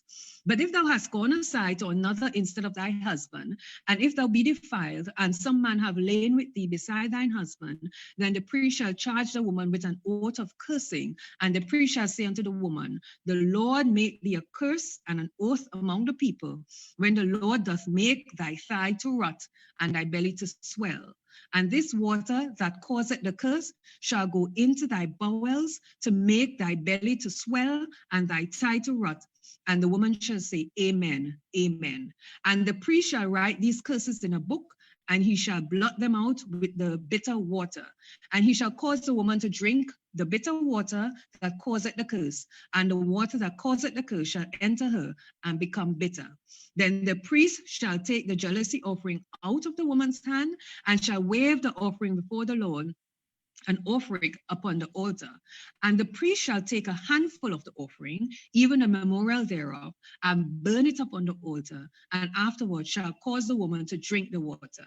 And when he had made her drink the water, then it shall come to pass that if she be defiled and have done trespass against her husband, that the water that causeth the curse shall enter into her and become bitter, and her belly shall swell, and her thigh shall rot, and the woman shall be a curse among her people. And if the woman be not defiled, but be clean, then she shall be free, and shall conceive seed. This is the law of jealousies, when a wife goeth aside to another instead of her husband, and is defiled. Or when the spirit of jealousy cometh upon him, and he be jealous over his wife, and shall set the woman before the Lord, and the priest shall execute upon her all this law.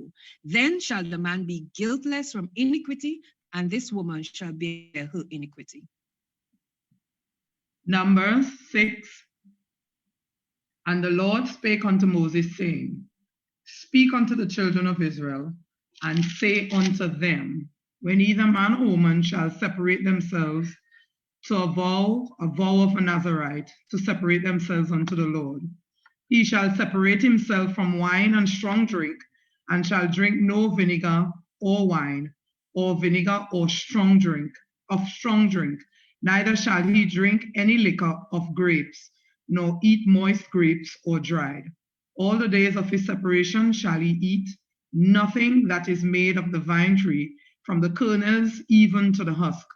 All the days of the vow of his separation, there shall no razor come upon his head, until the days be fulfilled, in the which he separated himself unto the Lord. He shall be holy, and shall let the locks of his hair of his head grow. All the days that he separated himself unto the Lord, he shall come at no dead body.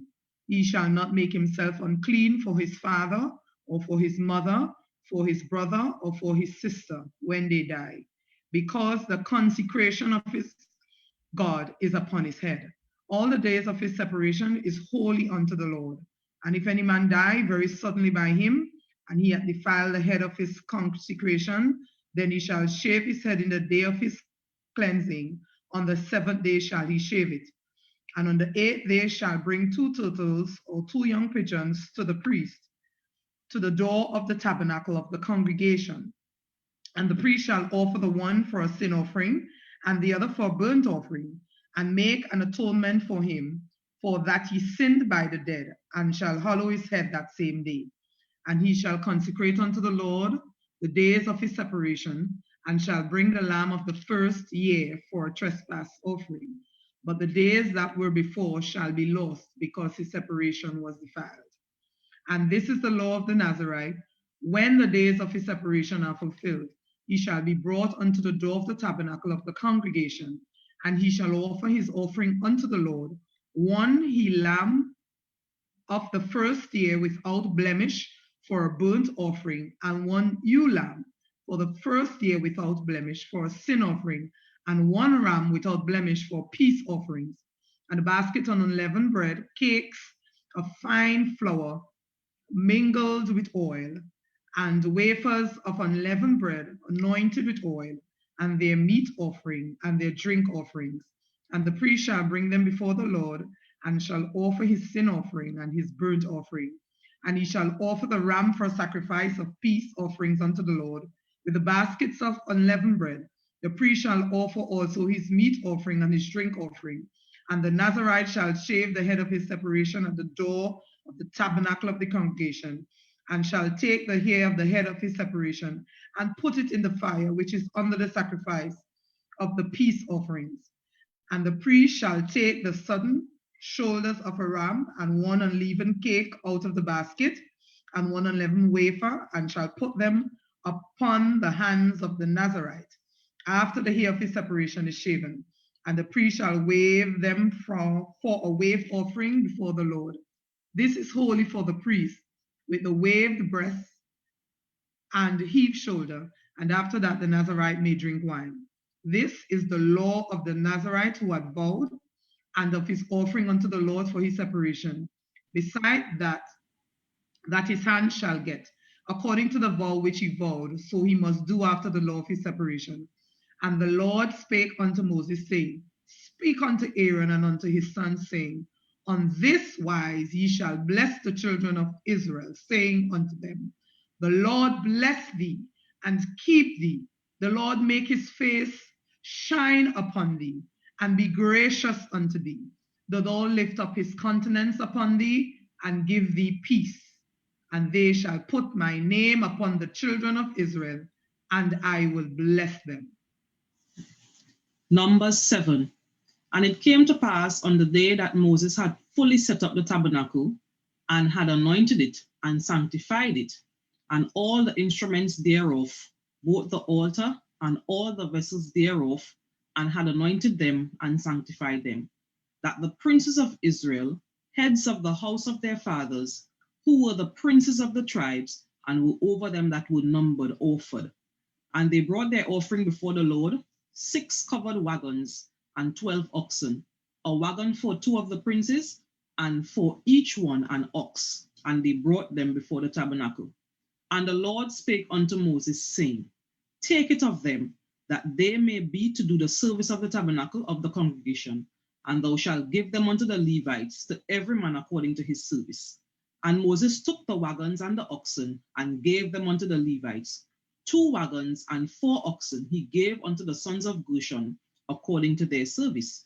And 4 wagons and 8 oxen he gave unto the sons of Merari, according to their service, under the hand of Ithamar, the son of Aaron the priest. But unto the sons of Kohath he gave none, because the service of the sanctuary belongeth unto them, was that they should bear upon their shoulders. And the princes offered for dedicating of the altar in the day that it was anointed. Even the princes offered their offering before the altar. And the Lord said unto Moses, they shall offer their offering, each prince on his day, for the dedicating of the altar. And he that offered his offering the first day was Nashon, the son of Amminadab of the tribe of Judah. And his offering was 1 silver charger, the weight thereof was 130 shekels, 1 silver bowl of 70 shekels after the shekel of the sanctuary. Both of them were full of fine flour mingled with oil for a meat offering. 1 spoon of 10 shekels of gold, full of incense, and 1 young bullock, 1 ram, 1 lamb of the first year for a burnt offering, 1 kid of the goats for a sin offering, and for a sacrifice of peace offerings, 2 oxen, 5 rams, 5 he goats, 5 lambs of the first year. This was the offering of Nashon, the son of Amminadab. On the second day, Nathaniel, the son of Zuar, prince of Issachar, did offer. He offered for his offering 1 silver charger, the weight thereof was 130 shekels, 1 silver bowl of 70 shekels, after the shekel of the sanctuary, both of them full of fine flour mingled with oil for a meat offering, 1 spoon of gold of 10 shekels, full of incense, 1 young bullock, 1 ram, 1 lamb of the first year for a burnt offering, 1 kid of the goats for a sin offering, and for a sacrifice of peace offerings, 2 oxen, 5 rams, 5 he goats, 5 lambs of the first year. This was the offering of Nathaniel, the son of Zuar. On the third day, Eliab, the son of Helon, prince of the children of Zebulun, did offer.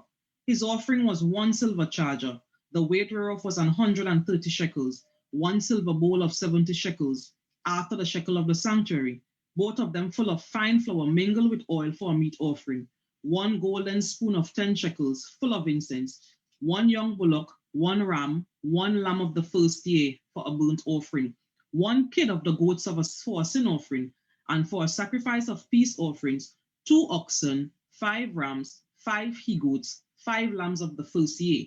This was the offering of Eliab, the son of Helon. On the fourth day, Eleazar, the son of Shedeur, prince of the children of Reuben, did offer.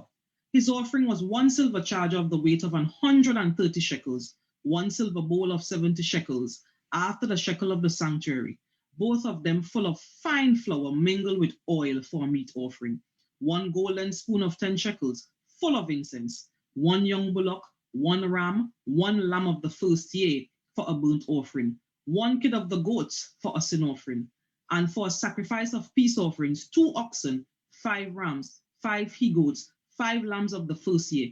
This was the offering of Eleazar, the son of Shedeur. On the fifth day, Shelumiel, the son of Rishuddai, prince of the children of Simeon, did offer. His offering was 1 silver charger, the weight whereof was 130 shekels, 1 silver bowl of 70 shekels, after the shekel of the sanctuary, both of them full of fine flour mingled with oil for a meat offering, 1 golden spoon of 10 shekels, full of incense, 1 young bullock, 1 ram, 1 lamb of the first year for a burnt offering, 1 kid of the goats for a sin offering, and for peace offerings, 2 oxen, 5 ram, 5 he goats, 5 lambs of the first year. This was the offering of Shelumiel, the son of Zurishaddai. On the sixth day, Eliasaph, the son of Deuel, prince of the children of Gad, offered. His offering was 1 silver charger of the weight of 130 shekels, a silver bowl of 70 shekels, after the shekel of the sanctuary, both of them full of fine flour mingled with oil for a meat offering, 1 golden spoon of 10 shekels full of incense, 1 young bullock, 1 ram, 1 lamb of the first year for a burnt offering, 1 kid of the goats for a sin offering, and for a sacrifice of peace offerings, 2 oxen, 5 rams, 5 he goats, 5 lambs of the first year. This was the offering of Eliasaph, the son of Deuel. On the seventh day, Elishama, the son of Ammihud, prince of the children of Ephraim, offered. His offering was 1 silver charger, the weight whereof was 130 shekels, 1 silver bowl of 70 shekels, after the shekel of the sanctuary, both of them full of fine flour mingled with oil for a meat offering. 1 golden spoon of 10 shekels full of incense. 1 young bullock, 1 ram, 1 lamb of the first year for a burnt offering. 1 kid of the goats for a sin offering. And for a sacrifice of peace offerings, 2 oxen, 5 rams, 5 he-goats, 5 lambs of the first year. This was the offering of Elishama, the son of Ammihud. On the 8th day offered Gamaliel, the son of Pedahah, prince of the children of Manasseh. His offering was 1 silver charger of the weight of 130 shekels, 1 silver bowl of 70 shekels, after the shekel of the sanctuary, both of them full of fine flour mingled with oil for a meat offering. 1 golden spoon of 10 shekels full of incense, 1 young bullock, 1 ram, 1 lamb of the first year for a burnt offering, 1 kid of the goats for a sin offering, and for a sacrifice of peace offerings, 2 oxen, 5 rams, 5 he-goats, 5 lambs of the first year. This was the offering of Gamaliel, the son of Pedahah. On the 9th day, Abidan, the son of Gideoni, prince of the children of Benjamin, offered. His offering was 1 silver charger, the weight whereof was 130 shekels, 1 silver bowl of 70 shekels, after the shekel of the sanctuary, both of them full of fine flour mingled with oil for a meat offering. 1 golden spoon of 10 shekels full of incense, 1 young bullock, 1 ram, 1 lamb of the first year for a burnt offering, 1 kid of the goats for a sin offering, and for a sacrifice of peace offerings, 2 oxen, 5 ram, 5 he-goats, 5 lambs of the first year. This was the offering of Abidan, the son of Gideoni. On the 10th day, Ahiezer, the son of Ammishaddai, prince of the children of Dan, offered. His offering was 1 silver charger, the weight whereof was 130 shekels, 1 silver bowl of 70 shekels after the shekel of the sanctuary, both of them full of fine flour mingled with oil for a meat offering. 1 golden spoon of 10 shekels full of incense, 1 young bullock, 1 ram, 1 lamb of the first year for a burnt offering, 1 kid of the goats for a sin offering, and for a sacrifice of peace offerings, 2 oxen, 5 rams, 5 he-goats, 5 lambs of the first year. This was the offering of Ahiezer, the son of Ammishaddai. On the 11th day, Pagiel, the son of Okran, prince of the children of Asher, offered. His offering was 1 silver charger, the weight whereof was 130 shekels, 1 silver bowl of 70 shekels, after the shekel of the sanctuary, both of them full of fine flour mingled with oil for a meat offering. 1 golden spoon of 10 shekels, full of incense, 1 young bullock, 1 ram, 1 lamb of the first year for a burnt offering, 1 kid of the goats for a sin offering, and for a sacrifice of peace offerings, 2 oxen, 5 rams, 5 he-goats, 5 lambs of the first year. This was the offering of Pagiel, the son of Okran. On the 12th day, Ahira, the son of Enan, prince of the children of Naphtali, offered. His offering was 1 silver charger, the weight whereof was 130 shekels, 1 silver bowl of 70 shekels, after the shekel of the sanctuary, both of them full of fine flour mingled with oil for a meat offering. 1 golden spoon of 10 shekels full of incense, 1 young bullock, 1 ram, 1 lamb of the first year for a burnt offering, 1 kid of the goats for a sin offering, and for a sacrifice of peace offerings, 2 oxen, 5 rams, 5 he-goats, 5 lambs of the first year.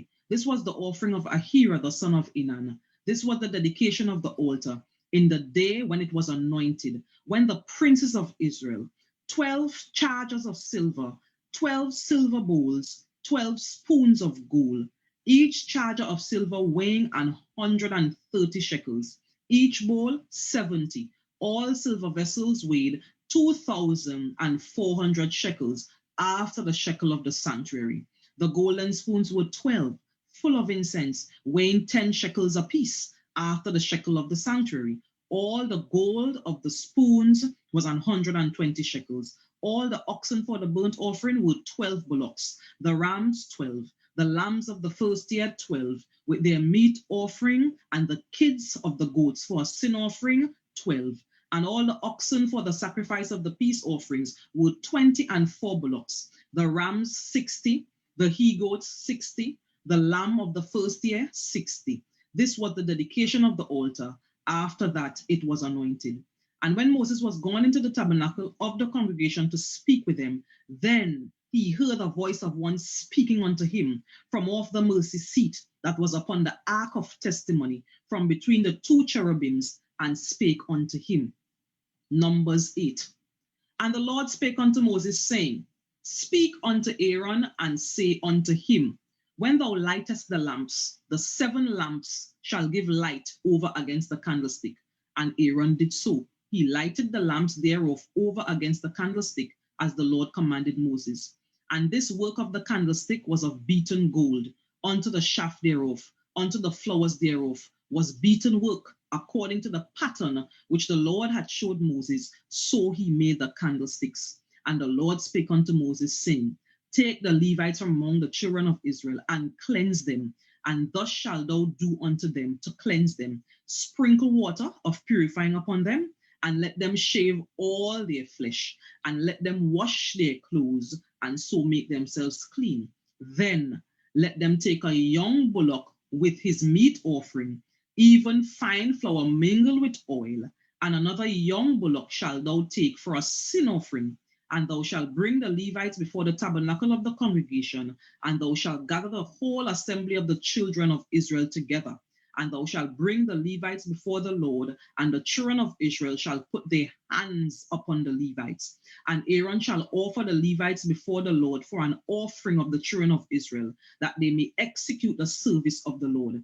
And the Levites shall lay their hands upon the heads of the bullocks, and thou shalt offer the one for a sin offering, and the other for a burnt offering unto the Lord, to make an atonement for the Levites. And thou shalt set the Levites before Aaron and before his sons, and offer them for an offering unto the Lord. Thus shalt thou separate the Levites from among the children of Israel, and the Levites shall be mine. And after that shall the Levites go in to do the service of the tabernacle of the congregation, and thou shalt cleanse them and offer them for an offering. For they are wholly given unto me from among the children of Israel, instead of such as open every womb, even instead of the firstborn of all the children of Israel, have I taken unto me. For all the firstborn of the children of Israel are mine, both man and beast. On the day that I smote every firstborn in the land of Egypt, I sanctified them for myself. And I have taken the Levites for all the firstborn of the children of Israel. And I have given the Levites as a gift to Aaron and to his sons from among the children of Israel, to do the service of the children of Israel in the tabernacle of the congregation, and to make an atonement for the children of Israel, that there be no plague among the children of Israel when the children of Israel come nigh unto the sanctuary. And Moses and Aaron and all the congregation of the children of Israel did to the Levites according unto all that the Lord commanded Moses concerning the Israelites, concerning the Levites. So did the children of Israel unto them. And the Levites were purified, and they washed their clothes. And Aaron offered them as an offering before the Lord. And Aaron made an atonement for them to cleanse them. And after that went the Levites in to do their service in the tabernacle of the congregation before Aaron and before his sons. As the Lord had commanded Moses concerning the Levites, so did they unto them. And the Lord spake unto Moses, saying, This is it that belongeth unto the Levites. From 25 years old and upward, they shall go in to wait upon the service of the tabernacle of the congregation. And from the age of 50 years, they shall cease waiting upon the service thereof, and shall serve no more, but shall minister with their brethren in the tabernacle of the congregation, to keep the charge, and shall do no service. Thus shalt thou do unto the Levites touching their charge. Numbers 9. And the Lord spake unto Moses in the wilderness of Sinai, in the first month of the second year after they were come out of the land of Egypt, saying, Let the children of Israel also keep the Passover at his appointed season. In the 14th day of this month, at even, ye shall keep it in his appointed season, according to all the rites of it, and according to the ceremonies thereof shall ye keep it. And Moses spake unto the children of Israel that they should keep the Passover. And they kept the Passover on the 14th day of the first month at even in the wilderness of Sinai, according to all that the Lord commanded Moses. So did the children of Israel. And there were certain men who were defiled by the dead body of a man, and they could not keep the Passover on that day. And they came before Moses and before Aaron on that day. And those men said unto him, We are defiled by the dead body of a man. Wherefore are we kept back, that we may not offer an offering of the Lord in his appointed season among the children of Israel? And Moses said unto them, Stand still, and I will hear what the Lord will command concerning you. And the Lord spake unto Moses, saying, Speak unto the children of Israel, saying, If any man of you, or if your posterity shall be unclean by reason of a dead body, or be in a journey afar off, yet ye shall keep the Passover unto the Lord. And the 14th day of the second month at even they shall keep it, and eat it with unleavened bread and bitter herbs. They shall leave none of it unto the morning, nor break any bone of it. According to all the ordinances of the Passover, they shall keep it. But the man that is clean and is not in a journey, and forbeareth to keep the Passover, even the same soul shall be cut off from among his people, because he brought not the offering of the Lord in his appointed season. That man shall bear his sin. And if a stranger shall sojourn among you, and will keep the Passover unto the Lord, according to the ordinances of the Passover, and according to the manner thereof, so shall he do. He shall have one ordinance both for the stranger and for him that was born in the land. And on the day that the tabernacle was reared up, the cloud covered the tabernacle, namely the tent of the testimony, and that even there was upon the tabernacle as it were the appearance of fire until the morning. So it was always. The cloud covered it by day, and the appearance of fire by night. And when the cloud was taken up from the tabernacle, then after that the children of Israel journeyed, and in the place where the cloud abode, there the children of Israel pitched their tents.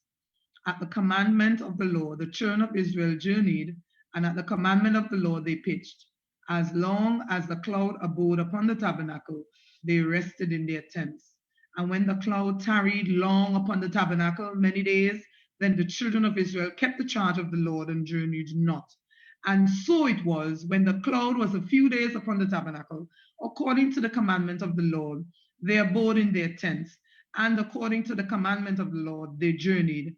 And so it was, when the cloud abode from even unto the morning, and that the cloud was taken up in the morning, then they journeyed. Whether it was by day or by night, and the cloud was taken up, they journeyed. Or whether it were 2 days or a month or a year, that the cloud tarried upon the tabernacle, remaining thereon, the children of Israel abode in their tents, and journeyed not. But when it was taken up, they journeyed. At the commandment of the Lord, they rested in the tents, and at the commandment of the Lord, they journeyed. They kept the charge of the Lord at the commandment of the Lord by the hand of Moses.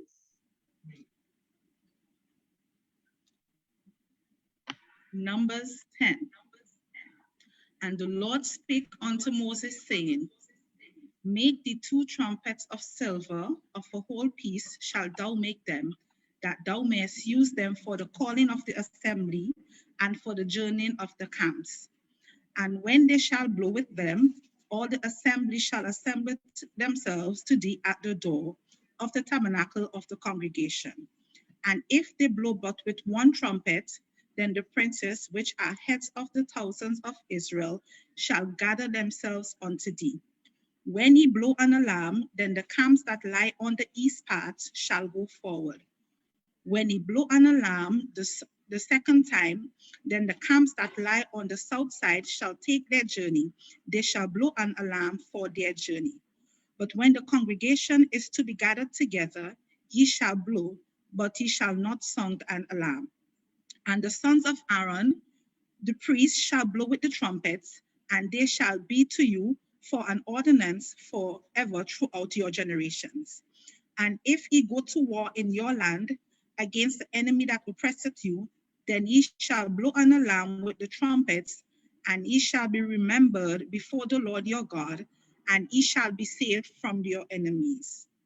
Also, in the day of your gladness and in your solemn days, And in the beginnings of your months, ye shall blow with the trumpets over your burnt offerings and over the sacrifices of your peace offerings, that they may be to you for a memorial before your God. I am the Lord your God. And it came to pass on the 20th day of the second month in the second year that the cloud was taken up from off the tabernacle of the testimony. And the children of Israel took their journeys out of the wilderness of Sinai, and the clouds rested in the wilderness of Paran. And they first took their journey according to the commandment of the Lord by the hand of Moses. In the first place went the standard of the camp of the children of Judah according to their armies, and over his host was Nahshon the son of Amminadab. And over the host of the tribe of the children of Issachar was Naphtali the son of Zuar. And over the host of the tribe of the children of Zebulun was Eliab the son of Helon. And the tabernacle was taken down, and the sons of Gershon and the son of Merari set forward bearing the tabernacle. And the standard of the camp of Reuben was set forward according to their armies, and over the host was Eleazar the son of Shedeur. And over the host of the tribe of the children of Simeon was Shelumiel the son of Zurishaddai. And over the host of the tribe of the children of Gad was Elisaph the son of Duel. And the Kohathites set forward bearing the sanctuary, and the other did set up the tabernacle against they came. And the standard of the camp of the children of Ephraim set forward according to their armies, and over his host was Elishama the son of Ammihud.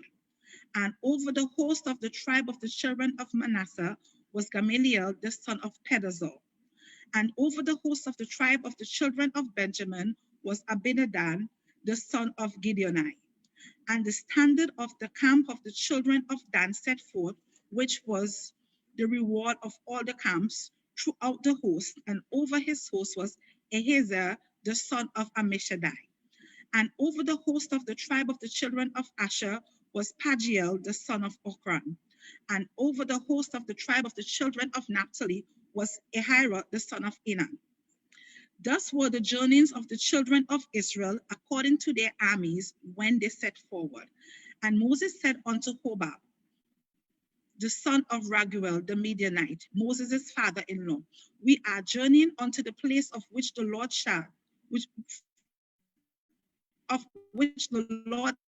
said, I will give it to you.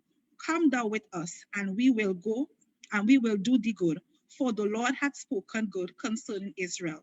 And he said unto him, I will not go, but I will depart to mine own land and to my kindred. And he said, leave us not, I pray thee, for as much as thou knowest how we are to encamp in the wilderness, and thou mayest be to us instead of eyes. And it shall be, if thou go with us, yea, it shall be, that what goodness the Lord shall do unto us, the same will we do unto thee. And they departed from the mount of the Lord 3 days' journey, and the ark of the covenant of the Lord went before them in the 3 days' journey to search out a resting place for them. And the cloud of the Lord was upon them by day when they went out of the camp. And it came to pass when the ark set forward that Moses said, rise up, Lord, and let thine enemies be scattered, and let them that hate thee flee from before thee. And when it rested, he said, return, O Lord, unto the thousands of Israel. Numbers 11. And when the people complained, it displeased the Lord. And the Lord heard it, and his anger was kindled, and the fire of the Lord burnt among them, and consumed them that were in the uttermost parts of the camp. And the people cried unto Moses. And when Moses prayed unto the Lord, the fire was quenched. And he called the name of the place Taberah, because the fire of the Lord burnt among them. And the mixed multitude that was among them fell a lusting. And the children of Israel also wept again and said, who shall give us flesh to eat? We remember the fish which we did eat in Egypt freely, the cucumbers and the melons and the leeks and the onions and the garlic. But now our soul is dried away, there is nothing at all beside this manna before our eyes. But the manna was a coriander seed, and the color therefore as the color of bdellium. And the people went about and gathered it, and ground it in mills, or beat it in a mortar, and baked it in pans, and made cakes of it. And the taste of it was as the taste of fresh oil. And when the dew fell upon the camp in the night, the manna fell upon it. Then Moses heard the people weep throughout their families, every man in the door of his tent, and the anger of the Lord was kindled greatly. Moses also was displeased. And Moses said unto the Lord, wherefore hast thou afflicted thy servant? And wherefore have I not found favor in thy sight, that thou layest the burden of all this people upon me? Have I conceived all these people? Have I begotten them, that thou shouldest say unto me, carry them in thy bosom, as a nursing father beareth the sucking child, unto the land which thou swearest unto their fathers? When should I have flesh to give unto all these people? For they weep unto me, saying, give us flesh that we may eat. I am not able to bear all these people alone, because it is too heavy for me. And if thou deal thus with me, kill me, I pray thee, out of hand. If I have found favor in thy sight, let me not see my wretchedness. And the Lord said unto Moses, gather unto me 70 men of the elders of Israel, whom thou knowest of the elders of the people and officers over them, and bring them unto the tabernacle of the congregation, that they may stand there with thee. And I will come down and talk with thee there, and I will take of the spirit which is upon thee, and will put it upon them. And they shall bear the burden of the people with thee, that thou bear it not thyself alone. And say thou unto the people, sanctify yourselves again tomorrow, and ye shall eat flesh, for he have wept in the ears of the Lord, saying, who shall give us flesh to eat? For it was well with us in Egypt. Therefore the Lord will give you flesh, and ye shall eat.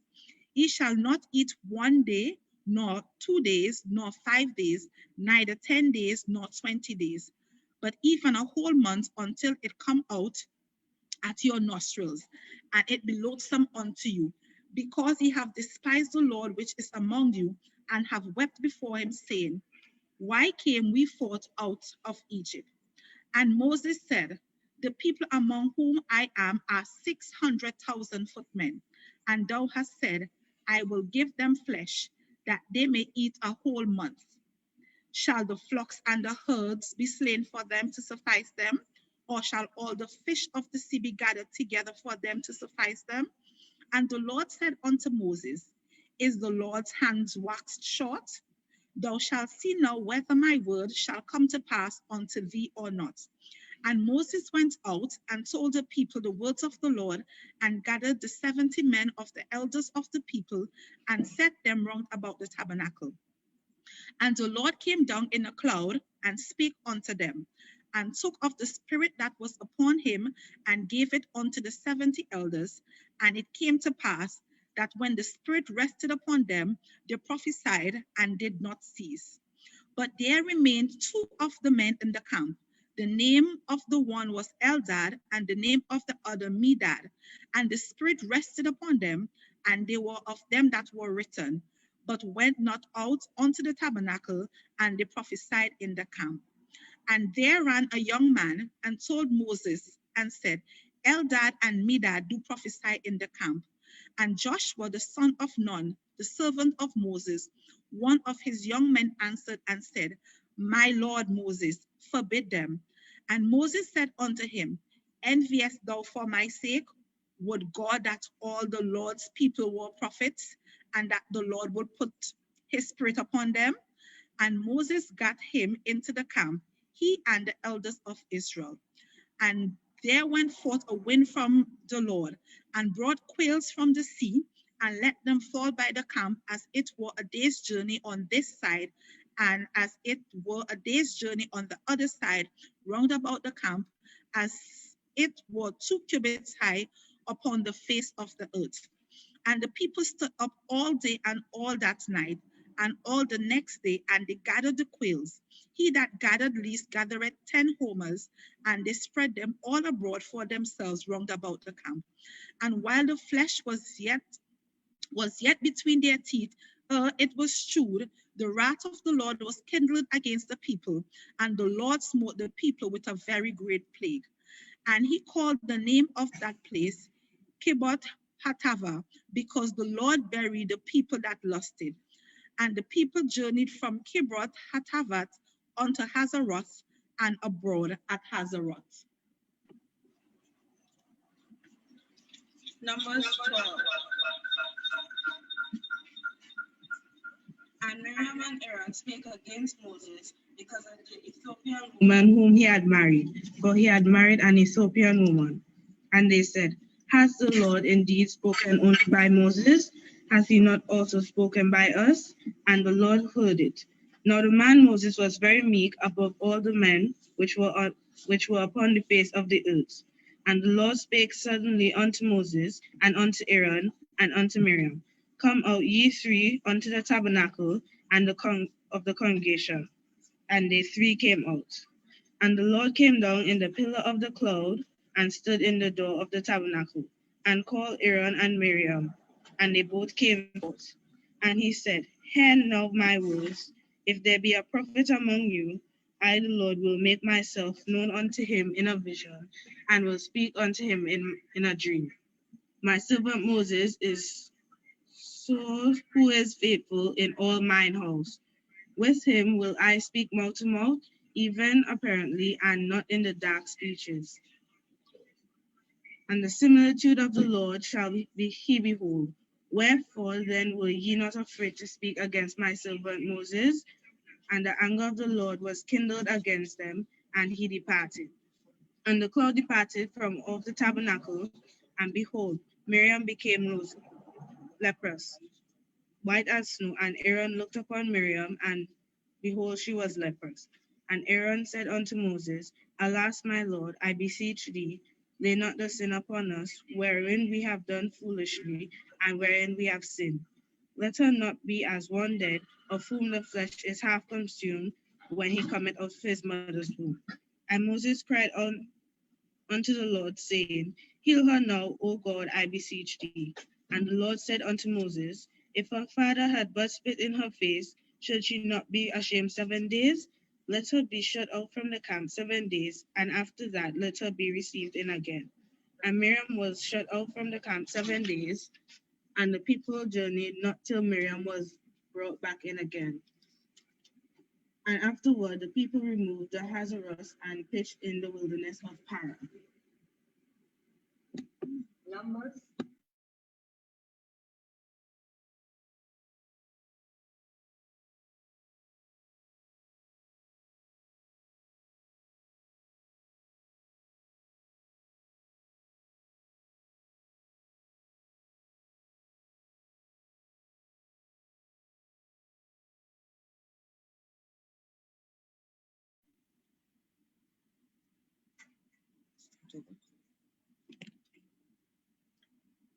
Numbers 13. And the Lord spake unto Moses, saying, send thou men that they may search the land of Canaan, which I give unto the children of Israel. Of every tribe of their fathers shall ye send a man, every one a ruler among them. And Moses, by the commandment of the Lord, sent them from the wilderness of Paran. All those men were heads of the children of Israel. And these were their names. Of the tribe of Reuben, Shammua the son of Zakur. Of the tribe of Simeon, Shaphat the son of Hori. Of the tribe of Judah, Caleb the son of Jephunneh. Of the tribe of Issachar, Igal the son of Joseph. Of the tribe of Ephraim, Oshea the son of Nun. Of the tribe of Benjamin, Palti the son of Raphu. Of the tribe of Zebulun, Gadiel the son of Zodi. Of the tribe of Joseph, namely of the tribe of Manasseh, Gadi the son of Susi.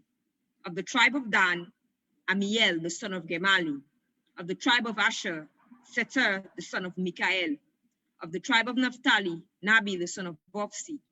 Of the tribe of Gad, Jeuel the son of Maki. These are the names of the men which Moses sent to spy out the land. And Moses called Hoshea, the son of Nun, Yehoshua. And Moses sent them to spy out the land of Canaan and said unto them, Get you up this way southward, and go up into the mountain, and see the land, what it is, and the people that dwell therein, whether they be strong or weak, few or many, and what the land is that they dwell in, whether it be good or bad, and what cities they be that they dwell in, whether in tents or in strongholds, and what the land is, whether it be fat or lean, whether there be wood therein or not. And be ye of good courage, and bring of the fruit of the land.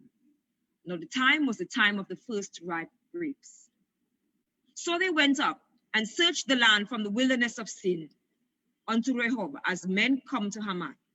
And they ascended by the south and came unto Hebron, where Ahiman, Sheshai, and Talmai, the children of Anak, were. Now Hebron was built 7 years before Zoan in Egypt. And they came unto the brook of Eshcol, and cut down from thence a branch with one cluster of grapes, and they bare it between two upon a staff. And they brought of the pomegranates and of the figs. And the place was called the brook Eshcol, because of the cluster of grapes which the children of Israel cut down from thence. And they returned from searching of the land after 40 days.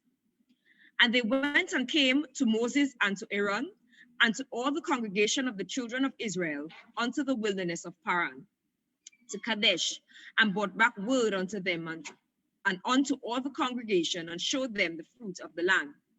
And they told him and said, We came unto the land whither thou sentest us, and surely it floweth with milk and honey, and this is the fruit of it. Nevertheless, the people be strong that dwell in the land, and the cities are walled and very great. And moreover, we saw the children of Anak there.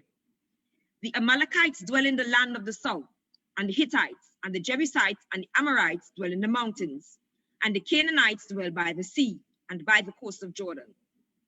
And Caleb stilled the people before Moses and said, Let us go up at once and possess it, for we are well able to overcome it. But the men that went up with him said, We be not able to go up against the people, for they are stronger than we.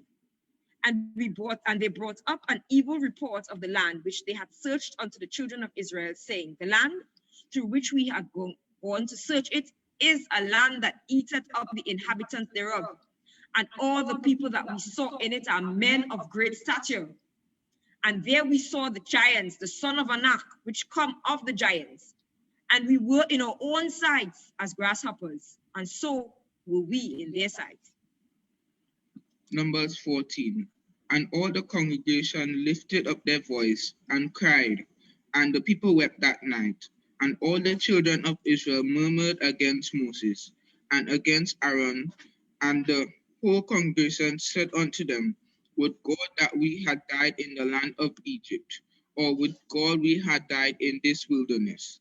And wherefore had the Lord brought us unto this land to fall by the sword, that our wives and our children should be a prey? Were it not better for us to return into Egypt? And they said one to another, Let us make a captain, and let us return into Egypt. Then Moses and Aaron fell onto their faces before the assembly of the congregation of the children of Israel. And Joshua the son of Nun and Caleb the son of Jephunneh, which were of them that searched the land, rent their clothes, and they spake unto all the company of the children of Israel, saying, The land which we passed through to search it is an exceeding good land. If the Lord delight in us, then he will bring us into this land and give it us, a land which floweth with milk and honey. Only rebel not ye against the Lord, neither fear ye the people of the land, for they are bread for us. Their defense is departed from them, and the Lord is with us. Fear them not. But all the congregation bade stone them with stones. And the glory of the Lord appeared in the tabernacle of the congregation before all the children of Israel. And the Lord said unto Moses, How long will this people provoke me? And how long will it be ere they believe me? For all the signs which I have shewed among them, I will smite them with the pestilence and disinherit them and will make of thee a greater nation and a mightier than they. And Moses said unto the Lord, then the Egyptians shall hear it, for thou broughtest up this people in thy might from among them, and they will tell it to the inhabitants of this land, for they have heard that thou Lord art among this people, that thou Lord art seen face to face, and that thy cloud standeth over them, and that thou goest before them by daytime in a pillar of a cloud, and in a pillar of fire by night. Now, if thou shalt kill all these people as one man, then the nations which have heard the fame of thee will speak, saying, because the Lord was not able to bring these people into the land which he sware unto them, therefore he had slain them in the wilderness. And now I beseech thee, let the power of my Lord be great, according as thou hast spoken, saying, the Lord is long suffering and a great mercy, forgiving iniquity and transgression, and by no means clearing the guilty, visiting the iniquity of the fathers upon the children unto the third and fourth generation. Pardon, I beseech thee, the iniquity of this people according unto the grace of thy mercy, and as thou hast forgiven these people from Egypt, even until now. And the Lord said, I have pardoned according to thy word, but as truly as I live, all the earth shall be filled with the glory of the Lord, because all those men which have seen my glory and my miracles, which I did in Egypt and in the wilderness, and have tempted me, now these 10 times, and have not hearkened to my voice, surely they shall not see the land which I swear unto their fathers, neither shall any of them that provoked me see it. But my servant Caleb, because he had another spirit with him, and had followed me fully, whereinto he went, and his seed shall possess. Now the Amalekites and the Canaanites dwelt in the valley. Tomorrow, turn you and get you into the wilderness by the way of the Red Sea. And the Lord spake unto Moses and unto Aaron, saying, how long shall I bear with this evil congregation, which murmur against me? I have heard the murmurings of the children of Israel, which they murmur against me. Say unto them, as truly as I live, said the Lord, as ye spoken in mine ears, so will I do to you. Your carcasses shall fall in this wilderness, and all that were numbered of you, according to your whole number, from 20 years old and upward, have murmured against me. 30 doublets ye shall not come into the land concerning which I swear to make you dwell therein, save Caleb the son of Jephunneh and Joshua the son of Nun, but your little ones which ye said should be a prey, them will I bring in, and they shall know the land which ye have despised.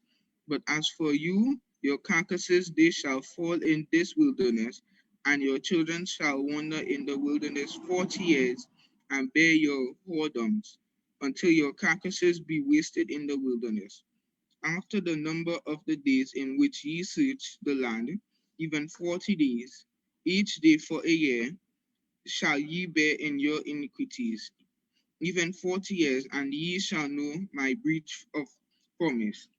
I, the Lord, have said, I will surely do it unto all this evil congregation that are gathered together against me in this wilderness. They shall be consumed, and there they shall die. And the men which Moses sent to search the land, who returned and made all the congregation to murmur against him, by bringing up a slander upon the land, even those men that did bring up the evil report upon the land died by the plague before the Lord. But Joshua the son of Nun and Caleb the son of Jephunneh, which were of the men that were sent that went to search the land, lived still. And Moses told these things unto the children of Israel, and the people mourned greatly. And they rose up early in the morning and got them up, into the top of the mountain, saying, Lo, we be here, and will go up unto the place which the Lord hath promised, for we have sinned. And Moses said, Wherefore now do ye transgress the commandment of the Lord, but it shall not prosper. God, go not up, for the Lord is not among you, that ye be not smitten before your enemies. For the Amalekites and the Canaanites are there before you, and ye shall fall by the sword, because ye are turned away from the Lord. Therefore, the Lord will not be with you. But they presume to go up unto the hill. Nevertheless, the ark of the covenant of the Lord and Moses departed not out of the camp. Then the Amalekites came down, and the Canaanites which dwelt in that hill, and smote them, and discomfited them even unto Hormah. Numbers 15. And the Lord spake unto Moses, saying, Speak unto the children of Israel, and say unto them, When ye be come into the land of your habitations, which I give unto you, and will make an offering by fire unto the Lord, a burnt offering, or a sacrifice in performing a vow, or in a freewill offering, or in your solemn feast to make a sweet savor unto the Lord of the herd of the flock. Then shall he offer his offering unto the Lord. Bring a meat offering of a tenth deal of flour mingled with the fourth part of an hin of oil, and the fourth part of an hin of wine for a drink offering. Shalt thou prepare with the burnt offering or sacrifice for one lamb or for a ram? Thou shalt prepare for a meat offering 2 tenths deal of flour mingled with the third part of an hin of oil. And for a drink offering, thou shalt offer the third part of a hin of wine for a sweet savor unto the Lord. And when thou preparest a bullock for a burnt offering or for a sacrifice, in performing a vow or a peace offering unto the Lord, then shall he bring with a bullock a meat offering of 3 tenths deal of flour mingled with a half of hin of oil. And thou shalt bring for a drink offering half an hin of oil of wine for an offering made by fire of a sweet savor unto the Lord. Thus shall it be done for one bullock, or for one ram, or for a lamb or a kid, according to the number that ye shall prepare, so shall ye do to every one according to their number. All that are born of the countries shall do these things after this manner, in offering made by fire of a sweet savor unto the Lord. And if a stranger sojourn with you, or whosoever be among you in your generations, I will offer an offering made by fire of a sweet savor unto the Lord, as ye do, so he shall do. One ordinance shall be both for you of the congregation, and also for the stranger that sojourneth with you, an ordinance forever in your generations, as ye are, so shall a stranger be before the Lord. One law and one manner shall be for you, and for the stranger that sojourneth with you. And the Lord spake unto Moses, saying, Speak unto the children of Israel, and say unto them, When ye come into the land whither I bring you, then it shall be that when you eat of the bread of the land, ye shall offer up a heap of offering unto the Lord. Ye shall offer up a cake of the first of your dough for an heap offering, as ye do the heap offering of the threshing floor. So shall ye heap it of the first of your dough, and ye shall give unto the Lord an heap offering of your generations.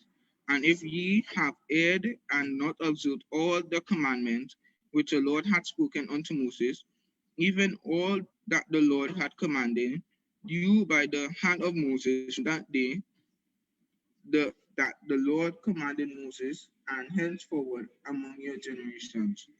Then it shall be, if aught be committed by ignorance without the knowledge of the congregation, that all the congregation shall offer one young bullock for a burnt offering for a sweet savor unto the Lord. With this meat offering and his drink of and his drink offering according to the manner, and 1 kid of the goats for a sin offering.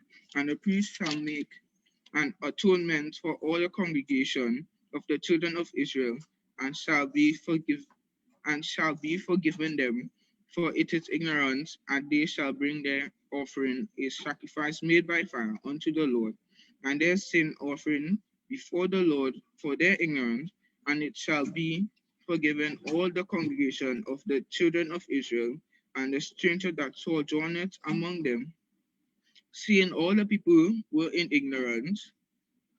And if any soul sins through ignorance, then he shall bring a she-goat of the first year for a sin offering.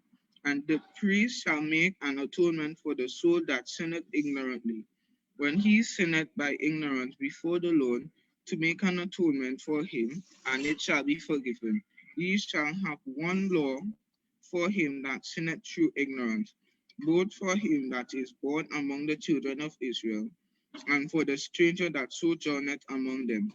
But the soul that doeth aught presumptuously, whether he be born in the land or a stranger, the same reproacheth the Lord, and that soul shall be cut off among his people, because he had despised the word of the Lord, and had broken his commandment, that soul shall utterly be cut off. His iniquity shall be upon him. And while the children of Israel were in the wilderness, they found a man that gathered sticks upon the Sabbath day. And they found him gathering sticks, brought him unto Moses and Aaron, and unto the congregation, and they put him in a ward, because it was not declared what should be done to him. And the Lord said unto Moses, the man shall be surely put to death, and the congregation shall stone him with stones without the camp. And the congregation brought him without the camp, and stoned him with stones, and he died, as the Lord commanded Moses. And the Lord spake unto Moses, saying, Speak unto the children of Israel, and bid them that they make them fringes in their borders of their garments throughout their generations, and that they put upon the fringe of the borders a ribbon of blue, and it shall be unto you for a fringe, that ye may look upon it and remember all the commandments of the Lord, and do them, and that ye seek not after your own heart and your own eyes, after which ye used to go a-whoring, that ye may remember and do all my commandments, and be holy unto your God. I am the Lord your God, which brought you out of the land of Egypt to be your God. I am the Lord your God.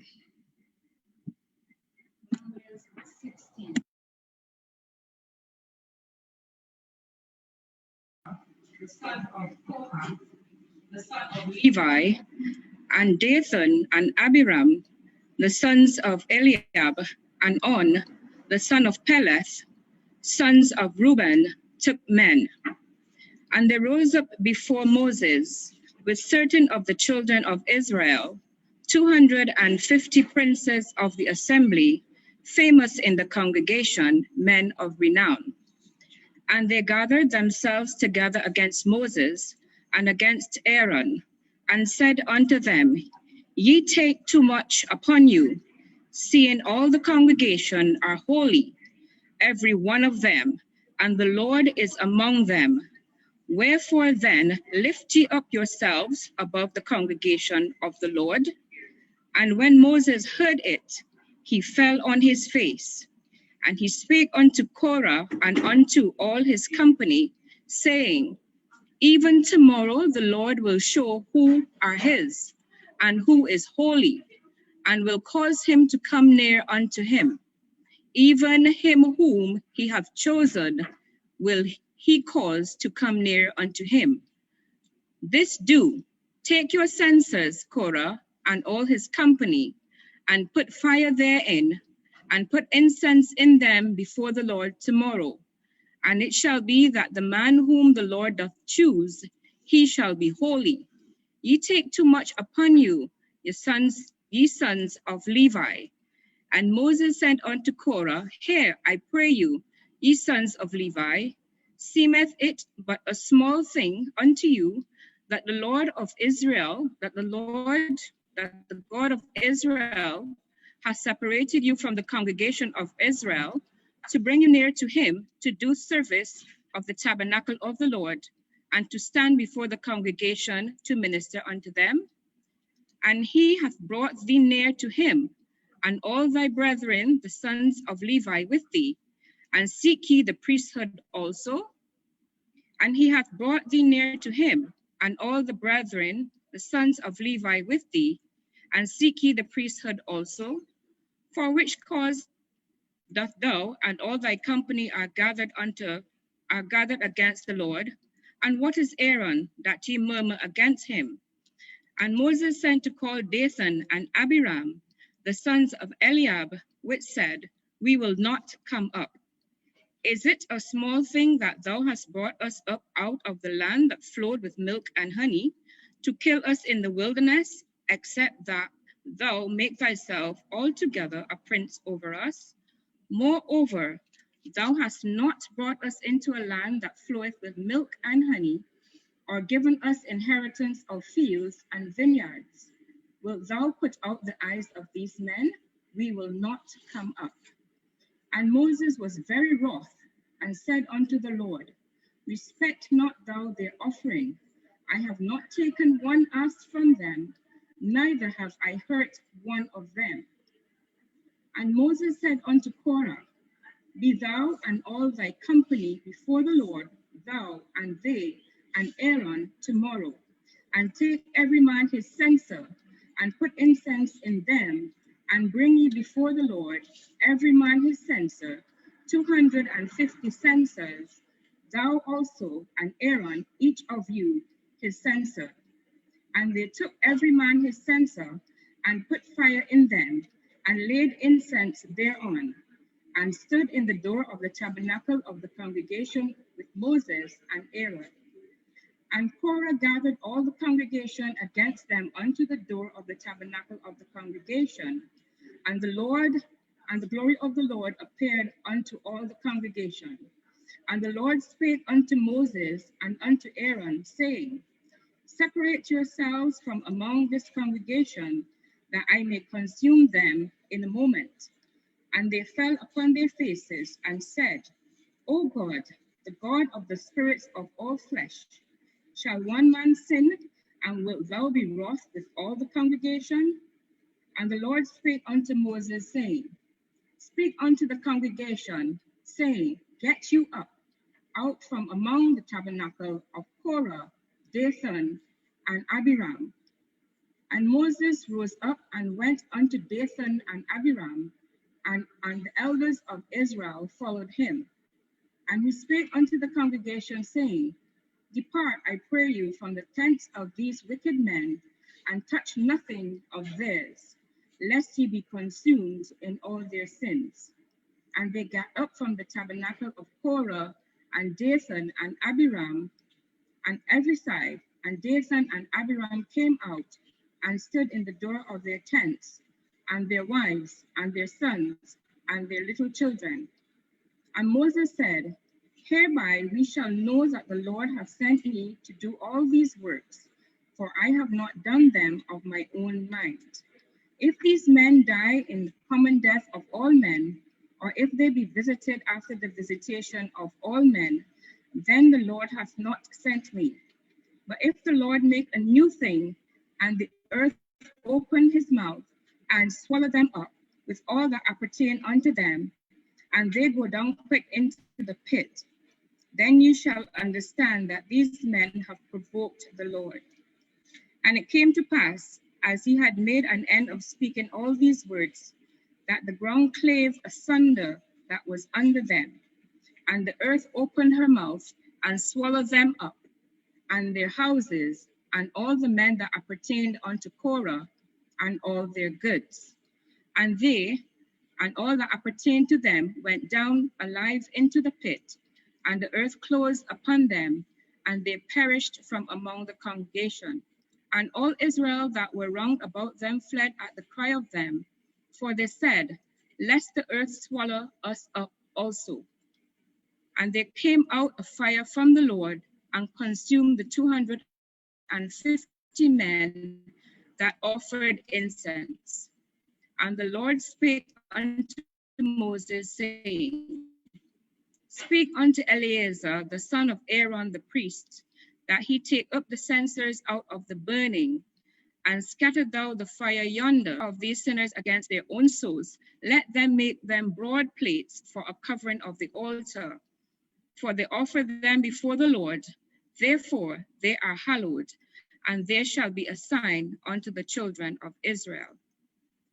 And Eleazar the priest took the brazen censers, wherewith they were burnt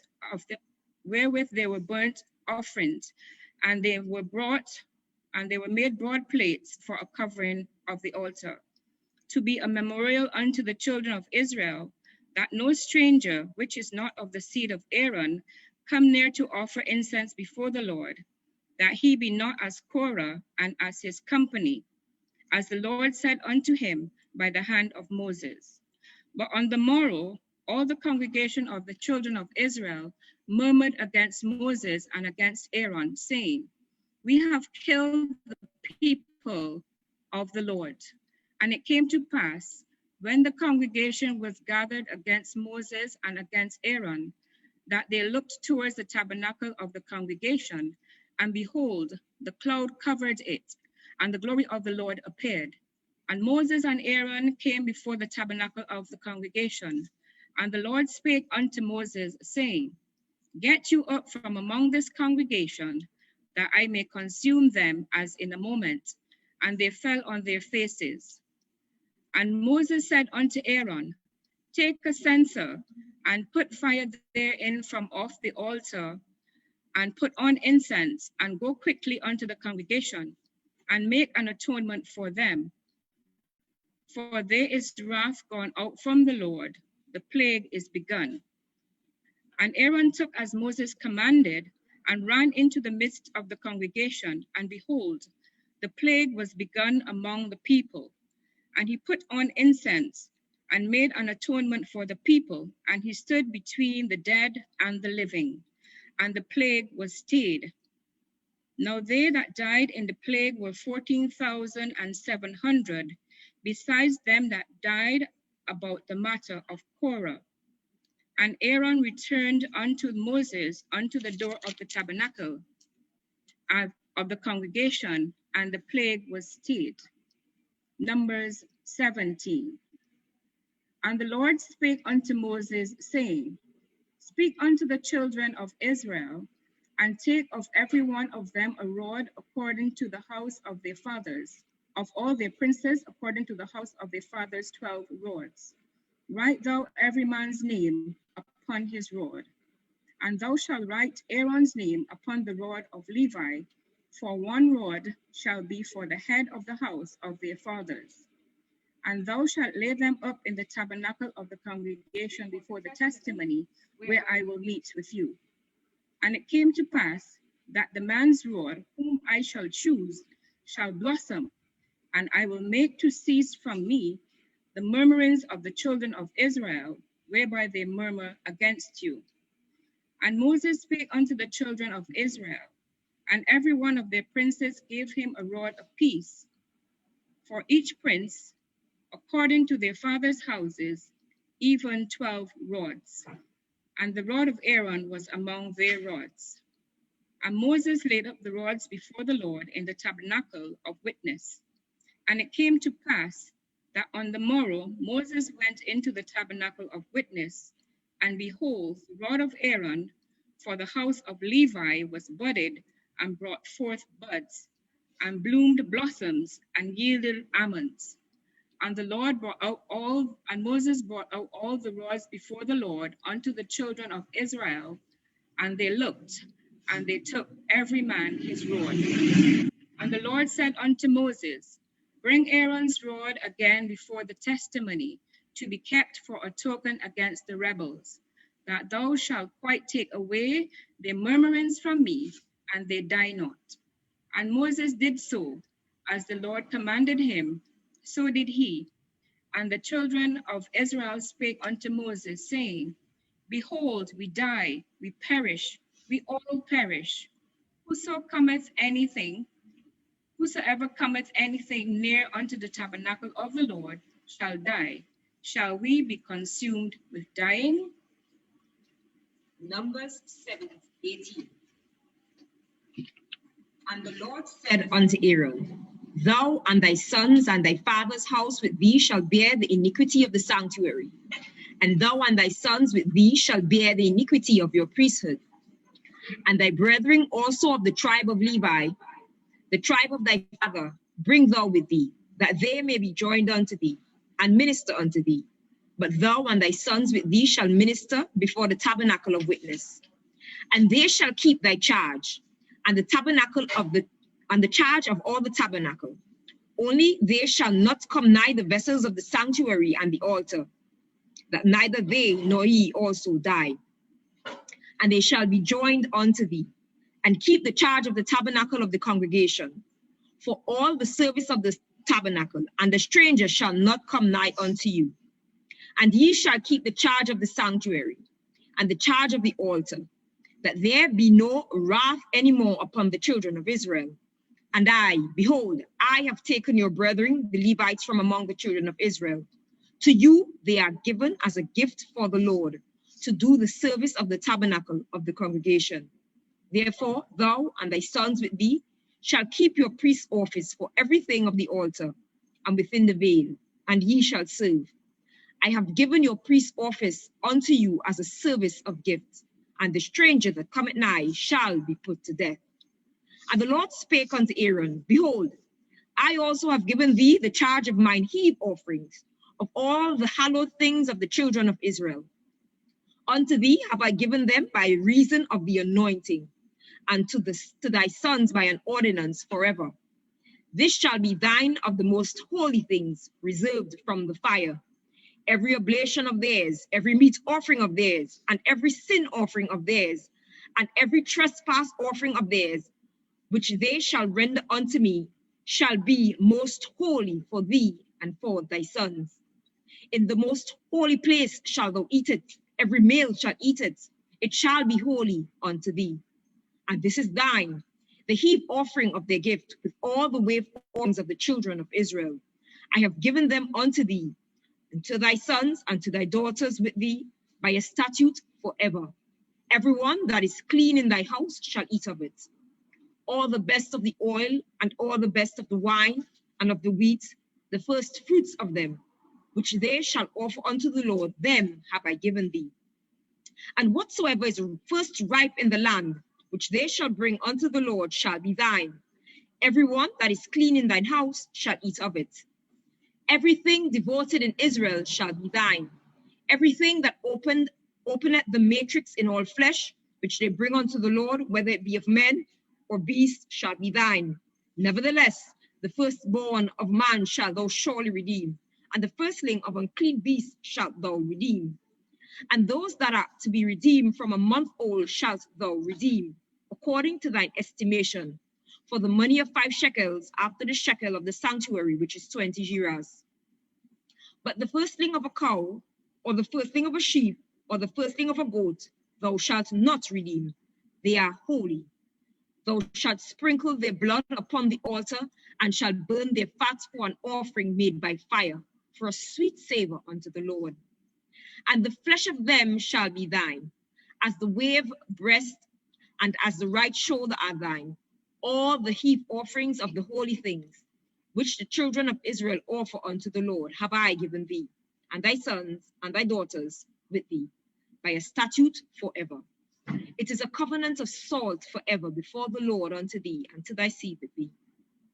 And the Lord spake unto Aaron, Thou shalt have no inheritance in their land, neither shalt thou have any part among them. I am thy part and thine inheritance among the children of Israel. And behold, I have given the children of Levi all the tenth in Israel for an inheritance, for their service which they serve, even the service of the tabernacle of the congregation. Neither must the children of Israel henceforth come nigh the tabernacle of the congregation, lest they bear sin and die. But the Levites shall do the service of the tabernacle of the congregation, and they shall bear the iniquity. It shall be a statute forever throughout your generations, that among the children of Israel they have no inheritance. But the tithes of the children of Israel, which they offer as an heap offering unto the Lord, I have given to the Levites to inherit. Therefore I have said unto them, among the children of Israel they shall have no inheritance. And the Lord spake unto Moses, saying, thus speak unto the Levites, and say unto them, when ye take of the children of Israel the tithes which I have given you from them for your inheritance, then ye shall offer up an heap offering of it for the Lord, even a 10th part of the tithe.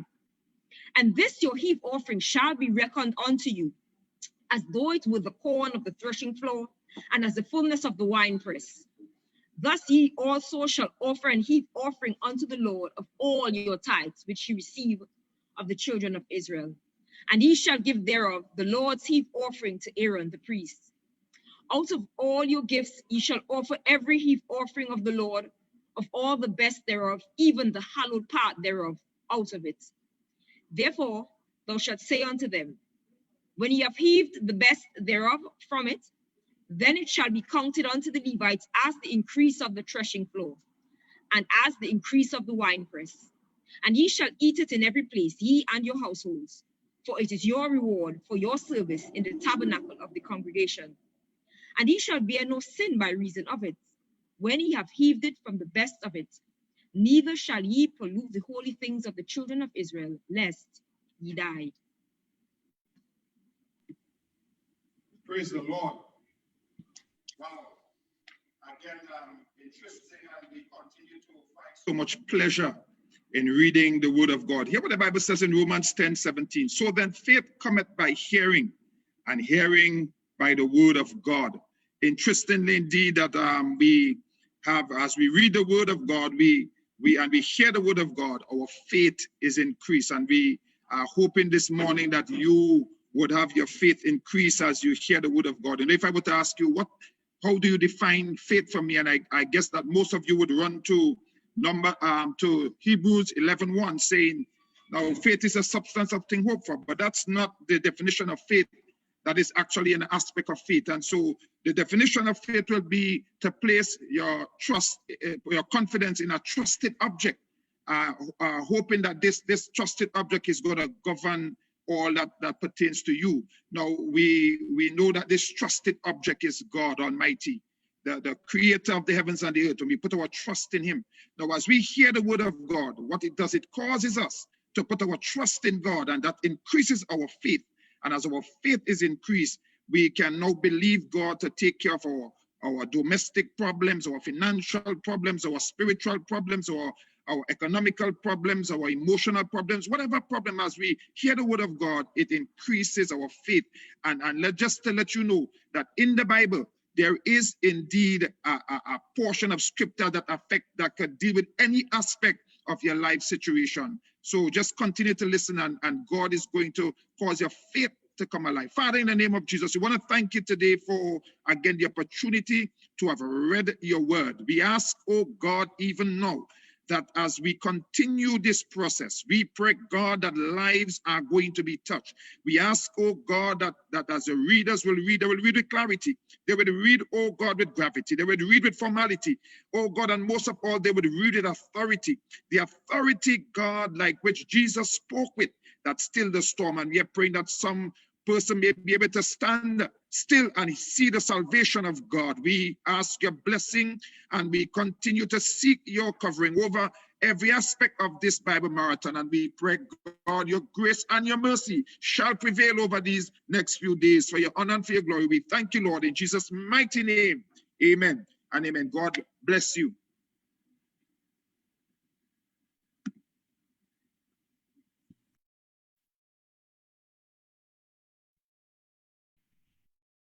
Numbers 19. And the Lord spake unto Moses and unto Aaron, saying, this is the ordinance of the Lord which the Lord hath commanded, saying, speak unto the children of Israel, that they bring thee a red heifer without spot, wherein is no blemish, and upon which never came yoke. And he shall give unto Eleazar the priest, that he may bring her forth without the camp, and one shall slay her before his face. And Eleazar the priest shall take of her blood with his finger and sprinkle of her blood directly before the tabernacle of the congregation 7 times. And one shall burn the heifer in his sight, her skin and her flesh and her blood with her dung shall be burned. And the priest shall take cedar wood and hyssop and scarlet and cast it into the midst of the burning of the heifer. Then the priest shall wash his clothes, and he shall bathe his flesh in water. And afterward he shall come into the camp, and the priest shall be unclean until even. And he that burneth her shall wash his clothes in water, and bathe his flesh in water, and shall be unclean until even. And a man that is clean shall gather up the ashes of the heifer, and lay them up without the camp in a clean place. And it shall be kept for the congregation of the children of Israel for a water of separation. It is a purification for sin. And he that gathereth the ashes of the heifer shall wash his clothes, and be unclean until even. And it shall be unto the children of Israel, and unto the stranger that sojourneth among them, for a statute forever. He that toucheth the dead body of any man shall be unclean 7 days. He shall purify himself with it on the 3rd day, and on the 7th day he shall be clean. But if he purify not himself the 3rd day, then the 7th day he shall not be clean. Whosoever toucheth the dead body of any man that is dead, and purifieth not himself, defileth the tabernacle of the Lord. And that soul shall be cut off from Israel. Because of the water of separation was not sprinkled upon him, he shall be unclean. His uncleanness is yet upon him. This is the law. When a man dieth in a tent, all that come into that tent, and all that is in that tent shall be unclean 7 days. And every open vessel which hath no covering bound upon it is unclean. And whosoever toucheth one that is slain with a sword in the open field, or a dead body, or a bone of a man, or a grave, shall be unclean 7 days. And for an unclean person, they shall take of the ashes of the burnt heifer of purification for sin, and running water shall be put thereto in a vessel. And a clean person shall take hyssop, and dip it in the water, and sprinkle it upon the tent, and upon all the vessels, and upon the persons that were there, and upon him that toucheth a bone, or one slain, and one dead, or a grave. And a clean person shall sprinkle upon the unclean on the 3rd day, and on the 7th day. And on the 7th day he shall purify himself, and wash his clothes, and bathe himself in the water, and shall be clean at even. But the man that shall be unclean, and shall not purify himself, that soul shall be cut off from among the congregation, because he hath defiled the sanctuary of the Lord. The water of separation hath not been sprinkled upon him. He is unclean. And it shall be a perpetual statute unto them, that he that sprinkleth the water of separation shall wash his clothes, and he that toucheth the water of separation shall be unclean until even. And whatsoever the unclean person toucheth shall be unclean, and the soul that toucheth it shall be unclean until even.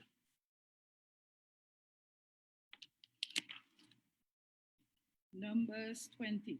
Then came the children of Israel, even the whole congregation, into the land, into the desert of Zin, the first month, and the people abode in Kadesh, and Miriam died there, and was buried there. And there was no water for the congregation, and they gathered themselves together against Moses and against Aaron. And the Lord and the people chill with Moses and speak, saying, will God that we had died where our brothers died before the Lord? And why has he brought up the congregation of the Lord into this wilderness, that we and our children, cattle shall die there? And wherefore have ye made us to come up out of Egypt to bring us into this evil place. It is no place of seed or of fig, or is no place of vine or of pomegranate, neither is there any water to drink. And Moses and Aaron went forth into the presence of the assembly unto the doors of the tabernacle of the congregation, and they fell upon their face. And the glory of the Lord appeared unto Moses, and the Lord spake to Moses, saying, take the rod and gather thou the assembly together, thou and Aaron thy brother, and speak ye unto the rock before thy eyes, and it shall give forth thy water, and thou shalt bring forth to them water out of the rock, so thou shalt give the congregation and thy beasts to drink. And Moses took the rod from before the Lord, and he commanded, and Moses and Aaron gathered the congregation together before the rock, and he said unto them, hear ye now, rebels, must we forsake ye which out of thy rock? And, and Moses lifted up his hand, and with his rod he smote the rock twice, and the water came out abundantly, and the congregation drank, and their beasts also. And the Lord spake unto Moses and Aaron, because ye believe not to sanctify me in the eyes of the children of Israel. Therefore, ye shall not bring thy congregation into the land which I have given thee. This is the water of Meribah, because the children of Israel strode with the Lord, and he was sanctified in them. And Moses sent message from Kadesh unto the king of Edom. Thus said the brothers Israel, thou knowest all thy travails that befall us, how our father went down into Egypt, and we have dwelt in Egypt a long time, and in Egypt vexed us and our fathers.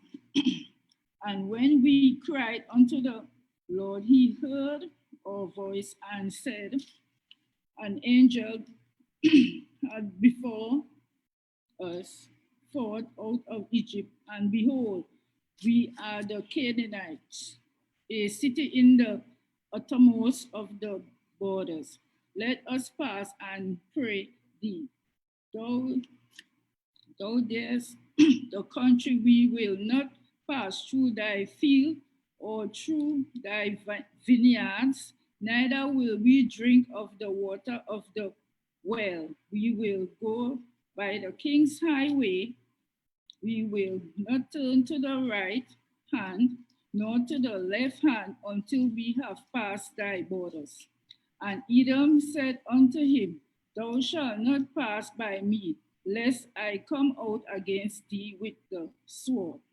And the children of Israel said unto him, we will go by the highway, and if I have any cattle drink of that water, then I will pay for it, only without doing anything else. Go through on my feet.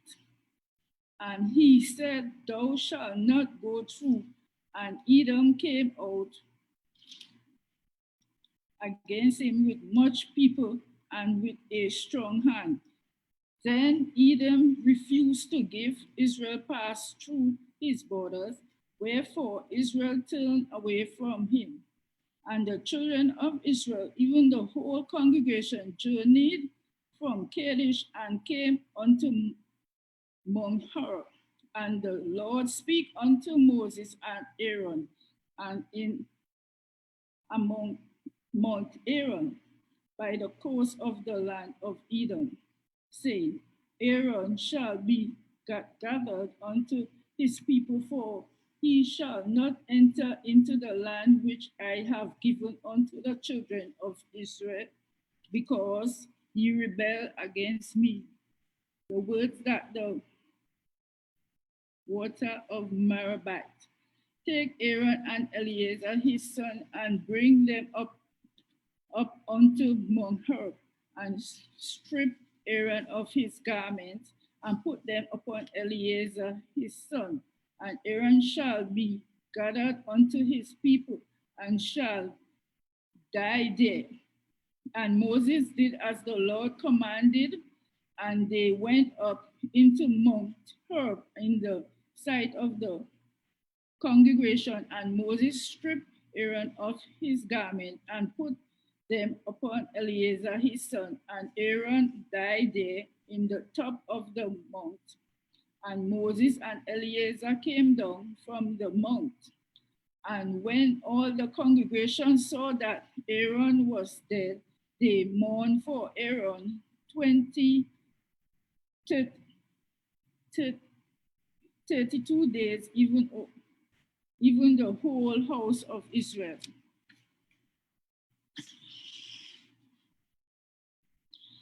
Chapter 21.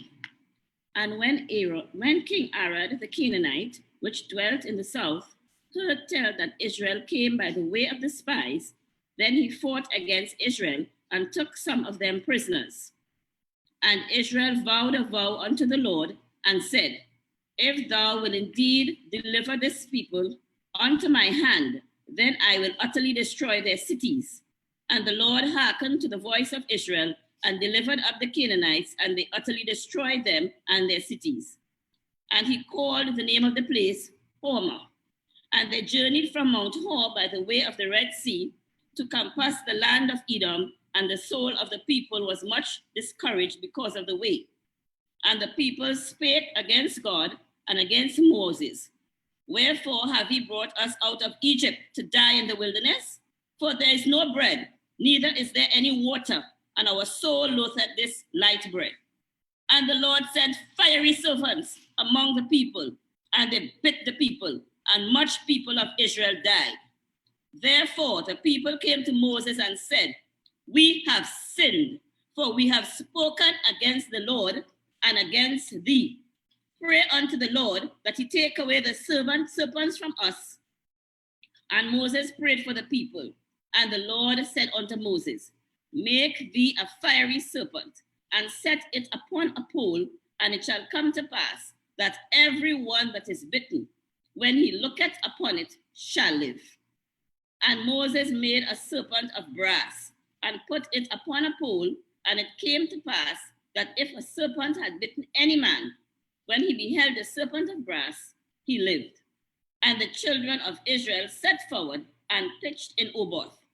And they journeyed from Oboth and pitched up Ijaz-Abrim, and in the wilderness, which is before Moab, towards the sun rising. From thence they removed and pitched the valley of Zared. From thence they removed and pitched on the other side of Anon, which is in the wilderness that cometh out of the coast of the Amorites, for Anon in the border of Moab, between Moab and the Amorites. Wherefore it is said in the book of the wars of the Lord, what he did in the Red Sea and in the brooks of Anon, and at the stream of the brooks that goeth down to the dwelling of Ar, and lieth upon the border of Moab. And from thence they went to Beer, that is the well, wherefore the Lord spake unto Moses, Gather the people together, and I will give them water. Then Israel sang the song, Spring up, O well, sing ye unto it. The princes dig the well, the nobles of the people digged it, by the direction of the lawgiver with their staves. And from the wilderness they went to Mattanah, and from Mattanah to Nahaliel, and from Nahaliel to Bamoth, and from Bamoth in the valley that is in the country of Moab to the top of Pisgah, which looked towards Jeshimon. And Israel sent messengers from Sihon, king of the Amorites, saying, Let me pass through thy land. We will not turn into the fields or into the vineyards. We will not drink of the waters of the well, but we will go along by the king's highway until we pass thy borders. And Sion would not suffer Israel to pass through his border. But Sion gathered all his people together and went out against Israel into the wilderness, and he came to Jahaz and fought against Israel. And Israel smote him with the edge of the sword and possessed his land from Anon into Jabbok, even unto the children of Ammon. For the border of the children of Ammon was strong. And Israel took all these cities, and Israel dwelt in all the cities of the Amorites in Heshbon, and in all the villages thereof. For Heshbon was the city of Sion, the king of the Amorites. He had fought against the former king of Moab, and taken all his land out of his hand, even unto Anon. Wherefore they that speak in Proverbs say, Come unto Heshbon, let the city of Sion be built and prepared. For there is a fire gone out of Heshbon, a flame from the city of Sion. It had consumed Ar of Moab, and the lords of the high places of Anon. Woe to thee, Moab, thou art undone, O people of Cheshmosh.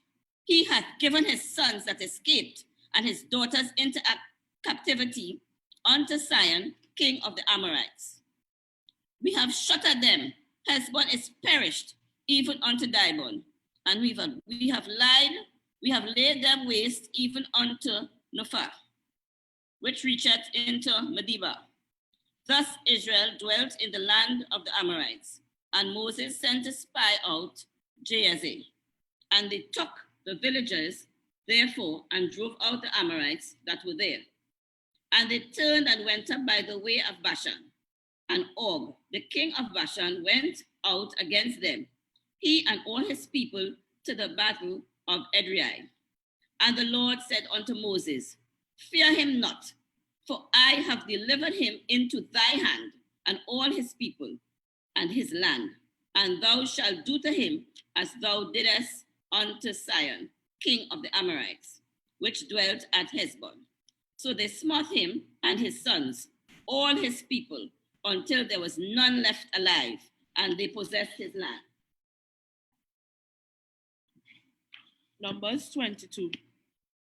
And the children of Israel set forward and pitched in the plains of Moab on this side Jordan by Jericho. And Balak, the son of Zippor, saw all that Israel had done to the Amorites. And Moab was so afraid of the people because they were many. And Moab was distressed because of the children of Israel. And Moab said unto the elders of Midian, Now shall this company lick up all that are round about us, as the ox licketh up the grass of the field. And Balak, the son of Zippor, was king of the Moabites at that time. He sent messengers therefore unto Balaam, the son of Beor, and Pethor, which is by the river of the land of the children of his people, to call him, saying, Behold, there is the people come out from Egypt. Behold, they cover the face of the earth, and they abide over against me.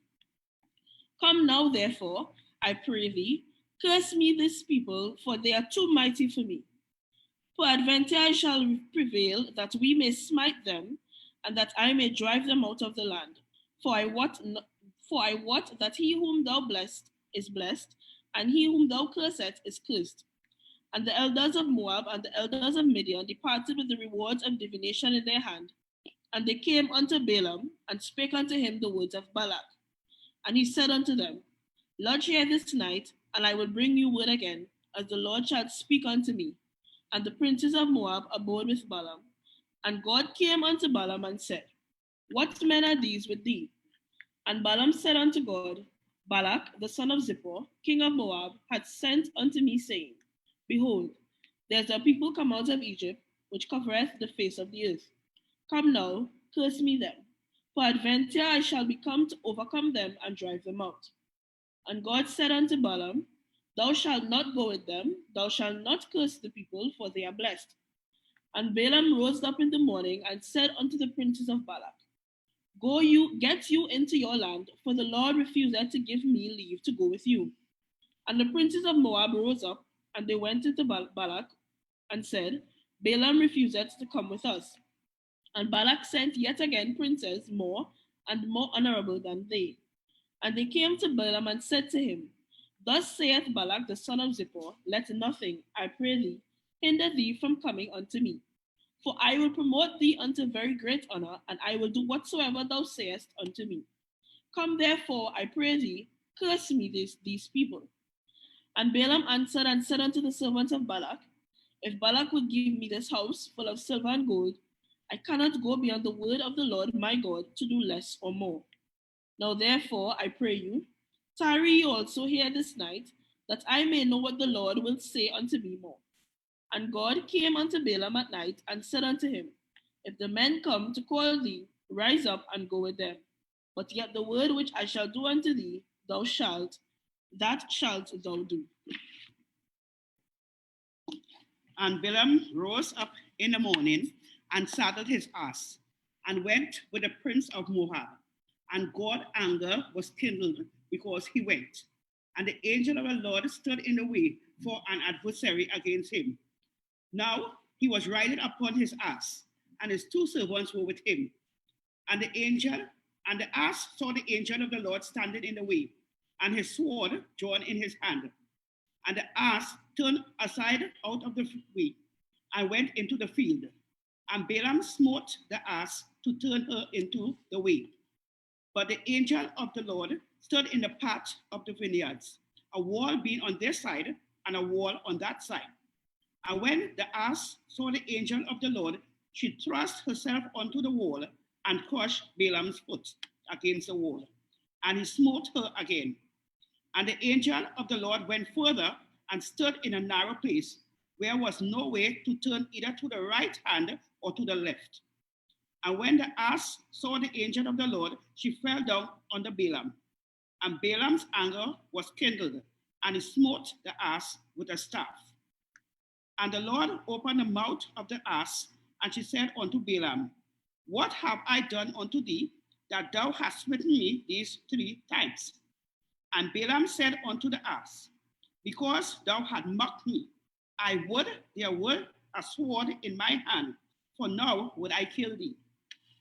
And the ass said unto Balaam, Am not I thine ass, upon which thou hast ridden ever since I was thine unto this day? Was I ever wont to do so unto you? And he said, Nay. Then the Lord opened the eyes of Balaam, and he saw the angel of the Lord standing in the way, and his sword drawn in his hand. And he bowed down his head and fell flat on his face. And the angel of the Lord said unto him, Wherefore hast thou smitten thine ass these 3 times? Behold, I went out to withstand thee, because the way is perverse before me. And the ass saw me and turned from me these 3 times. Unless she had turned from me, surely now also I had slain thee and saved her life. And Balaam said unto the angel of the Lord, I have sinned, for I knew not that thou stoodest in the way against me. Now therefore, if it displease thee, I will get me back again. And the angel of the Lord said unto Balaam, Go with the men, but only the word that I shall speak unto thee that thou shalt speak.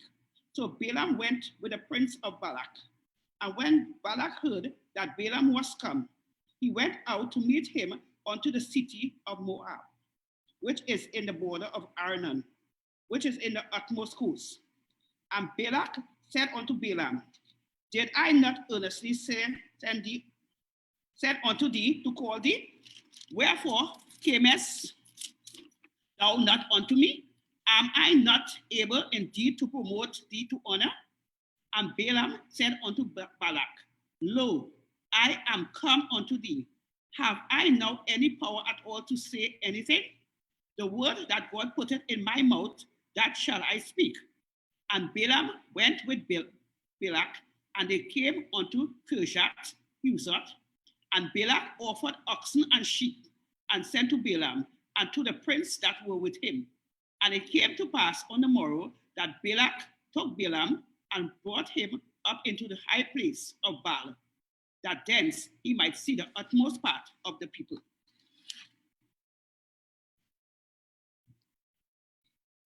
Chapter 23.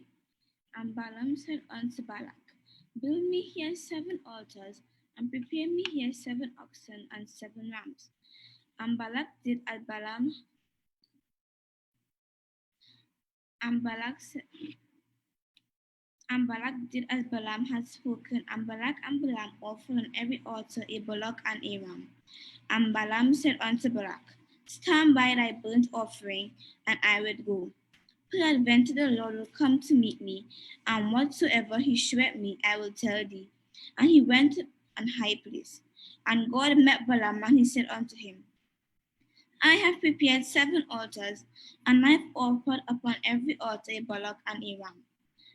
And the Lord put a word in Balaam's mouth and said, Return unto Balak, and thus thou shalt speak. And he returned unto him, and lo, he stood by his burnt sacrifice, he and all the princes of Moab. And he took up his parable and said, Balak, the king of Moab, had brought me from Aram out of the mountains of the east, saying, Come, curse me, Jacob, and come defy Israel. How shall I curse whom God hath not cursed? Or how shall I define who God has not defined? For from the top of the rocks I see him, and from the hills I behold him. Lo, the people shall dwell alone, and shall not be reckoned among the nations, who can count the dust of Jacob, and the number of the 4th part of Israel. Let me die the death of righteous, and let my last end be like his. And Balak said unto Balaam, What hast thou done unto me? I told thee to curse mine enemies, and behold, thou hast blessed them altogether. And he answered and said, Must I not take heed to speak that which the Lord hath put in my mouth? And Balak said unto him, Come, I pray thee, with me unto another place, from whence thou mayest see them. Thou shalt see but the uttermost part of them, and shalt not see them all, and curse them from thence. And he brought him into the field of Zophim to the top of Pisgah, and built 7 altars, and offered a bullock and a ram on every altar. And he said unto Balak, Stand here by the burnt offering, while I meet the Lord yonder. And the Lord met Balaam and put a word in his mouth and said, Go again unto Balak and say thus. When he came to him, behold, he stood by his burnt offering, and the princes of Moab with him. And Balak said unto him, What hath the Lord spoken? And he took up his parable and said, Rise up, Balak, and hearken unto me, thou son of Zippor. God is not a man that he should lie, neither the Son of Man that he should repent. Hath he said, and shall he not do it? Or hath he spoken, and shall he not make good? Behold, I have received commandment to bless, and he had blessed, and I cannot reserve it. He had not beheld iniquity in Jacob, neither had he perseverance in Israel. The Lord his God is with him, and the shout of a king is among them. God brought them out of Egypt. He had, if they were the strength of a unicorn. Surely there is no enchantment against Jacob, neither is there any divination against Israel. According to this time, it shall be said of Jacob and of Israel, What had God brought? Behold, the people shall rise up as a great lion, and lift up himself as a young lion. He shall not lie down until he eat of the prey and drink of the blood of the slain. And Balak said unto Balaam, Neither curse them at all, nor bless them at all. But Balaam answered and said unto Balak, Told not I thee, saying, All that the Lord spake that I must do? And Balak said unto Balaam, Come, I pray thee, I will bring thee unto another place, peradventure it will please God that thou mayest curse me from thence. And Balak brought Balaam unto the top of Peor that looketh to Jeshimon. And Balaam said unto Balak, Build me here 7 altars, and prepare me here 7 bullocks and 7 rams. And Balak did as Balaam had said, and offered a bullock and a ram on every altar.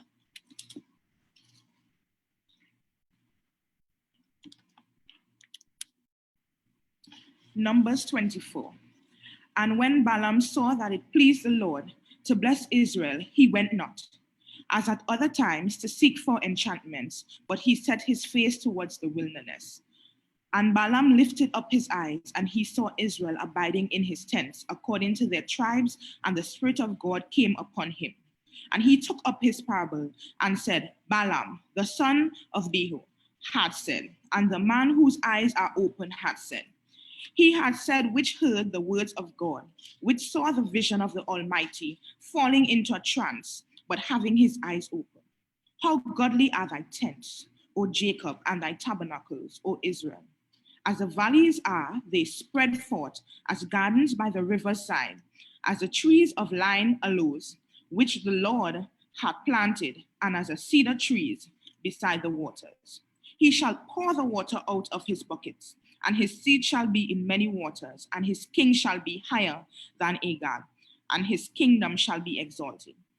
God brought him forth out of Egypt. He had, as it were, the strength of an unicorn. He shall eat up the nations, his enemies, and shall break their bones, and pierce them through with arrows. He couched, he lay down as a lion, and as a great lion, who shall stir him up? Blessed is he that blesseth thee, and cursed is he that curseth thee. And Balak's anger was kindled against Balaam, and he smote his hands together. And Balak said unto Balaam, I call thee to curse mine enemies, and behold, thou hast altogether blessed them these 3 times. Therefore now flee thou to thy place. I thought to promote thee unto great honor, but lo, the Lord had kept thee back from honor. And Balaam said unto Balak, Spake I not also to thy messengers, which thou sentest unto me, saying, If Balak would give me his house full of silver and gold, I cannot go beyond the commandment of the Lord, to do either good or bad of mine own mind. But what the Lord saith, that will I speak. And now, behold, I go unto my people.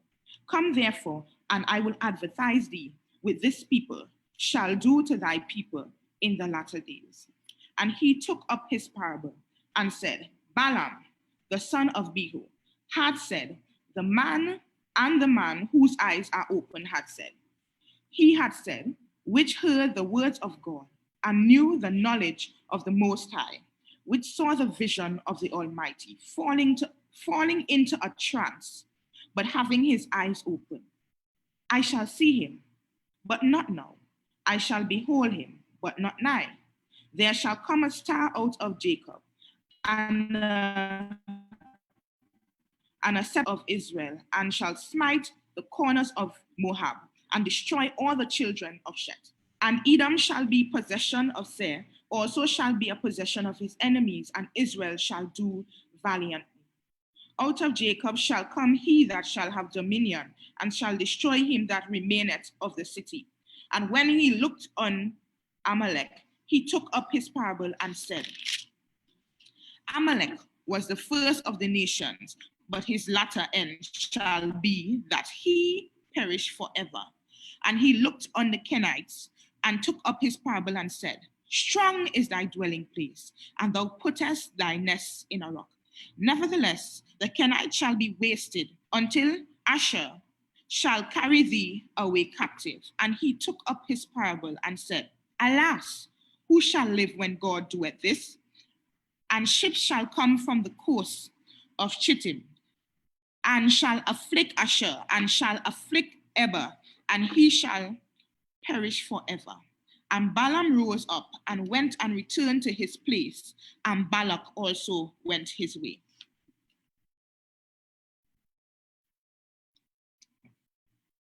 Numbers 25. And the Israel abhorred the Syrians, and the people began to commit whoremongs and the daughters of Moab, and they called the people unto the sacrifice unto their gods. And the people did eat and bow down their gods. And Israel joined himself into Balak, and the anger of the Lord was kindly against Israel. And the Lord unto Moses, take all the heads of the people, and hang up therefore the Lord against the sun. And the violent anger of the Lord came and turned away from Israel. And Moses said unto judges of Israel, slay every one, the which men that will join into valor upon. And behold, one of the children of Israel came and brought into the breach the Midianites women in the sights of Moses and the sights of all the congregation and the children of Israel, whom were weeping before the word of the tabernacle and the congregation, and the Philistines of the son of the Israelites, of the son of Aaron, the priest saw it and rose up from among the congregation, and took the jewelers in the hand, and went after the man of Israel unto the tent, thrust both of them through the man of Israel, and the woman through the belly. So the plague was stayed from the children of Israel, and whose had died in the plague were 24,000. And the Lord spoke unto Moses, saying, Philistines and the son of Israel and the son of Aaron, the priest shall turn thy wrath against away from the children of Israel. And he was the jealousy of the silk amongst them, and I consume not in the children of Israel into thy jealousy. Therefore saying, behold, I give unto thee any congregation of peace, and he shall have it, and the seeds after him, even in the congregation of the everlasting priesthood, before of the jealousies of his God, and made the anointed in the children of Israel, knowing the name of the Israelites, that they were slain into that which was slain into the slaughter in the princes of the chief among them, in the synagogues, and they came in the moveless women, and they slay the scribes and the daughters of Sun, and it was a head over the people, and the chief priests and murderers, and in the word spoke unto Moses, saying, vex the murderers and spike them, for I vex you with their wives, therefore, and they have produced you into the matters of prudence, and in the matters of student, and the daughters of prince of the Medes, and the sisters which should ascend into the day of the plague of thy lunacy.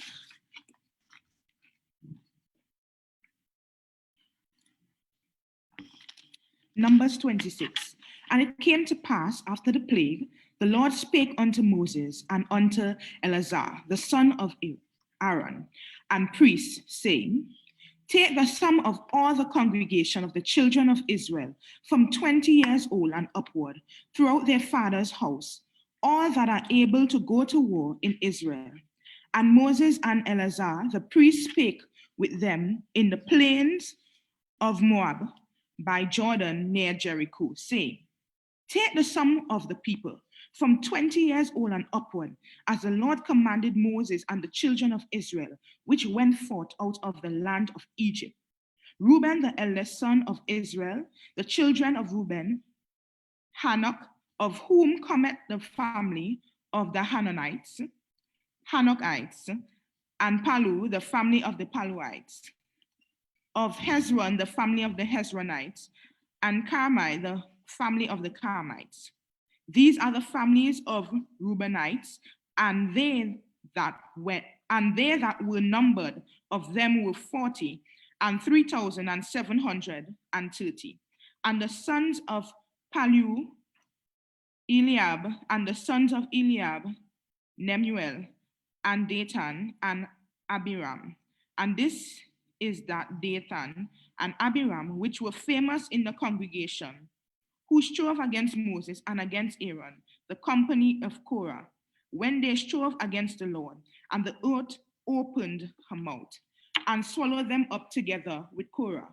When the company died, what time the fire devoured 250 men, and they became a sign. Notwithstanding, the children of Korah died not. The sons of Simeon after their families, of Nemuel, the family of Nemuelites, and Jamin, the family of Jamiites, of Jashin, the family of Jashinites, of Zerah, the family of Zerahites, and Shahul, the family of Shahulites. These are the families of the Simeonites, 22,200. The children of Gad, after their families of Zephon, the family of Zephonites, of Haggai, the family of Haggites, of Shunai, the family of Shunites, of Uzni, the family of Uzinites, of Eri, the family of Erites, of Arod, the family of Arodites, of Iralai, the family of Iralites. These are the families of the children of God, according to those that were numbered of them, 40,500. The sons of Judah were Er and Unan and Er, and Unan died in the land of Canaan. And the sons of Judah after their families were of Shelah, and the family of Shilanites, and Pharez, the family of Pharezites, of Zerai, the family of Zarahites.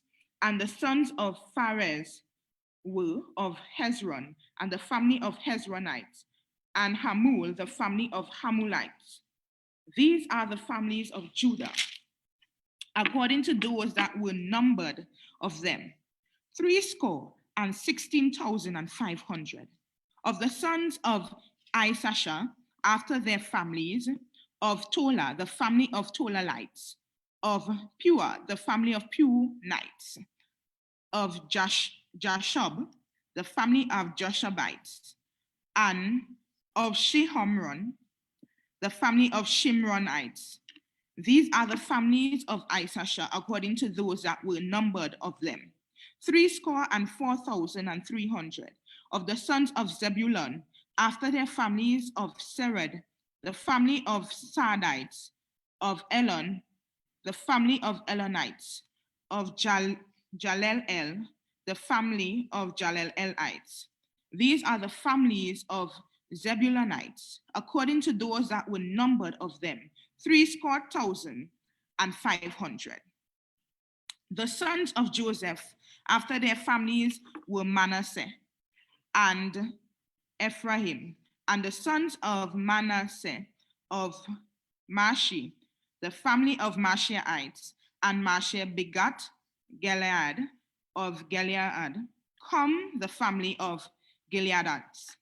These are the sons of Gilead, of Jehaziah, the family of Jehaziaites, of Helek, the family of Helekites, and of Israel, and of Azriel, the family of Azraelites, and of Shechem, the family of Shechemites, and of Shemidad, the family of Shemidadites, and Hepher, the family of Hepherites. And Zelophi had the son of Hepher, and no sons, but daughters. And the names of the daughters of Zelophi were Mahala and Noah, Hogla, Milcah, and Tirzah.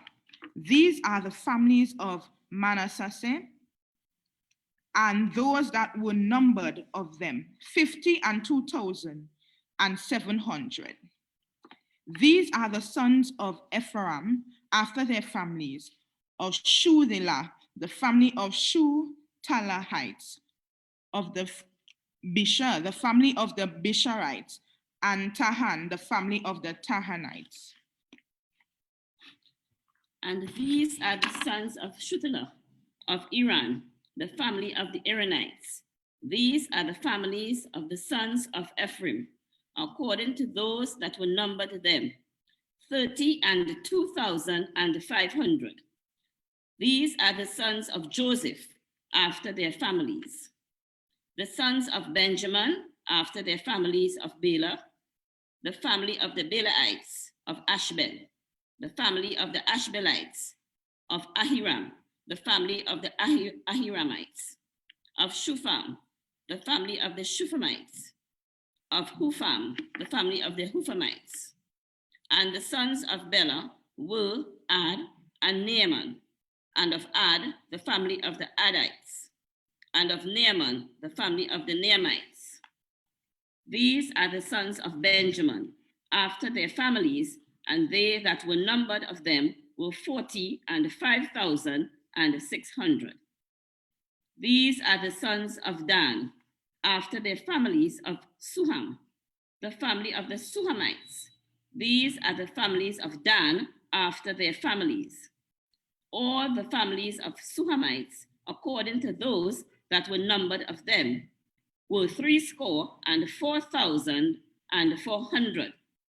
Of the children of Asher, after their families of Jimnah, the family of the Jimnites, of Jesui, the family of Jesuites, of Bera, the family of the Beraites, of the sons of Bera, of Heber, the family of the Heberites, of Malkiel, the family of the Malkielites. The name of the daughter of Asher was Sarah. These are the families of the sons of Asher, according to those that were numbered of them, who were 53,400. Of the son of Naphtali, after their families, of Jaziel, the family of the Jazielites, of Guni, the family of the Gunites, of Jazer, the family of the Jezerites, of Shillem, the family of the Shillemites.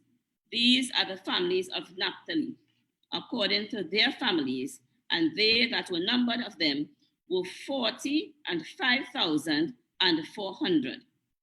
These are the numbered of the children of Israel, 600,730. And the Lord spake unto Moses, saying, Unto these the land shall be divided for an inheritance according to the number of names. To many thou shalt give the more inheritance, and to few thou shalt give the less inheritance. To everyone shall his inheritance be given according to those that were numbered of him. Notwithstanding, the land shall be divided by lot. According to the names of the tribes of their fathers, they shall inherit. According to the lot shall the possession thereof be divided between many and few. And these are they that were numbered of the Levites, after their families of Gershon, family of the Gershonites, of Kohath, the family of the Kohanites, of Merari, the family of the Merarites. These are the families of the Levites, the families of the Libnites, the families of the Hebronites, the families of the Malites, the families of the Mushites, the families of Korathites. And Kohath begat Amram. And the name of Amram's wife was Jochebed, the daughter of Levi, whom her mother bare to Levi in Egypt. And she bare unto Amram, Aaron, and Moses, and Miriam their sister. And unto Aaron was born Nadab, and Abihu, Eleazar, and Ithamar. And Nadab and Abihu died when they offered strange fires before the Lord. And those that were numbered of them were 23,000, all males from a month old and upward, for they were not numbered among the children of Israel, because there was no inheritance given them among the children of Israel. These are they that were numbered by Moses and Eleazar the priest, who numbered the children of Israel in the plains of Moab by Jordan near Jericho. But among these there was not a man of them whom Moses and Aaron the priest numbered, when they numbered the children of Israel in the wilderness of Sinai. For the Lord had said of them, they shall surely die in the wilderness, and there was not left a man of them, save Caleb the son of Jephunneh, and Joshua the son of Nun. Numbers 27. Then came the daughters of Zelophehad, the son of Hepher, the son of Gilead, the son of Machir, the son of Manasseh, of the families of Manasseh, and the son of Joseph. And these are the names of his daughters: Mala, Noah, and Hoglah, and Milcah, and Tirzah. And they stood before Moses, and before Eleazar the priest, and before the princes and all the congregation, by the door of the tabernacle of the congregation, saying, Our father died in the wilderness, and he was not in the company of them that gathered themselves together against the Lord in the company of Korah, but died in his own sin, and had no sons. Why should the name of our father be done away from among his family, because he hath no son? Give unto us, therefore, a possession among the brethren of our father. And Moses brought their cause before the Lord, And the Lord spake unto Moses, saying, The daughters of Zelophehad speak right. Thou shalt surely give them a possession of an inheritance among their father's brethren, and thou shalt cause the inheritance of their father to pass unto them. And thou shalt speak unto the children of Israel, saying, If a man die and have no son, then he shall cause his inheritance to pass unto his daughter. And if he have no daughter, then he shall give his inheritance unto his brethren. And if he have no brethren, then he shall give his inheritance unto his father's brethren. And if his father have no brethren, then he shall give his inheritance unto his kinsmen, that next to him of his family, and he shall possess it. And it shall be unto the children of Israel a statute of judgment, as the Lord commanded Moses. And the Lord said unto Moses, Get thee up into the Mount Abraham, and see the land which I have given unto the children of Israel. And when thou hast seen it, thou also shalt be gathered unto thy people, as Aaron thy brother was gathered. For ye rebelled against my commandments in the desert of Sin, in the strife of the congregation, to sanctify me at the water before their eyes. That is the water of Meribah in Kadesh, in the wilderness of Sin. And Moses spake unto the Lord, saying, Let the Lord, the God of thy spirit of all flesh, set a man over the congregation, which may go out before them, and which may go in before them, and which may lead them out, and which may bring them in, that the congregation of the Lord be not as sheep, which have no shepherd. And the Lord said unto Moses, Take thee Joshua, the son of Nun, a man in whom is a spirit, and lay thy hand upon him, and set him before Eleazar the priest, and before all the congregation, and give him a charge in their sight. And thou shalt put some of thine honor upon him, that all the congregation of the children of Israel may be obedient.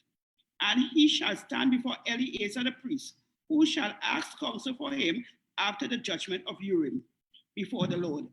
At his word shall they come out, and at his word they shall come in, both he and all the children of Israel with him, even all the congregation. And Moses did as the Lord commanded him, and he took Joshua and set him before Eleazar the priest, and before all the congregation. And he laid his hands upon him, and gave him a charge, as the Lord commanded by the hand of Moses. Numbers 28. And the Lord spake unto Moses, saying, Command the children of Israel, and say unto them, My offering and my bread for my sacrifices made by fire, for a sweet savour unto me, shall ye observe to offer unto me in their due season.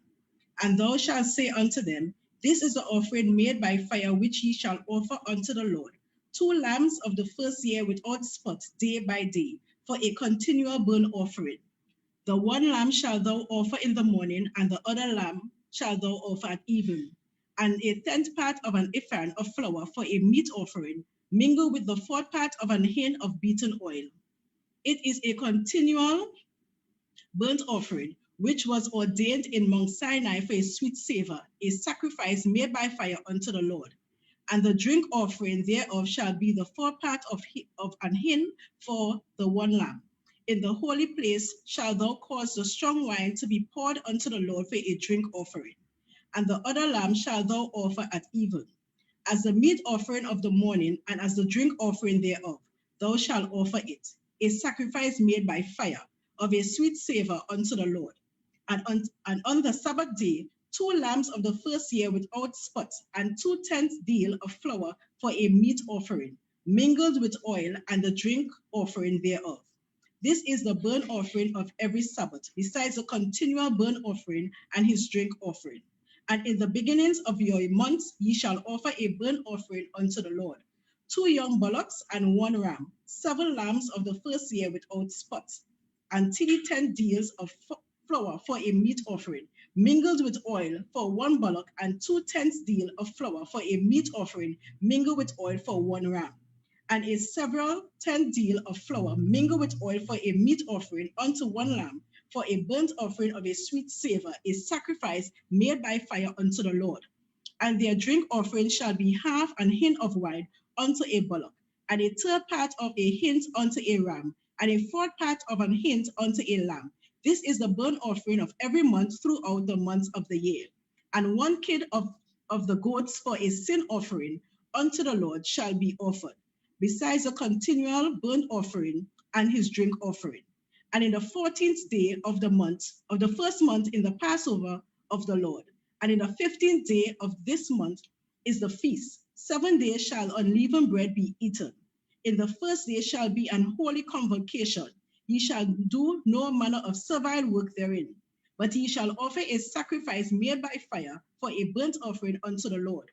2 young bullocks and 1 ram, and 7 lambs of the first year. They shall be unto you without blemish. And thy meat offering shall be a flour mingled with oil. 3 deals shall ye offer for a bullock, and 2 deals for a ram. A several 10 deals shall thou offer for every lamb throughout the 7 lambs, and 1 goat for a sin offering to make an atonement for you. Ye shall offer these besides the burnt offering in the morning, which is for a continual burnt offering.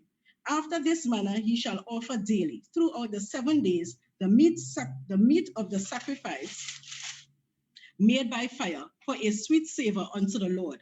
It shall be offered besides a continual burnt offering and his drink offering. And on the 7th day ye shall have a holy convocation, ye shall do no servile work. Also in the day of the first fruits, when ye bring a new meat offering unto the Lord, after your weeks be out, ye shall have an holy convocation, ye shall do no servile work. But ye shall offer the burnt offering for a sweet savor unto the Lord. 2 young bullocks, 1 ram, 7 lambs of the first year, and their meat offering of flour mingled with oil, 3 deal unto 1 bullock, 2 deal unto 1 ram, a several 10 deal unto 1 lamb throughout the 7 lambs, and 1 kid of the goats to make an atonement for you. You shall offer them besides the continual burnt offering and his meat offering. They shall be unto you without blemish, and their drink offering. 29. And in the 7th month, on the first day of the month, ye shall have an holy convocation. Ye shall do no servile work. It is a day of blowing the trumpets unto you. And ye shall offer a burnt offering for a sweet savor unto the Lord. 1 young bullock, 1 ram, and 7 lambs of the first year without blemish. And their meat offering shall be of flour mingled with oil, 3 deals for a bullock, and 2 deals for a ram, and 1 deal for 1 lamb throughout the 7 lambs, and 1 kid of the goats for a sin offering to make an atonement for you. Besides the burnt offering of the month, and his meat offering, and the daily burnt offering, and his meat offering, and their drink offerings, according unto their manner, for a sweet savor, a sacrifice made by fire unto the Lord. And ye shall have on the 10th day of this month, of the 7th month, an holy convocation, and ye shall afflict your souls. Ye shall do no any work therein. But ye shall offer a burnt offering unto the Lord for a sweet savor, 1 young bullock, 1 ram, and 7 lambs of the first year. They shall be unto you without blemish. And their meat offering shall be of flour mingled with oil, 3 deal to a bullock, and 2 deal to 1 ram. A 7th deal for 1 lamb throughout the 7 lambs. 1 kid of the goats for a sin offering, besides a sin offering of atonement, and the continual burnt offering and a meat offering of it, and their drink offerings. And on the 15th day of the 7th month, ye shall have an holy convocation. Ye shall do no servile work, and ye shall keep a feast unto the Lord 7 days. And ye shall offer a burnt offering, a sacrifice made by fire, of a sweet savor unto the Lord. 13 young bullocks, 2 rams, and 14 lambs of the first year. They shall be without blemish. And their meat offering shall be of flour mingled with oil, 3 deal unto every bullock of the 13 bullocks, 2 deals to each ram of the 2 rams, and a several 10 deal to each lamb of the 14 lambs, and 1 kid of the goats for a sin offering, besides a continual burnt offering, his meat offering, and his drink offering. And on the 2nd day ye shall offer 12 young bullocks, 2 rams, 40 lambs of the first year without spot, and their meat offering and their drink offering of the bullock for the rams and for the lambs shall be according to their number after the manner. And 1 kid of the goats for a sin offering, besides the continual burnt offering, and the meat offering thereof, and their drink offerings. And on the 3rd day 11 bullocks, 2 rams, 40 lambs of the first year without blemish, and their meat offering and their drink offerings of the bullocks for the rams and for the lambs shall be according to their number after the manner. And 1 goat for a sin offering besides a continual burnt offering, and his meat offering and his drink offering. And on the 4th day, 10 bullocks, 2 rams, and 40 lambs of the first year without blemish. Their meat offering and their drink offerings for the bullocks, for the rams, and for the lambs shall be according to their number after the manner. And 1 kid of the goats for a sin offering, besides the continual burnt offering, his meat offering, and his drink offering. And on the 5th day, 9 bullocks, 2 rams, and 14 lambs of the first year without spot, and their meat offering and their drink offerings for the bullocks, for the rams, and for the lambs shall be according to their number after the manner. And 1 goat for a sin offering, besides the continual burnt offering, and his meat offering, and his drink offering. And on the 6th day, 8 bullocks, 2 rams, and 40 lambs of the first year without blemish, and their meat offering and their drink offerings for the bullocks, for the rams, and for the lambs shall be according to their number after the manner. And 1 goat for a sin offering, besides the continual burnt offering, his meat offering, and his drink offering. And on the 7th day, 7 bullocks, 2 rams, and 40 lambs of the first year without blemish, and their meat offering and their drink offerings for the bullocks, for the rams, and for the lambs shall be according to their number after the manner. And 1 goat for a sin offering, besides a continual burnt offering, his meat offering, and his drink offering. On the 8th day ye shall have a solemn assembly. Ye shall do no servile work therein.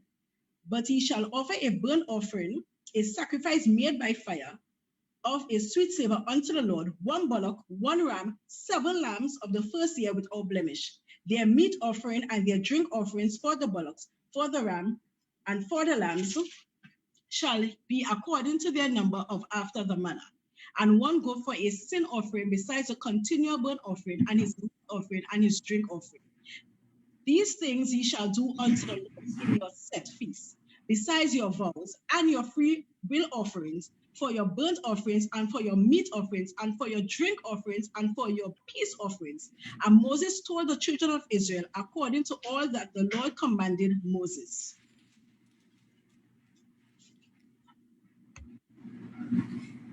Numbers 30. And Moses spake unto the heads of the tribes concerning the children of Israel, saying, This is a thing which the Lord hath commanded. If a man vow a vow unto the Lord, or swear an oath to bind his soul with a bond, he shall not break his word. He shall do according to all that proceeded out of his mouth. If a woman also vow a vow unto the Lord, and bind herself by a bond, being in her father's house in her youth, and her father hear her vow, and her bond wherewith she had bound her soul, and her father shall hold his peace at her, then all her vows shall stand, and every bond wherewith she had bound her soul shall stand. But if her father disallow her in the day that he heareth, not any of her vows, or of her bonds wherewith she had bound her soul, shall stand, and the Lord shall forgive her, because her father disallowed her. And if she had at all a husband, when she vowed or uttered aught out of her lips, wherewith she bound her soul, and her husband heard it, and held his peace at her in the day that he heard it, then her vow shall stand, and her bonds wherewith she bound her soul shall stand. But if her husband disallowed her on the day that he heard it, then he shall make her vow which she vowed, and that which she uttered with her lips, wherewith she bound her soul, of none effect, and the Lord shall forgive her. But every vow of a widow and of her that is divorced, wherewith they have bound their souls, shall stand against her. And if she vowed in her husband's house, or bound her soul by a bond with an oath, and her husband heard it, and held his peace at her, and disallowed her not, then all her vows shall stand, and every bond wherewith she bound her soul shall stand. But if her husband had utterly made them void on the day he heard them, then whatsoever proceeded out of her lips concerning her vows or concerning the bond of her soul shall not stand. Her husband had made them void, and the Lord shall forgive her. Every vow and every binding oath to afflict the soul, her husband may establish it, or her husband may make it void. But if her husband altogether hold his peace at her from day to day, then he establisheth all her vows, or her bonds which are upon her. He confirmed them because he held his peace at her in the day that he heard them. But if he shall anyways make them void after that he had heard them, then he shall bear her iniquity. These are the statutes which the Lord commanded Moses between a man and his wife, between the father and his daughter, being yet in her youth in her father's house. Numbers 31. And the Lord spake unto Moses, saying, Avenge the children of Israel of the Midianites. Afterward shalt thou be gathered unto thy people. And Moses spake unto the people, saying, Arm some of yourselves unto the war, and let them go against the Midianites, and avenge the Lord of Midian. Of every tribe 1,000 throughout all the tribes of Israel shall ye send to the war. So there were delivered out of the thousands of Israel 1,000 of every tribe, 12,000 armed for war. And Moses sent them to the war, 1,000 every tribe, them and Phinehas, the son of Eleazar the priest, to the war, with the holy instruments and the trumpets to blow in his hand. And they warred against the Midianites, as the Lord commanded Moses. And they slew all the males. And they slew the kings of Midian beside the rest of them that were slain, namely Evi, and Rechem, and Zor, and Hur, and Reba, 5 kings of Midian. Balaam also the son of Beor, they slew with the sword. And the children of Israel took all the women of Midian captives and their little ones, and took the spoil of all their cattle and all their flocks and all their goods, and they burned all their cities wherein they dwelt, and all their goodly castles with fire. And they took all the spoil and all the prey, both of men and of beasts. And they brought the captives and the prey and the spoil unto Moses and Eleazar the priest, and unto the congregation of the children of Israel, unto the camp at the plains of Moab, which are by Jordan near Jericho. And Moses and Eleazar the priest and all the princes of the congregation went forth to meet them without the camp. And Moses was wroth with the officers of the host, with the captains over thousands and captains over hundreds, which came from the battle. And Moses said unto them, Have ye saved all the women alive? Behold, these caused the children of Israel through the counsel of Balaam to commit trespass against the Lord in the matter of Peor. And there was a plague among the congregation of the Lord. Now therefore kill every male among the little ones, and kill every woman that had known man by lying with him. But all the women children that have not known a man by lying with him, keep alive for yourselves. And do ye abide without the camp 7 days. Whosoever had killed any person, and whosoever had touched any slain, purified both yourselves and your captives on the 3rd day, and on the 7th day, and purify all your raiment and all that is made of skins, and all work of goat's hair, and all things made of wood. And Eleazar the priest said unto the men of war which went to the battle, This is the audience of the law which the Lord commanded Moses. Only the gold and the silver, the brass, the iron, the tin, and the lead, everything that may abide the fire, ye shall make it go through the fire, and it shall be clean. Nevertheless, it shall be purified with water of separation. And all that abideth not the fire ye shall make go through the water. And ye shall wash your clothes on the 7th day, and ye shall be clean. And afterward ye shall come into the camp.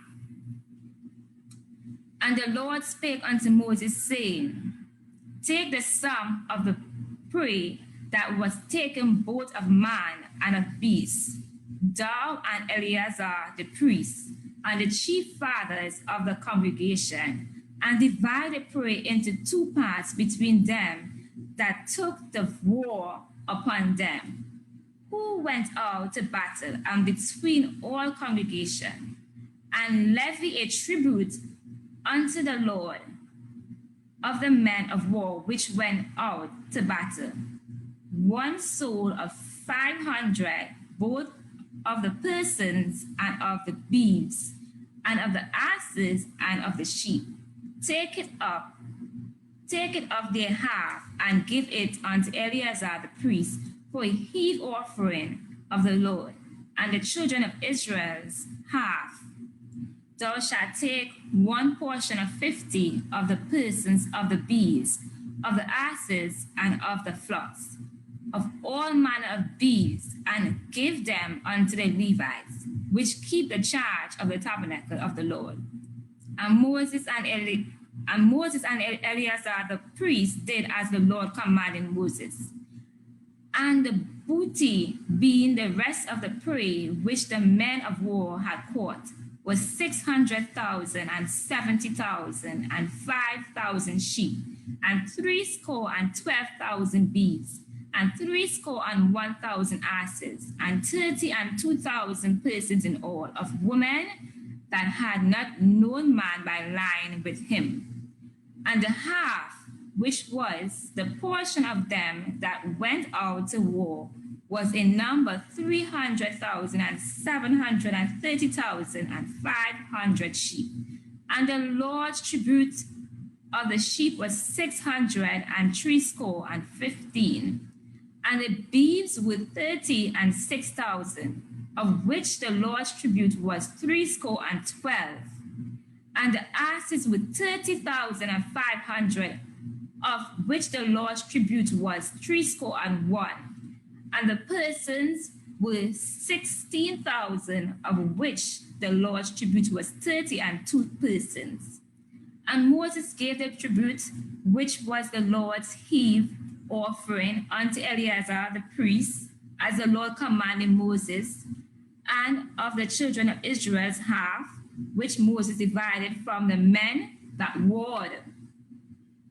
Now the half that pertained unto the congregation was 300,000 and 30,000 and 7,500 sheep, and 6,000 beasts, and 30,000 asses, and 500 and 16,000 persons. Even of the children of Israel's half, Moses took 1 portion of 50, both of man and of beast, and gave them unto the Levites, which kept the charge of the tabernacle of the Lord, as the Lord commanded Moses. And the officers which were over thousands of the hosts, the captains of thousands, and the captains of hundreds, came near unto Moses, and they said unto Moses, Thy servants have taken the sum of the men of war which are under our charge, and there lacketh not 1 man of us. We have therefore brought an oblation for the Lord, what every man had gotten, of jewels, of gold, chains and bracelets, rings, earrings, and tablets, to make an atonement for our souls before the Lord. And Moses and Eleazar the priest took the gold of them, even all wrought jewels, and all the gold of the offering that they offered up to the Lord, of the captains of thousands and of the captains of hundreds, was 16,750 shekels. For the men of war had taken spoil, every man for himself. And Moses and Eleazar the priest took the gold of the captains of thousands and of hundreds and brought it into the tabernacle of the congregation for a memorial for the children of Israel before the Lord.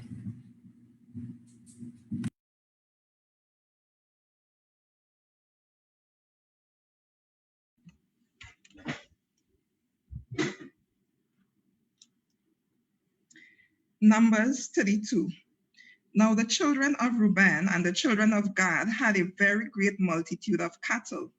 And when they saw the land of Jazer and the land of Gilead, that behold, the place was a place for cattle, the children of Gad and the children of Reuben came and spake unto Moses and to Eleazar the priest, and unto the prince of the congregation, saying, Atharoth and Dibon and Jazer and Nimrah and Heshbon and Elealeh and Shibam and Nebo and beyond, even the country which the Lord smote before the congregation of Israel, is a land for cattle, and thy servants have cattle.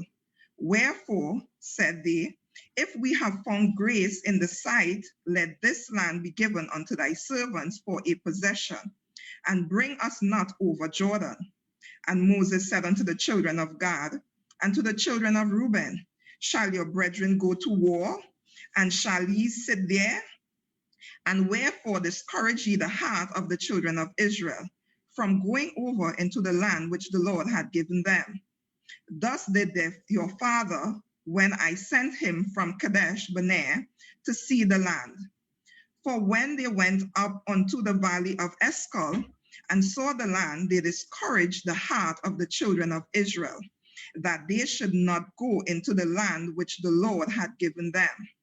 But the Lord's anger was kindled the same time, and he sware, saying, surely none of the men that came up out of Egypt from the 20 years old and upward shall see the land which I swear unto Abraham, unto Isaac, and unto Jacob, because they have not wholly followed me, save Caleb the son of Jephunneh the Kenizzite, and Joshua the son of Nun, for they have wholly followed the Lord.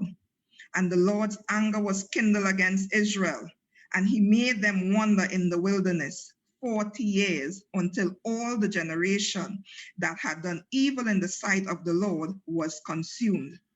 And behold, ye are risen up in your father's stead, an increase of sinful men, to augment yet the fierce anger of the Lord towards Israel. For if ye turn away from after him, he will yet again leave them in the wilderness, and ye shall destroy all this people. And they came near unto him and said, we will build sheepfolds here for our cattle, and cities for our little ones. But we ourselves will go ready armed before the children of Israel until we have brought them unto their place. And our little ones shall dwell in the fenced cities because of the inhabitants of the land. We will not return unto your house until the children of Israel have inherited every man his inheritance. For we will not inherit them on yonder side Jordan or forward, because our inheritance is the fallen to us on this side Jordan eastward.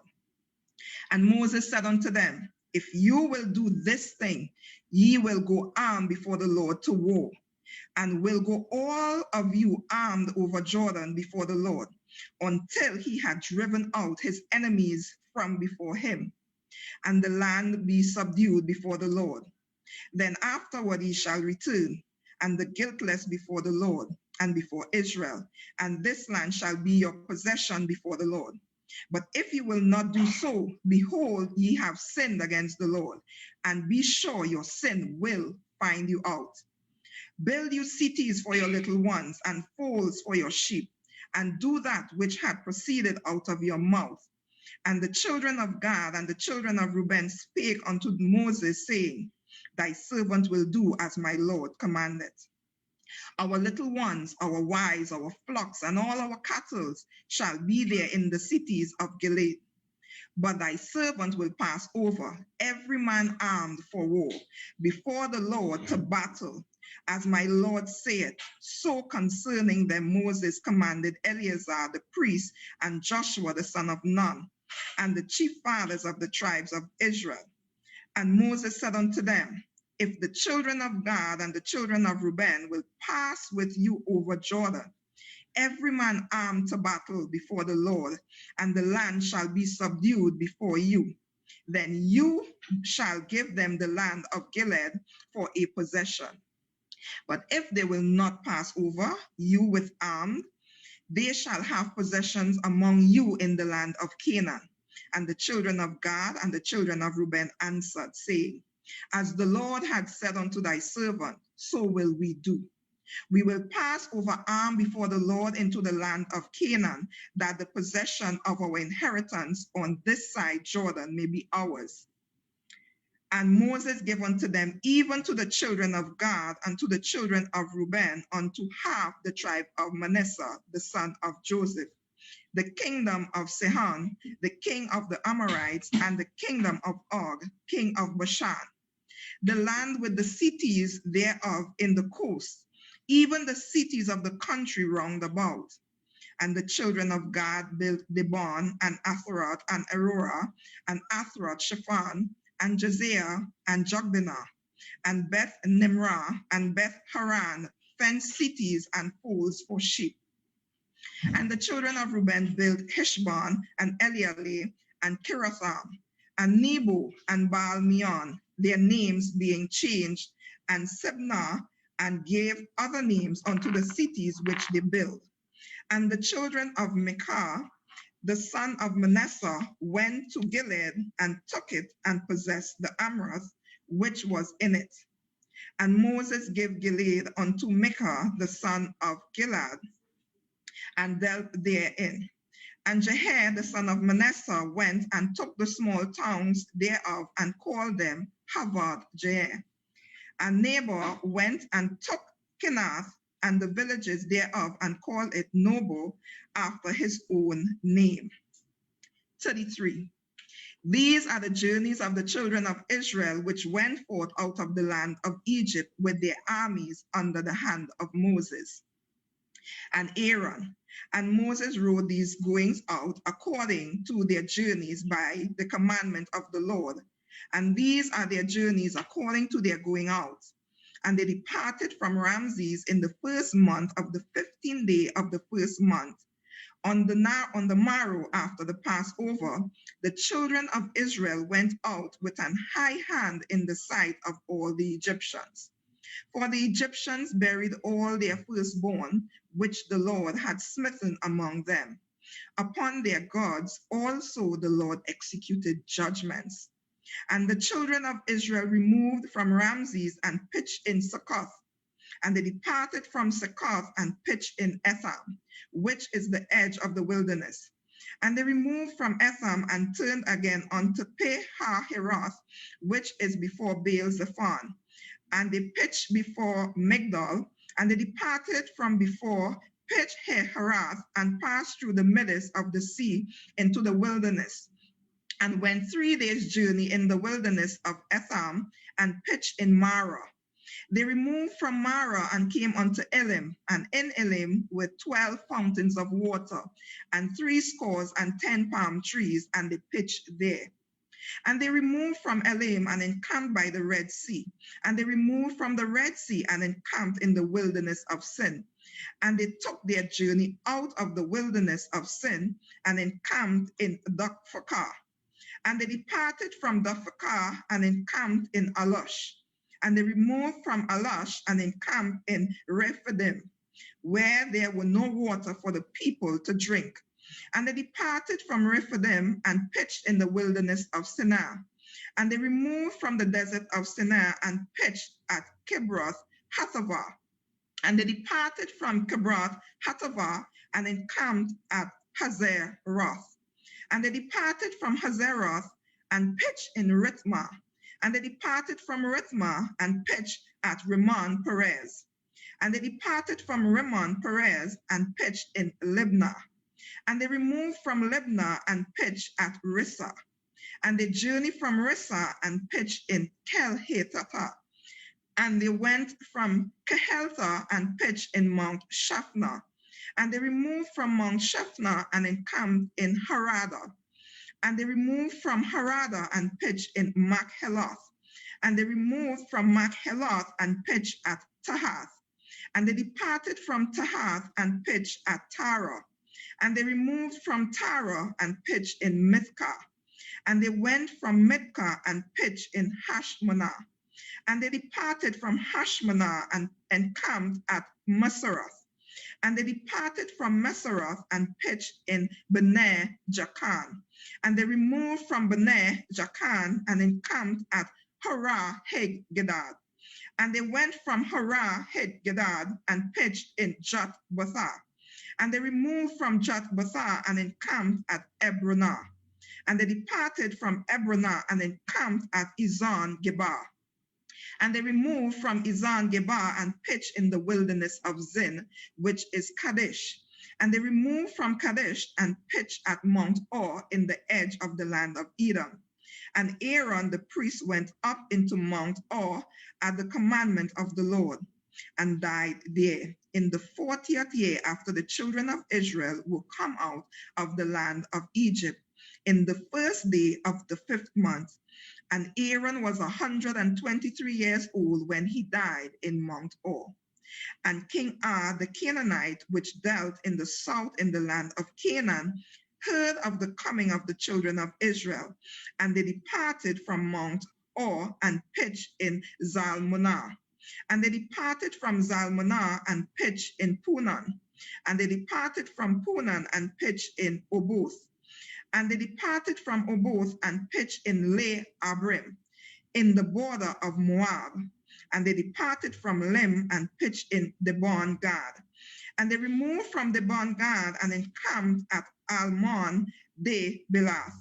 And they removed from Almon de Belathim and pitched in the mountains of Abrim before Nebo. And they departed from the mountains of Abrim and pitched in the plains of Moab by Jordan near Jericho. And they pitched by Jordan from Beth Jeshmoth even unto Abel Shittim in the plains of Moab. And the Lord spake unto Moses in the plains of Moab by Jordan near Jericho, saying, Speak unto the children of Israel and say unto them, when ye are passed over Jordan into the land of Canaan, then ye shall drive out all the inhabitants of the land from before you, and destroy all their pictures, and destroy all their molten images, and quite pluck them down and their high places.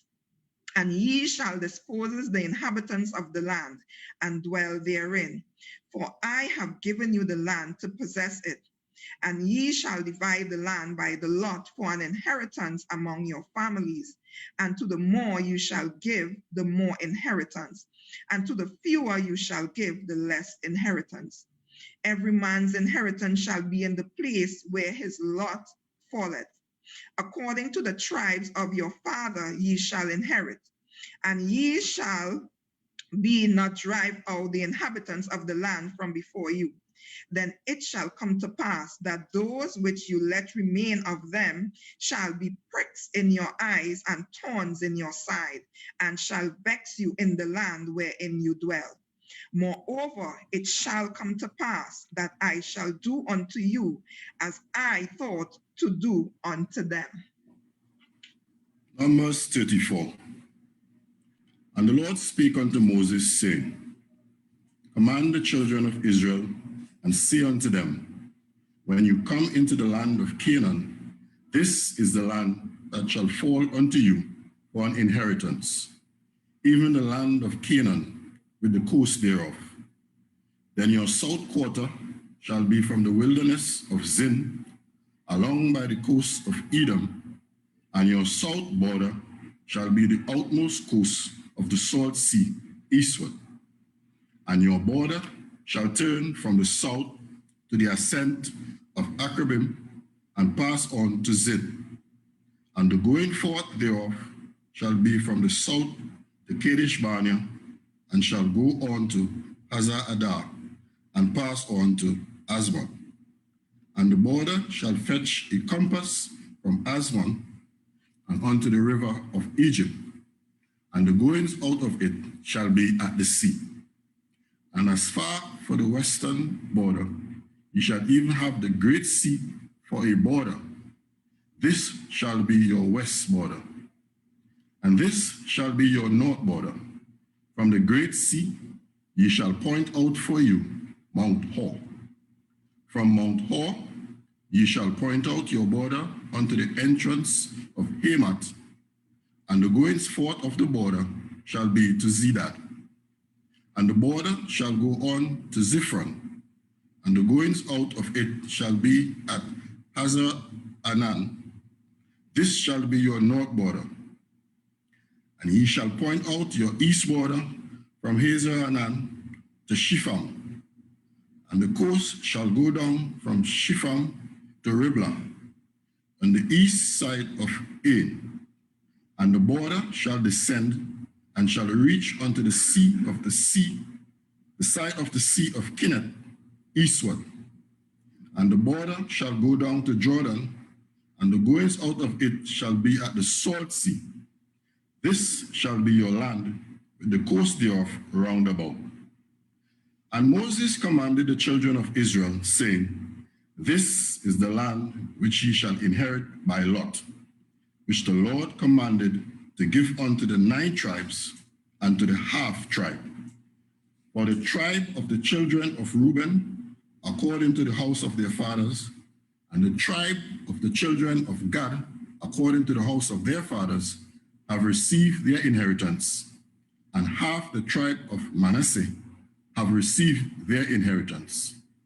The 2 tribes and the half tribe have received their inheritance on this side of Jordan, near Jericho, eastward, toward the sunrising. And the Lord spake unto Moses, saying, These are the names of the men which shall divide the land unto you: Eleazar the priest, and Joshua the son of Nun. And ye shall take 1 prince of every tribe to divide the land by inheritance. And the names of the men are these: of the tribe of Judah, Caleb the son of Jephunneh; and of the tribe of the children of Simeon, Shemuel the son of Amminadab; of the tribe of Benjamin, Elidab, and the son of Kislon; and the prince of the tribe of the children of Dan, Bukai the son of Joglai; the prince of the children of Joseph, for the tribe of the children of Manasseh, Haniel the son of Ephod; and the prince of the tribe of the children of Ephraim, Kemuel the son of Shiftan; and the prince of the tribe of the children of Zebulun, Elizaphan the son of Panah; and the prince of the tribe of the children of Issachar, Paltiel, and the son of Azan; and the prince of the tribe of the children of Asher, Ahihud the son of Shelomai; and the prince of the tribe of the children of Naphtali, Pedahel the son of Ammihud. These are they whom the Lord commanded to divide the inheritance unto the children of Israel in the land of Canaan. 35. And the Lord spake unto Moses in the plains of Moab by Jordan near the Jericho, saying, Command the children of Israel that they give unto the Levites of the inheritance of their possessions cities to dwell in. And ye shall give also unto the Levites suburbs for cities round about them. And the cities shall they have to dwell in, and the suburbs of them shall be for their cattle, and for their goods, and for all their beasts. And the suburbs of the cities which ye shall give unto the Levites shall reach from the wall of the city and outward 1,000 cubits round about. And ye shall measure from without the city on the east side 2,000 cubits, and on the south side 2,000 cubits, and on the west side 2,000 cubits, and on the north side 2,000 cubits, and on the city shall be in the midst. This shall be to them the suburbs of the city. And among the cities which ye shall give unto the Levites, there shall be 6 cities for refuge, which ye shall appoint for the manslayer, that ye may flee thither. And to them ye shall add 42 cities. So all the cities which ye shall give to the Levites shall be 48 cities. Them shall ye give with their suburbs. And the cities which ye shall give shall be of the possession of the children of Israel. From them that have many ye shall give many, but from them that have few ye shall give few. Everyone shall give of his cities unto the Levites according to his inheritance, which he inherited. And the Lord spake unto Moses, saying, Speak unto the children of Israel, and say unto them, when ye be come over Jordan into the land of Canaan, then ye shall appoint you cities to be cities of refuge for you, that the slayer may flee thither, which killeth any person at unawares. And they shall be unto you cities for refuge from the avenger, that the manslayer die not, until he stand before the congregation in judgment. And of these cities, which ye shall give 6 cities, shall ye have for refuge. Ye shall give 3 cities on this side of Jordan, and 3 cities shall ye give in the land of Canaan, which shall be cities of refuge. These 6 cities shall be a refuge both for the children of Israel, and for the stranger, and for the sojourner among them, that everyone that killeth any person unawares may flee thither. And if he smite him with an instrument of iron, so that he die, he is a murderer. The murderer shall surely be put to death. And if he smite him with throwing a stone, wherewith he may die, and he die, he is a murderer. The murderer shall surely be put to death. Or if he smite him with an hand weapon of wood, wherewith he may die, and he die, he is a murderer. The murderer shall be put to death. The revenger of blood himself shall slay the murderer. When he meeteth him, he shall slay him. But if he thrust him of hatred, or hurl at him by laying of weight, that he die, or in enmity smite him with his hand, that he die, he that smote him shall surely be put to death, for he is a murderer. The revenger of blood shall slay the murderer when he meeteth him. But if he thrust him suddenly without enmity, or have cast upon him anything without laying of weight, or with any stone wherewith a man may die, seeing him not, and cast it upon him, that he die, and was not his enemy, neither sought his harm, then the congregation shall judge between the slayer and the revenger of blood, according to these judgments. And the congregation shall deliver the slayer out of the hand of the revenger of blood, and the congregation shall restore him to the city of his refuge, whither he was fled, and he shall abide in it unto the death of the high priest, which was anointed with the holy oil. But if the slayer shall at any time come without the border of the city of his refuge, whither he fled, and the revenger of blood find him without the borders of the city of his refuge, and the revenger of blood kill the slayer, he shall not be guilty of blood, because he should have remained in the city of his refuge until the death of the high priest. But after the death of the high priest, the slayer shall return into the land of his possession, So these things shall be for a statute of judgment unto you throughout your generations in all your dwellings. Whoso killeth any person, the murderer shall be put to death by the mouth of witnesses. But one witness shall not testify against any person to cause him to die. Moreover, you shall take no satisfaction for the life of a murderer, which is guilty of death, but he shall be surely put to death. And he shall take no satisfaction for him that is fled to the city of his refuge, that he should come again to dwell in the land until the death of the priest. So ye shall not pollute the land wherein ye are, for blood it defileth the land, and the land cannot be cleansed of the blood that is shed therein, but by the blood of him that shed it. Defile not therefore the land which ye shall inhabit, wherein I dwell, for I, the Lord, shall dwell among the children of Israel. 36.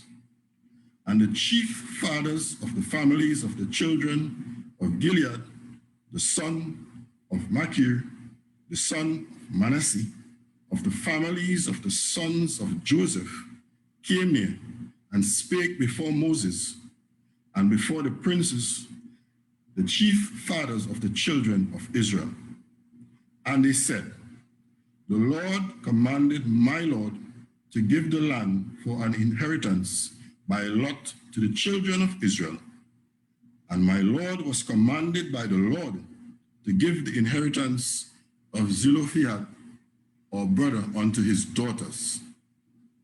And if they be married to any of the sons of the other tribes of the children of Israel, then shall their inheritance be taken from the inheritance of all fathers, and shall be put to the inheritance of the tribe whereunto they are received. So shall it be taken from the lot of our inheritance. And when the jubilee of the children of Israel shall be, then shall their inheritance be put unto the inheritance of the tribe whereunto they are received.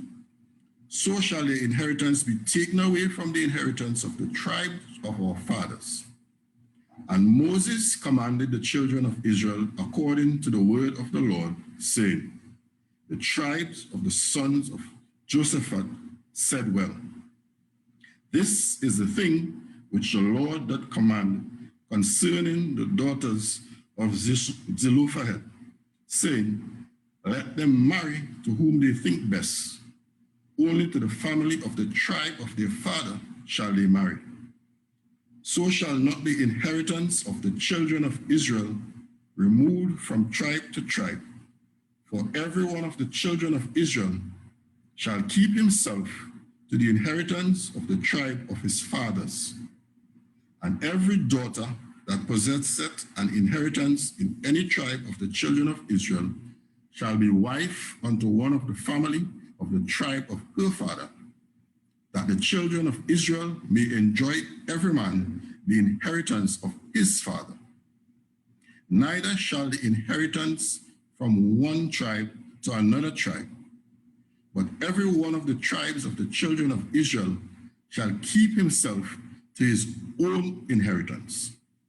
Even as the Lord commanded Moses, so did the daughters of Zelophehad. For Mahlah, Tizar, and Hoglah, and Milcah, and Noah, the daughters of Zelophehad, were married unto their father's brothers' sons, and they were married unto the families of the sons of Manasseh, the son of Joseph, and their inheritance remained in the tribe of the family of their father. These are the commandments and the judgments which the Lord commanded by the hands of Moses unto the children of Israel in the plains of Moab by Jordan near Jericho. Amen.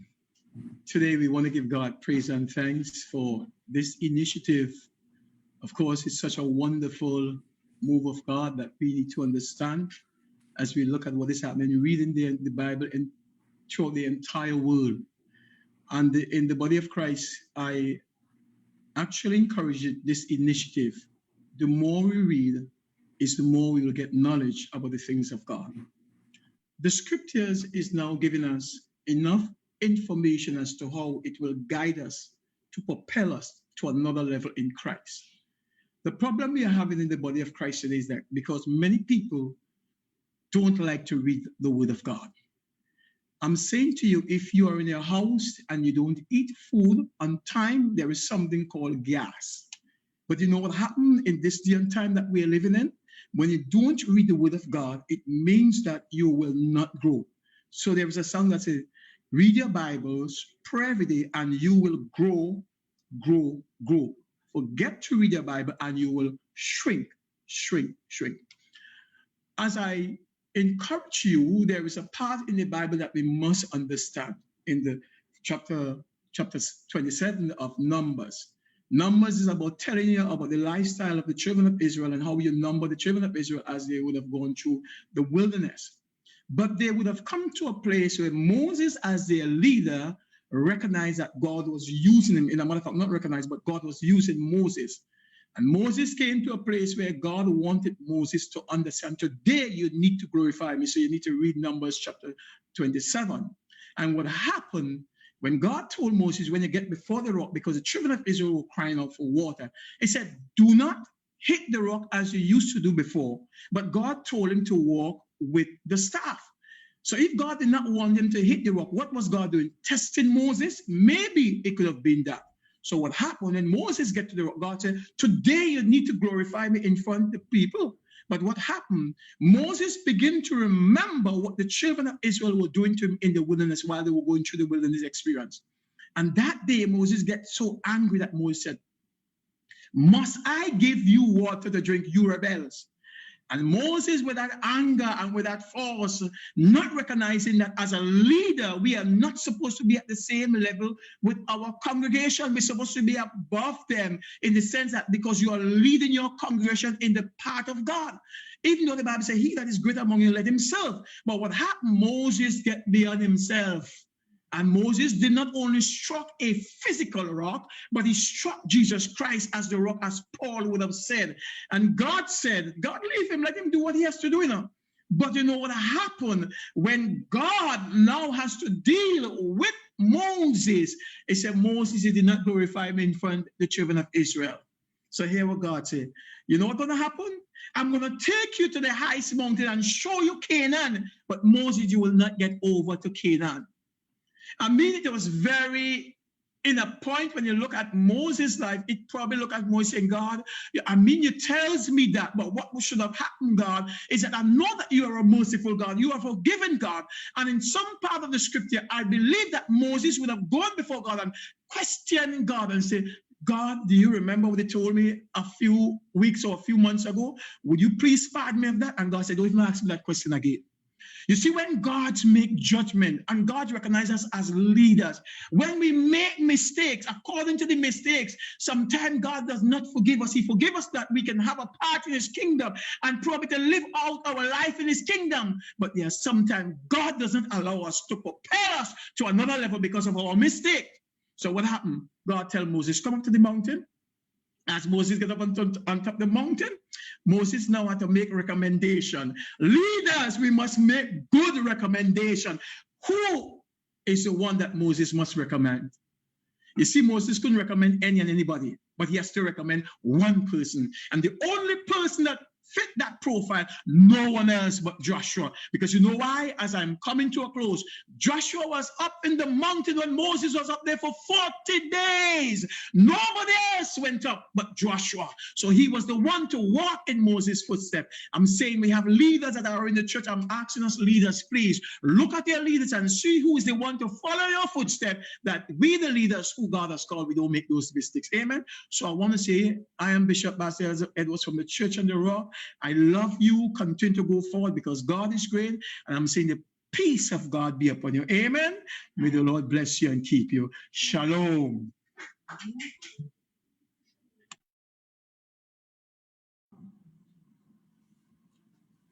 Deuteronomy 1.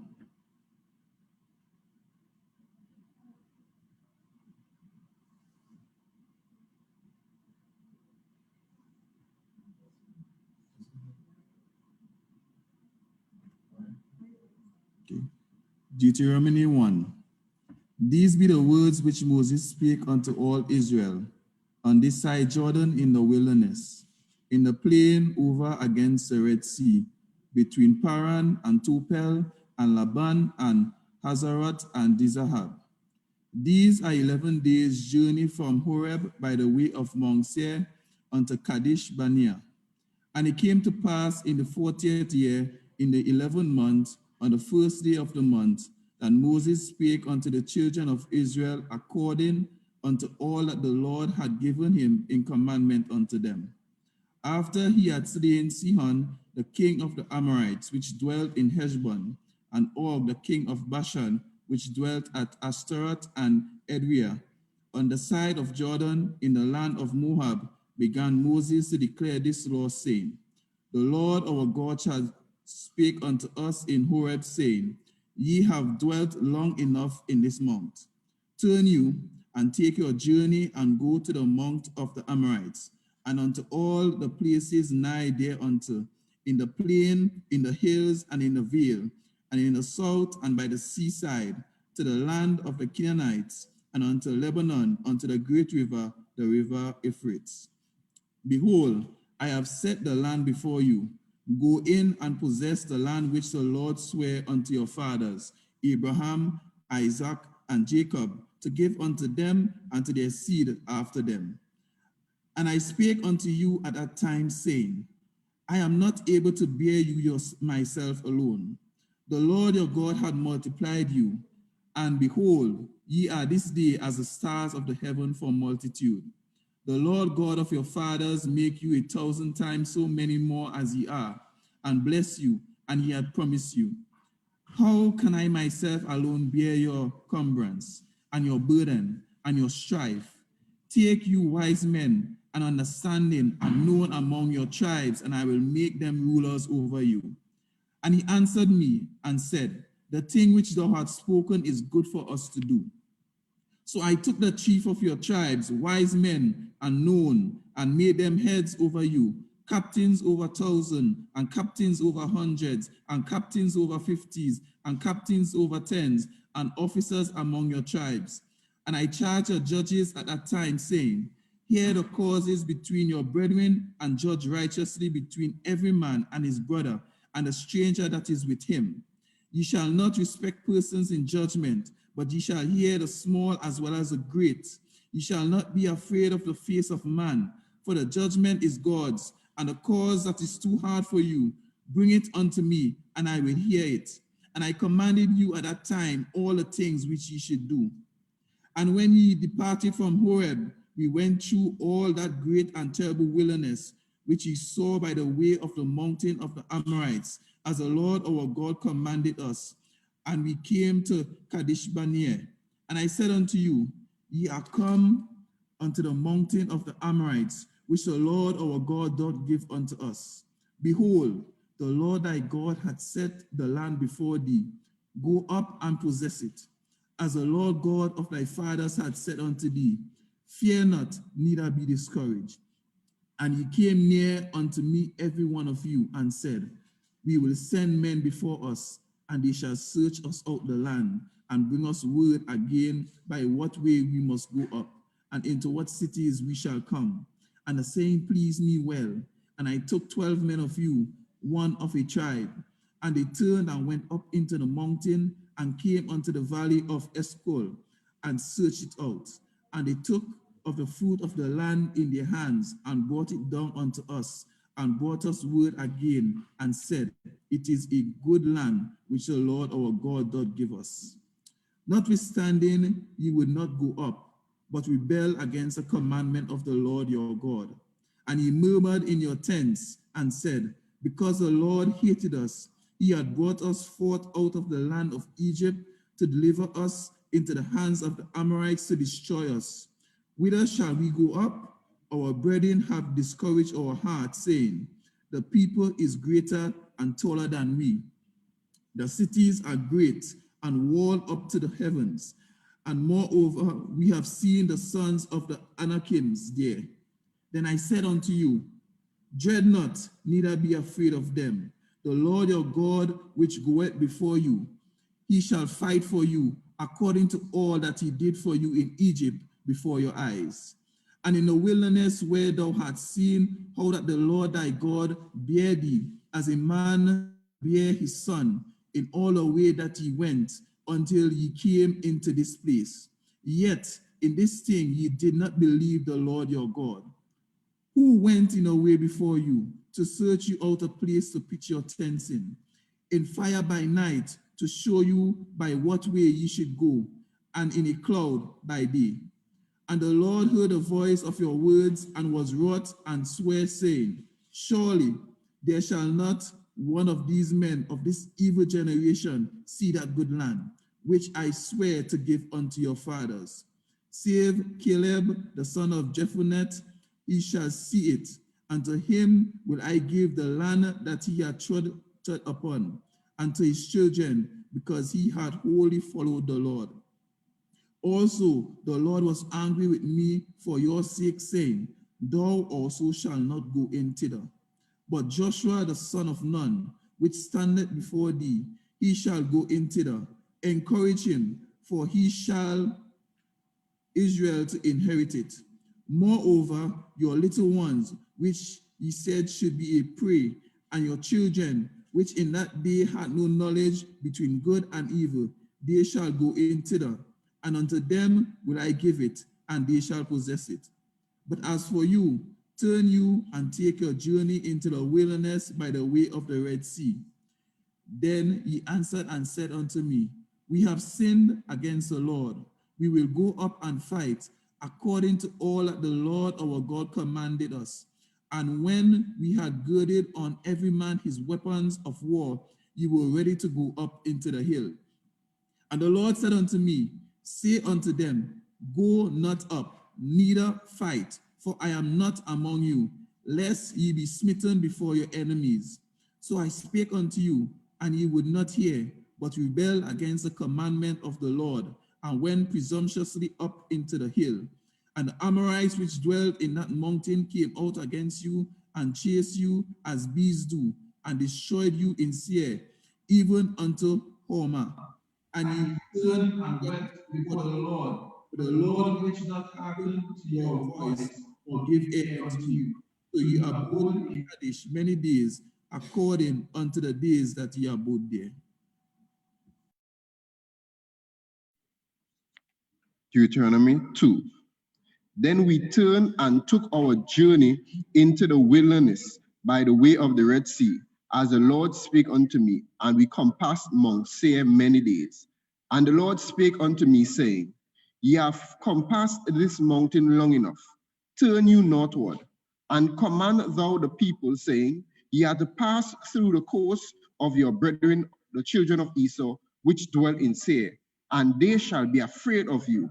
Take ye good heed unto yourselves, therefore. Meddle not with them, for I will not give you of their land, no, not so much as a footbreadth, because I have given Mount Seir unto Esau for a possession. Ye shall buy meat of them for money, that he may eat, and ye shall also buy water of them for money, that he may drink. For the Lord thy God hath blessed thee in all the works of thy hand. Ye knoweth thy working through this great wilderness. These 40 years the Lord thy God had been with thee, and has lacked nothing.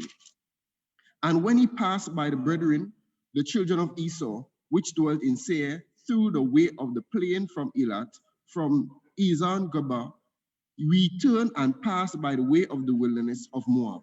And the Lord said unto me, distress not the Moabites, neither contend with them in battle. For I will not give thee of their land for a possession, because I have given her unto the children of Lot for a possession. The Imims dwelt therein in times past, a people great and many, and tall as the Anakins, which also were accounted giants as the Anakins, but the Moabites called them Imims. The Hormims also dwelt there before time, but the children of Esau succeeded them when they had destroyed them from before them, and dwelt in their stead, as the Israel did unto the land for a possession, which the Lord gave unto them. Now rise up, said I, and get ye over the brook Zered. And we went over the brook Zered.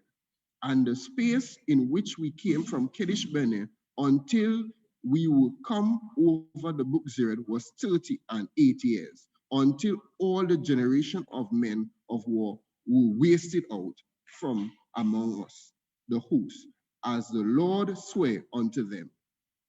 For indeed, the hand of the Lord was against them to destroy them from amongst the host until they were consumed. So it came to pass, when all the men of war were consumed and dead from among the people, that the Lord spake unto me, saying, Thou art passed over through the coast of Moab this day.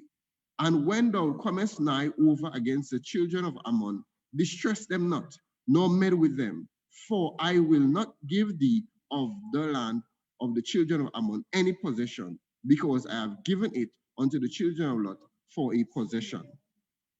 That also was accounted a land of giants. Giants dwelt therein in old time, and the Ammonites called them Zamzummims, a people great and many and tall as the Anakims. But the Lord destroyed them before them, and they succeeded them and dwelt in their stead, as he did unto the children of Esau, which dwelt in their stead, when he destroyed the Homims before them, and they succeeded them and dwelt in their stead, even unto this day. And the Avims which dwelt in Hazerim, even unto Azar, the Catarims, which came forth out of Caphtor, destroyed them and dwelt in their stead. Rise ye up, take your journey, and pass over the river Arnon. Behold, I have given into thine hand Sihon the Amorite, king of Heshbon, and his land. Begin to possess it, and contend with him in battle. This day will I begin to put dread of thee and the fear of thee upon the nations that are under the whole heaven. Who shall hear report of thee, and shall tremble and be in anguish because of thee? And I sent messengers out of the wilderness of Kedishmoth unto Sihon, king of Heshbon, with words of peace, saying, Let me pass through thy land.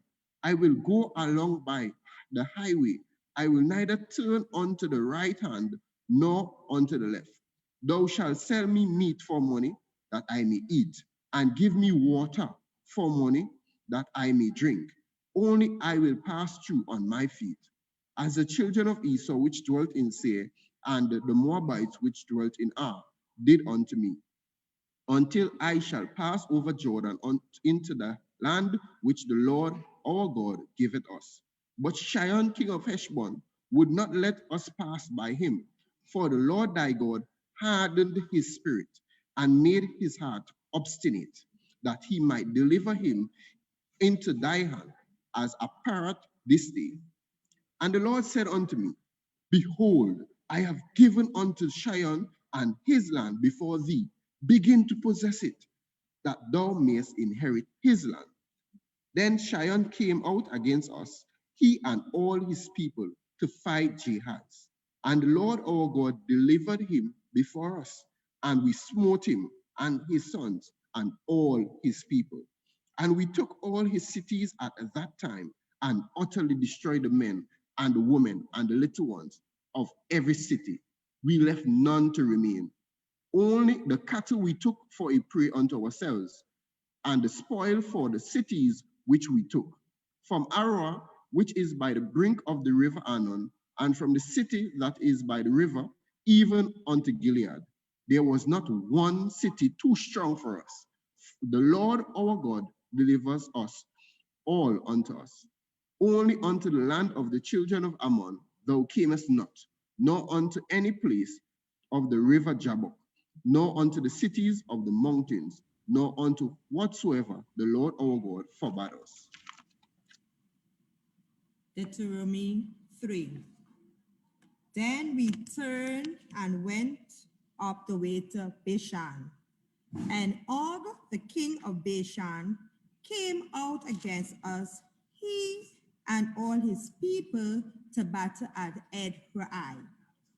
And the Lord said unto me, Fear him not, for I will deliver him and all his people and his land into thy hand. And thou shalt do unto him as thou did unto Sihon, king of Amorites, which dwelt at Heshbon. So the Lord our God delivered into the hands of also the king of Bashan and all his people, and we smote him until none was left to him remaining. And we took all his cities at that time. There was not a city which we took not from them.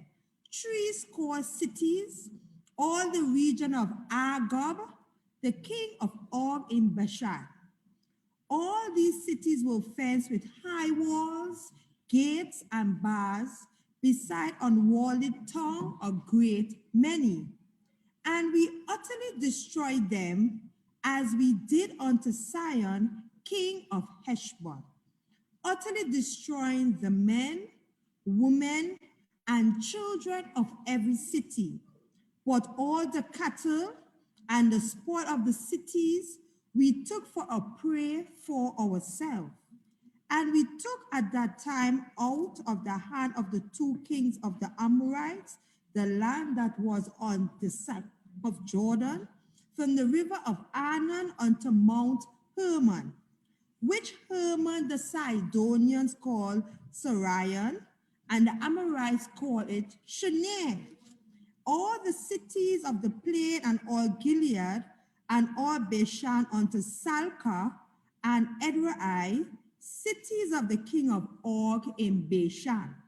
For only Og, king of Bashan, remained of the remnants of the giants. Behold, his bedstead was a bedstead of iron. Is it not in Rabbah of the children of the Ammon? 9 cubits was thereof, and 4 cubits breadth of it, after the cubit of a man. And this land which we possessed at that time from Aroer, which is by the river Arnon, and half Mount Gilead, and the cities thereof, gave I unto the Reubenites and to the Gadites.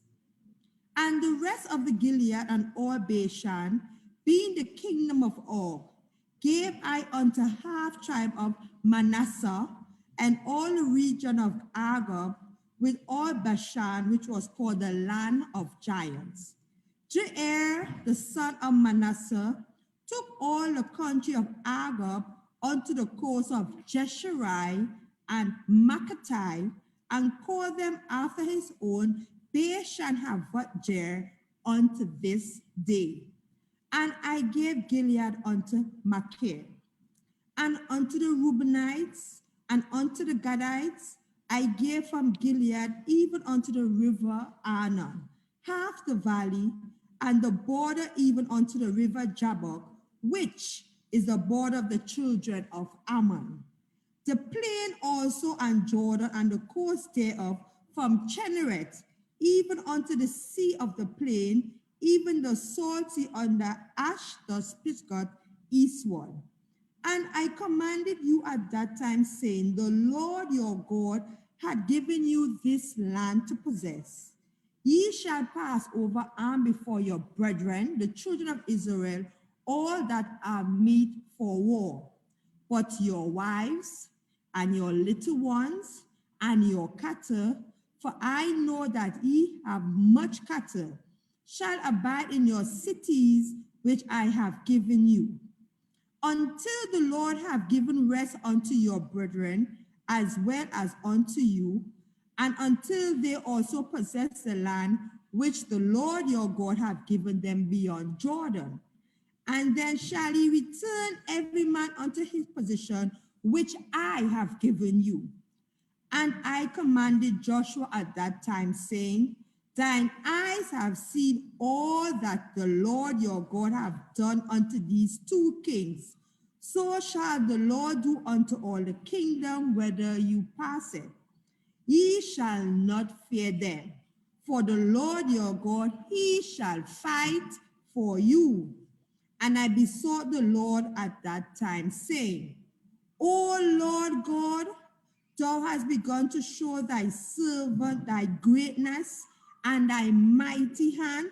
For what God is there in heaven or in earth that can do according to thy works and according to thy might? I pray thee, let me go over and see the good land that is beyond Jordan, that godly mountain and Lebanon. But the Lord was wroth with me for your sake, and would not hear me. And the Lord said unto me, let it suffice thee, speak no more unto me of this matter.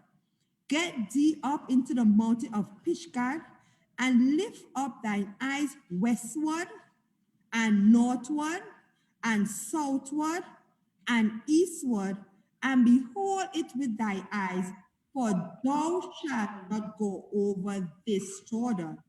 But charge Joshua and encourage him and strengthen him, for he shall go over before this people, and he shall cause them to inherit the land which thou shalt see. So we abode in the valley over Beth Peor. Deuteronomy 4. Now therefore hearken, O Israel, unto the statutes and unto the judgments which I teach you, for to do them, that ye may live and go in and possess the land which the Lord God your fathers giveth you. Ye shall not add unto the word which I command you, neither shall ye diminish aught from it, that ye may keep the commandments of the Lord your God, which I command you. Your eyes have seen what the Lord did because of Baal Peor. For all the men that followed Baal Peor, the Lord thy God had destroyed them from among you. But ye that did cleave unto the Lord your God are alive, every one of you this day.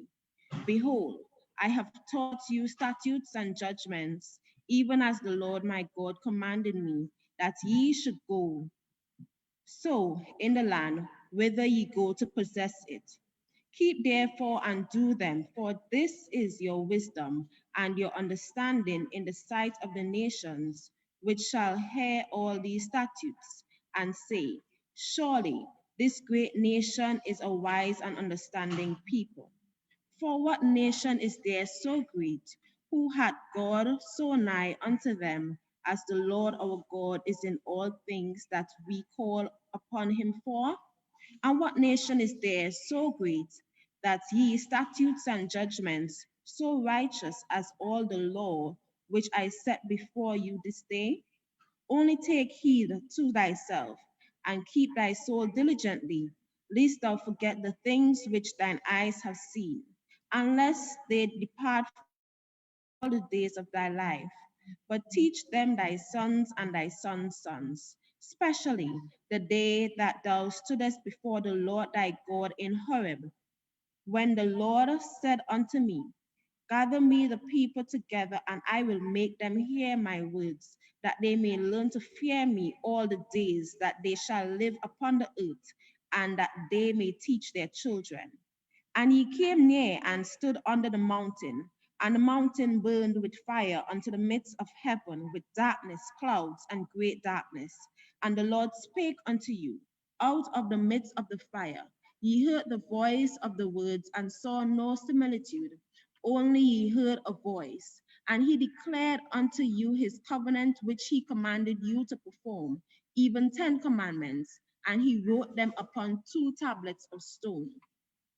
And the Lord commanded me at that time to teach you statutes and judgments, that ye might do them in the land whither ye go over to possess it.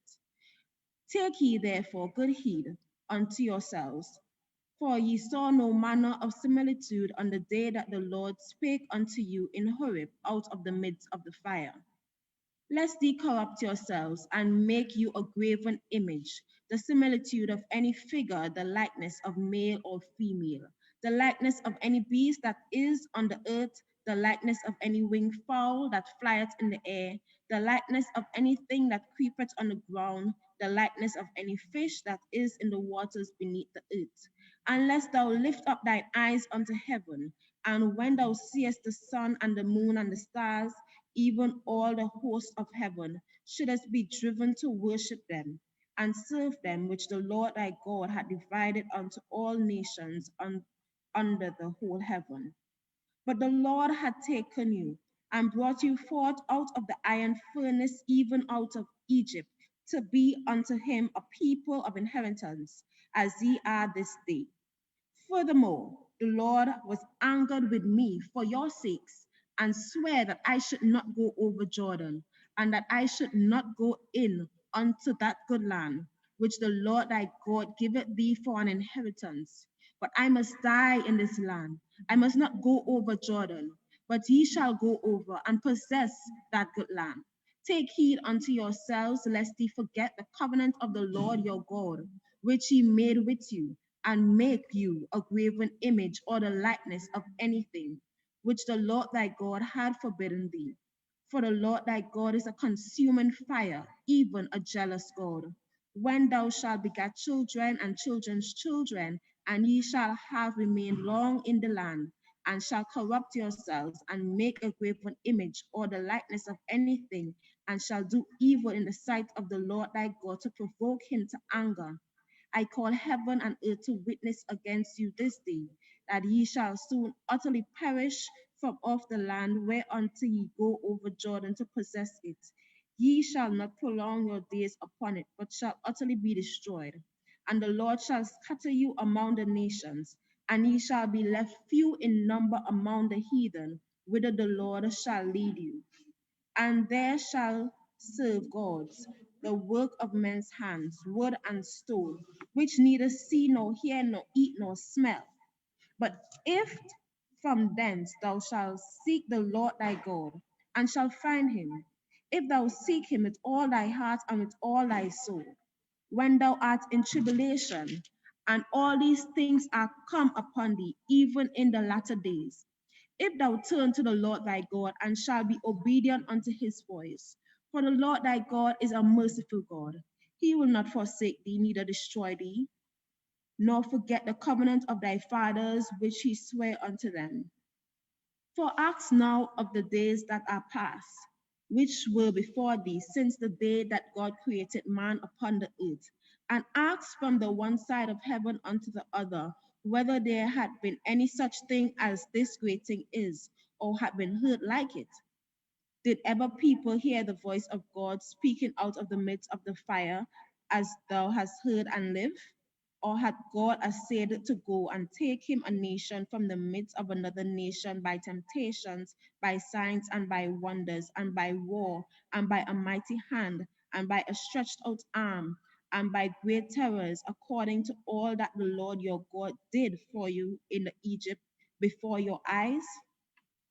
Unto thee it was showed, that thou mightest know that the Lord, he is God. There is none else beside him. Out of heaven he made thee to hear his voice, that he might instruct thee, and upon earth he shewed thee his great fire. And thou heardest his words out of the midst of the fire. And because he loved thy fathers, therefore he chose their seed after them, and brought thee out in his sight with his mighty power out of Egypt, to drive out nations from before thee, greater and mightier than thou art, to bring thee in, to give thee their land for an inheritance, as it is this day. Know therefore this day, and consider it in thine heart, that the Lord, he is God in heaven above, and upon the earth beneath, there is none else. Thou shalt keep therefore his statutes and his commandments, which I command thee this day, that it with thee and with thy children after thee, and that thou mayest prolong thy days upon the earth, which the Lord thy God giveth thee forever. Then Moses severed 3 cities on this side Jordan towards the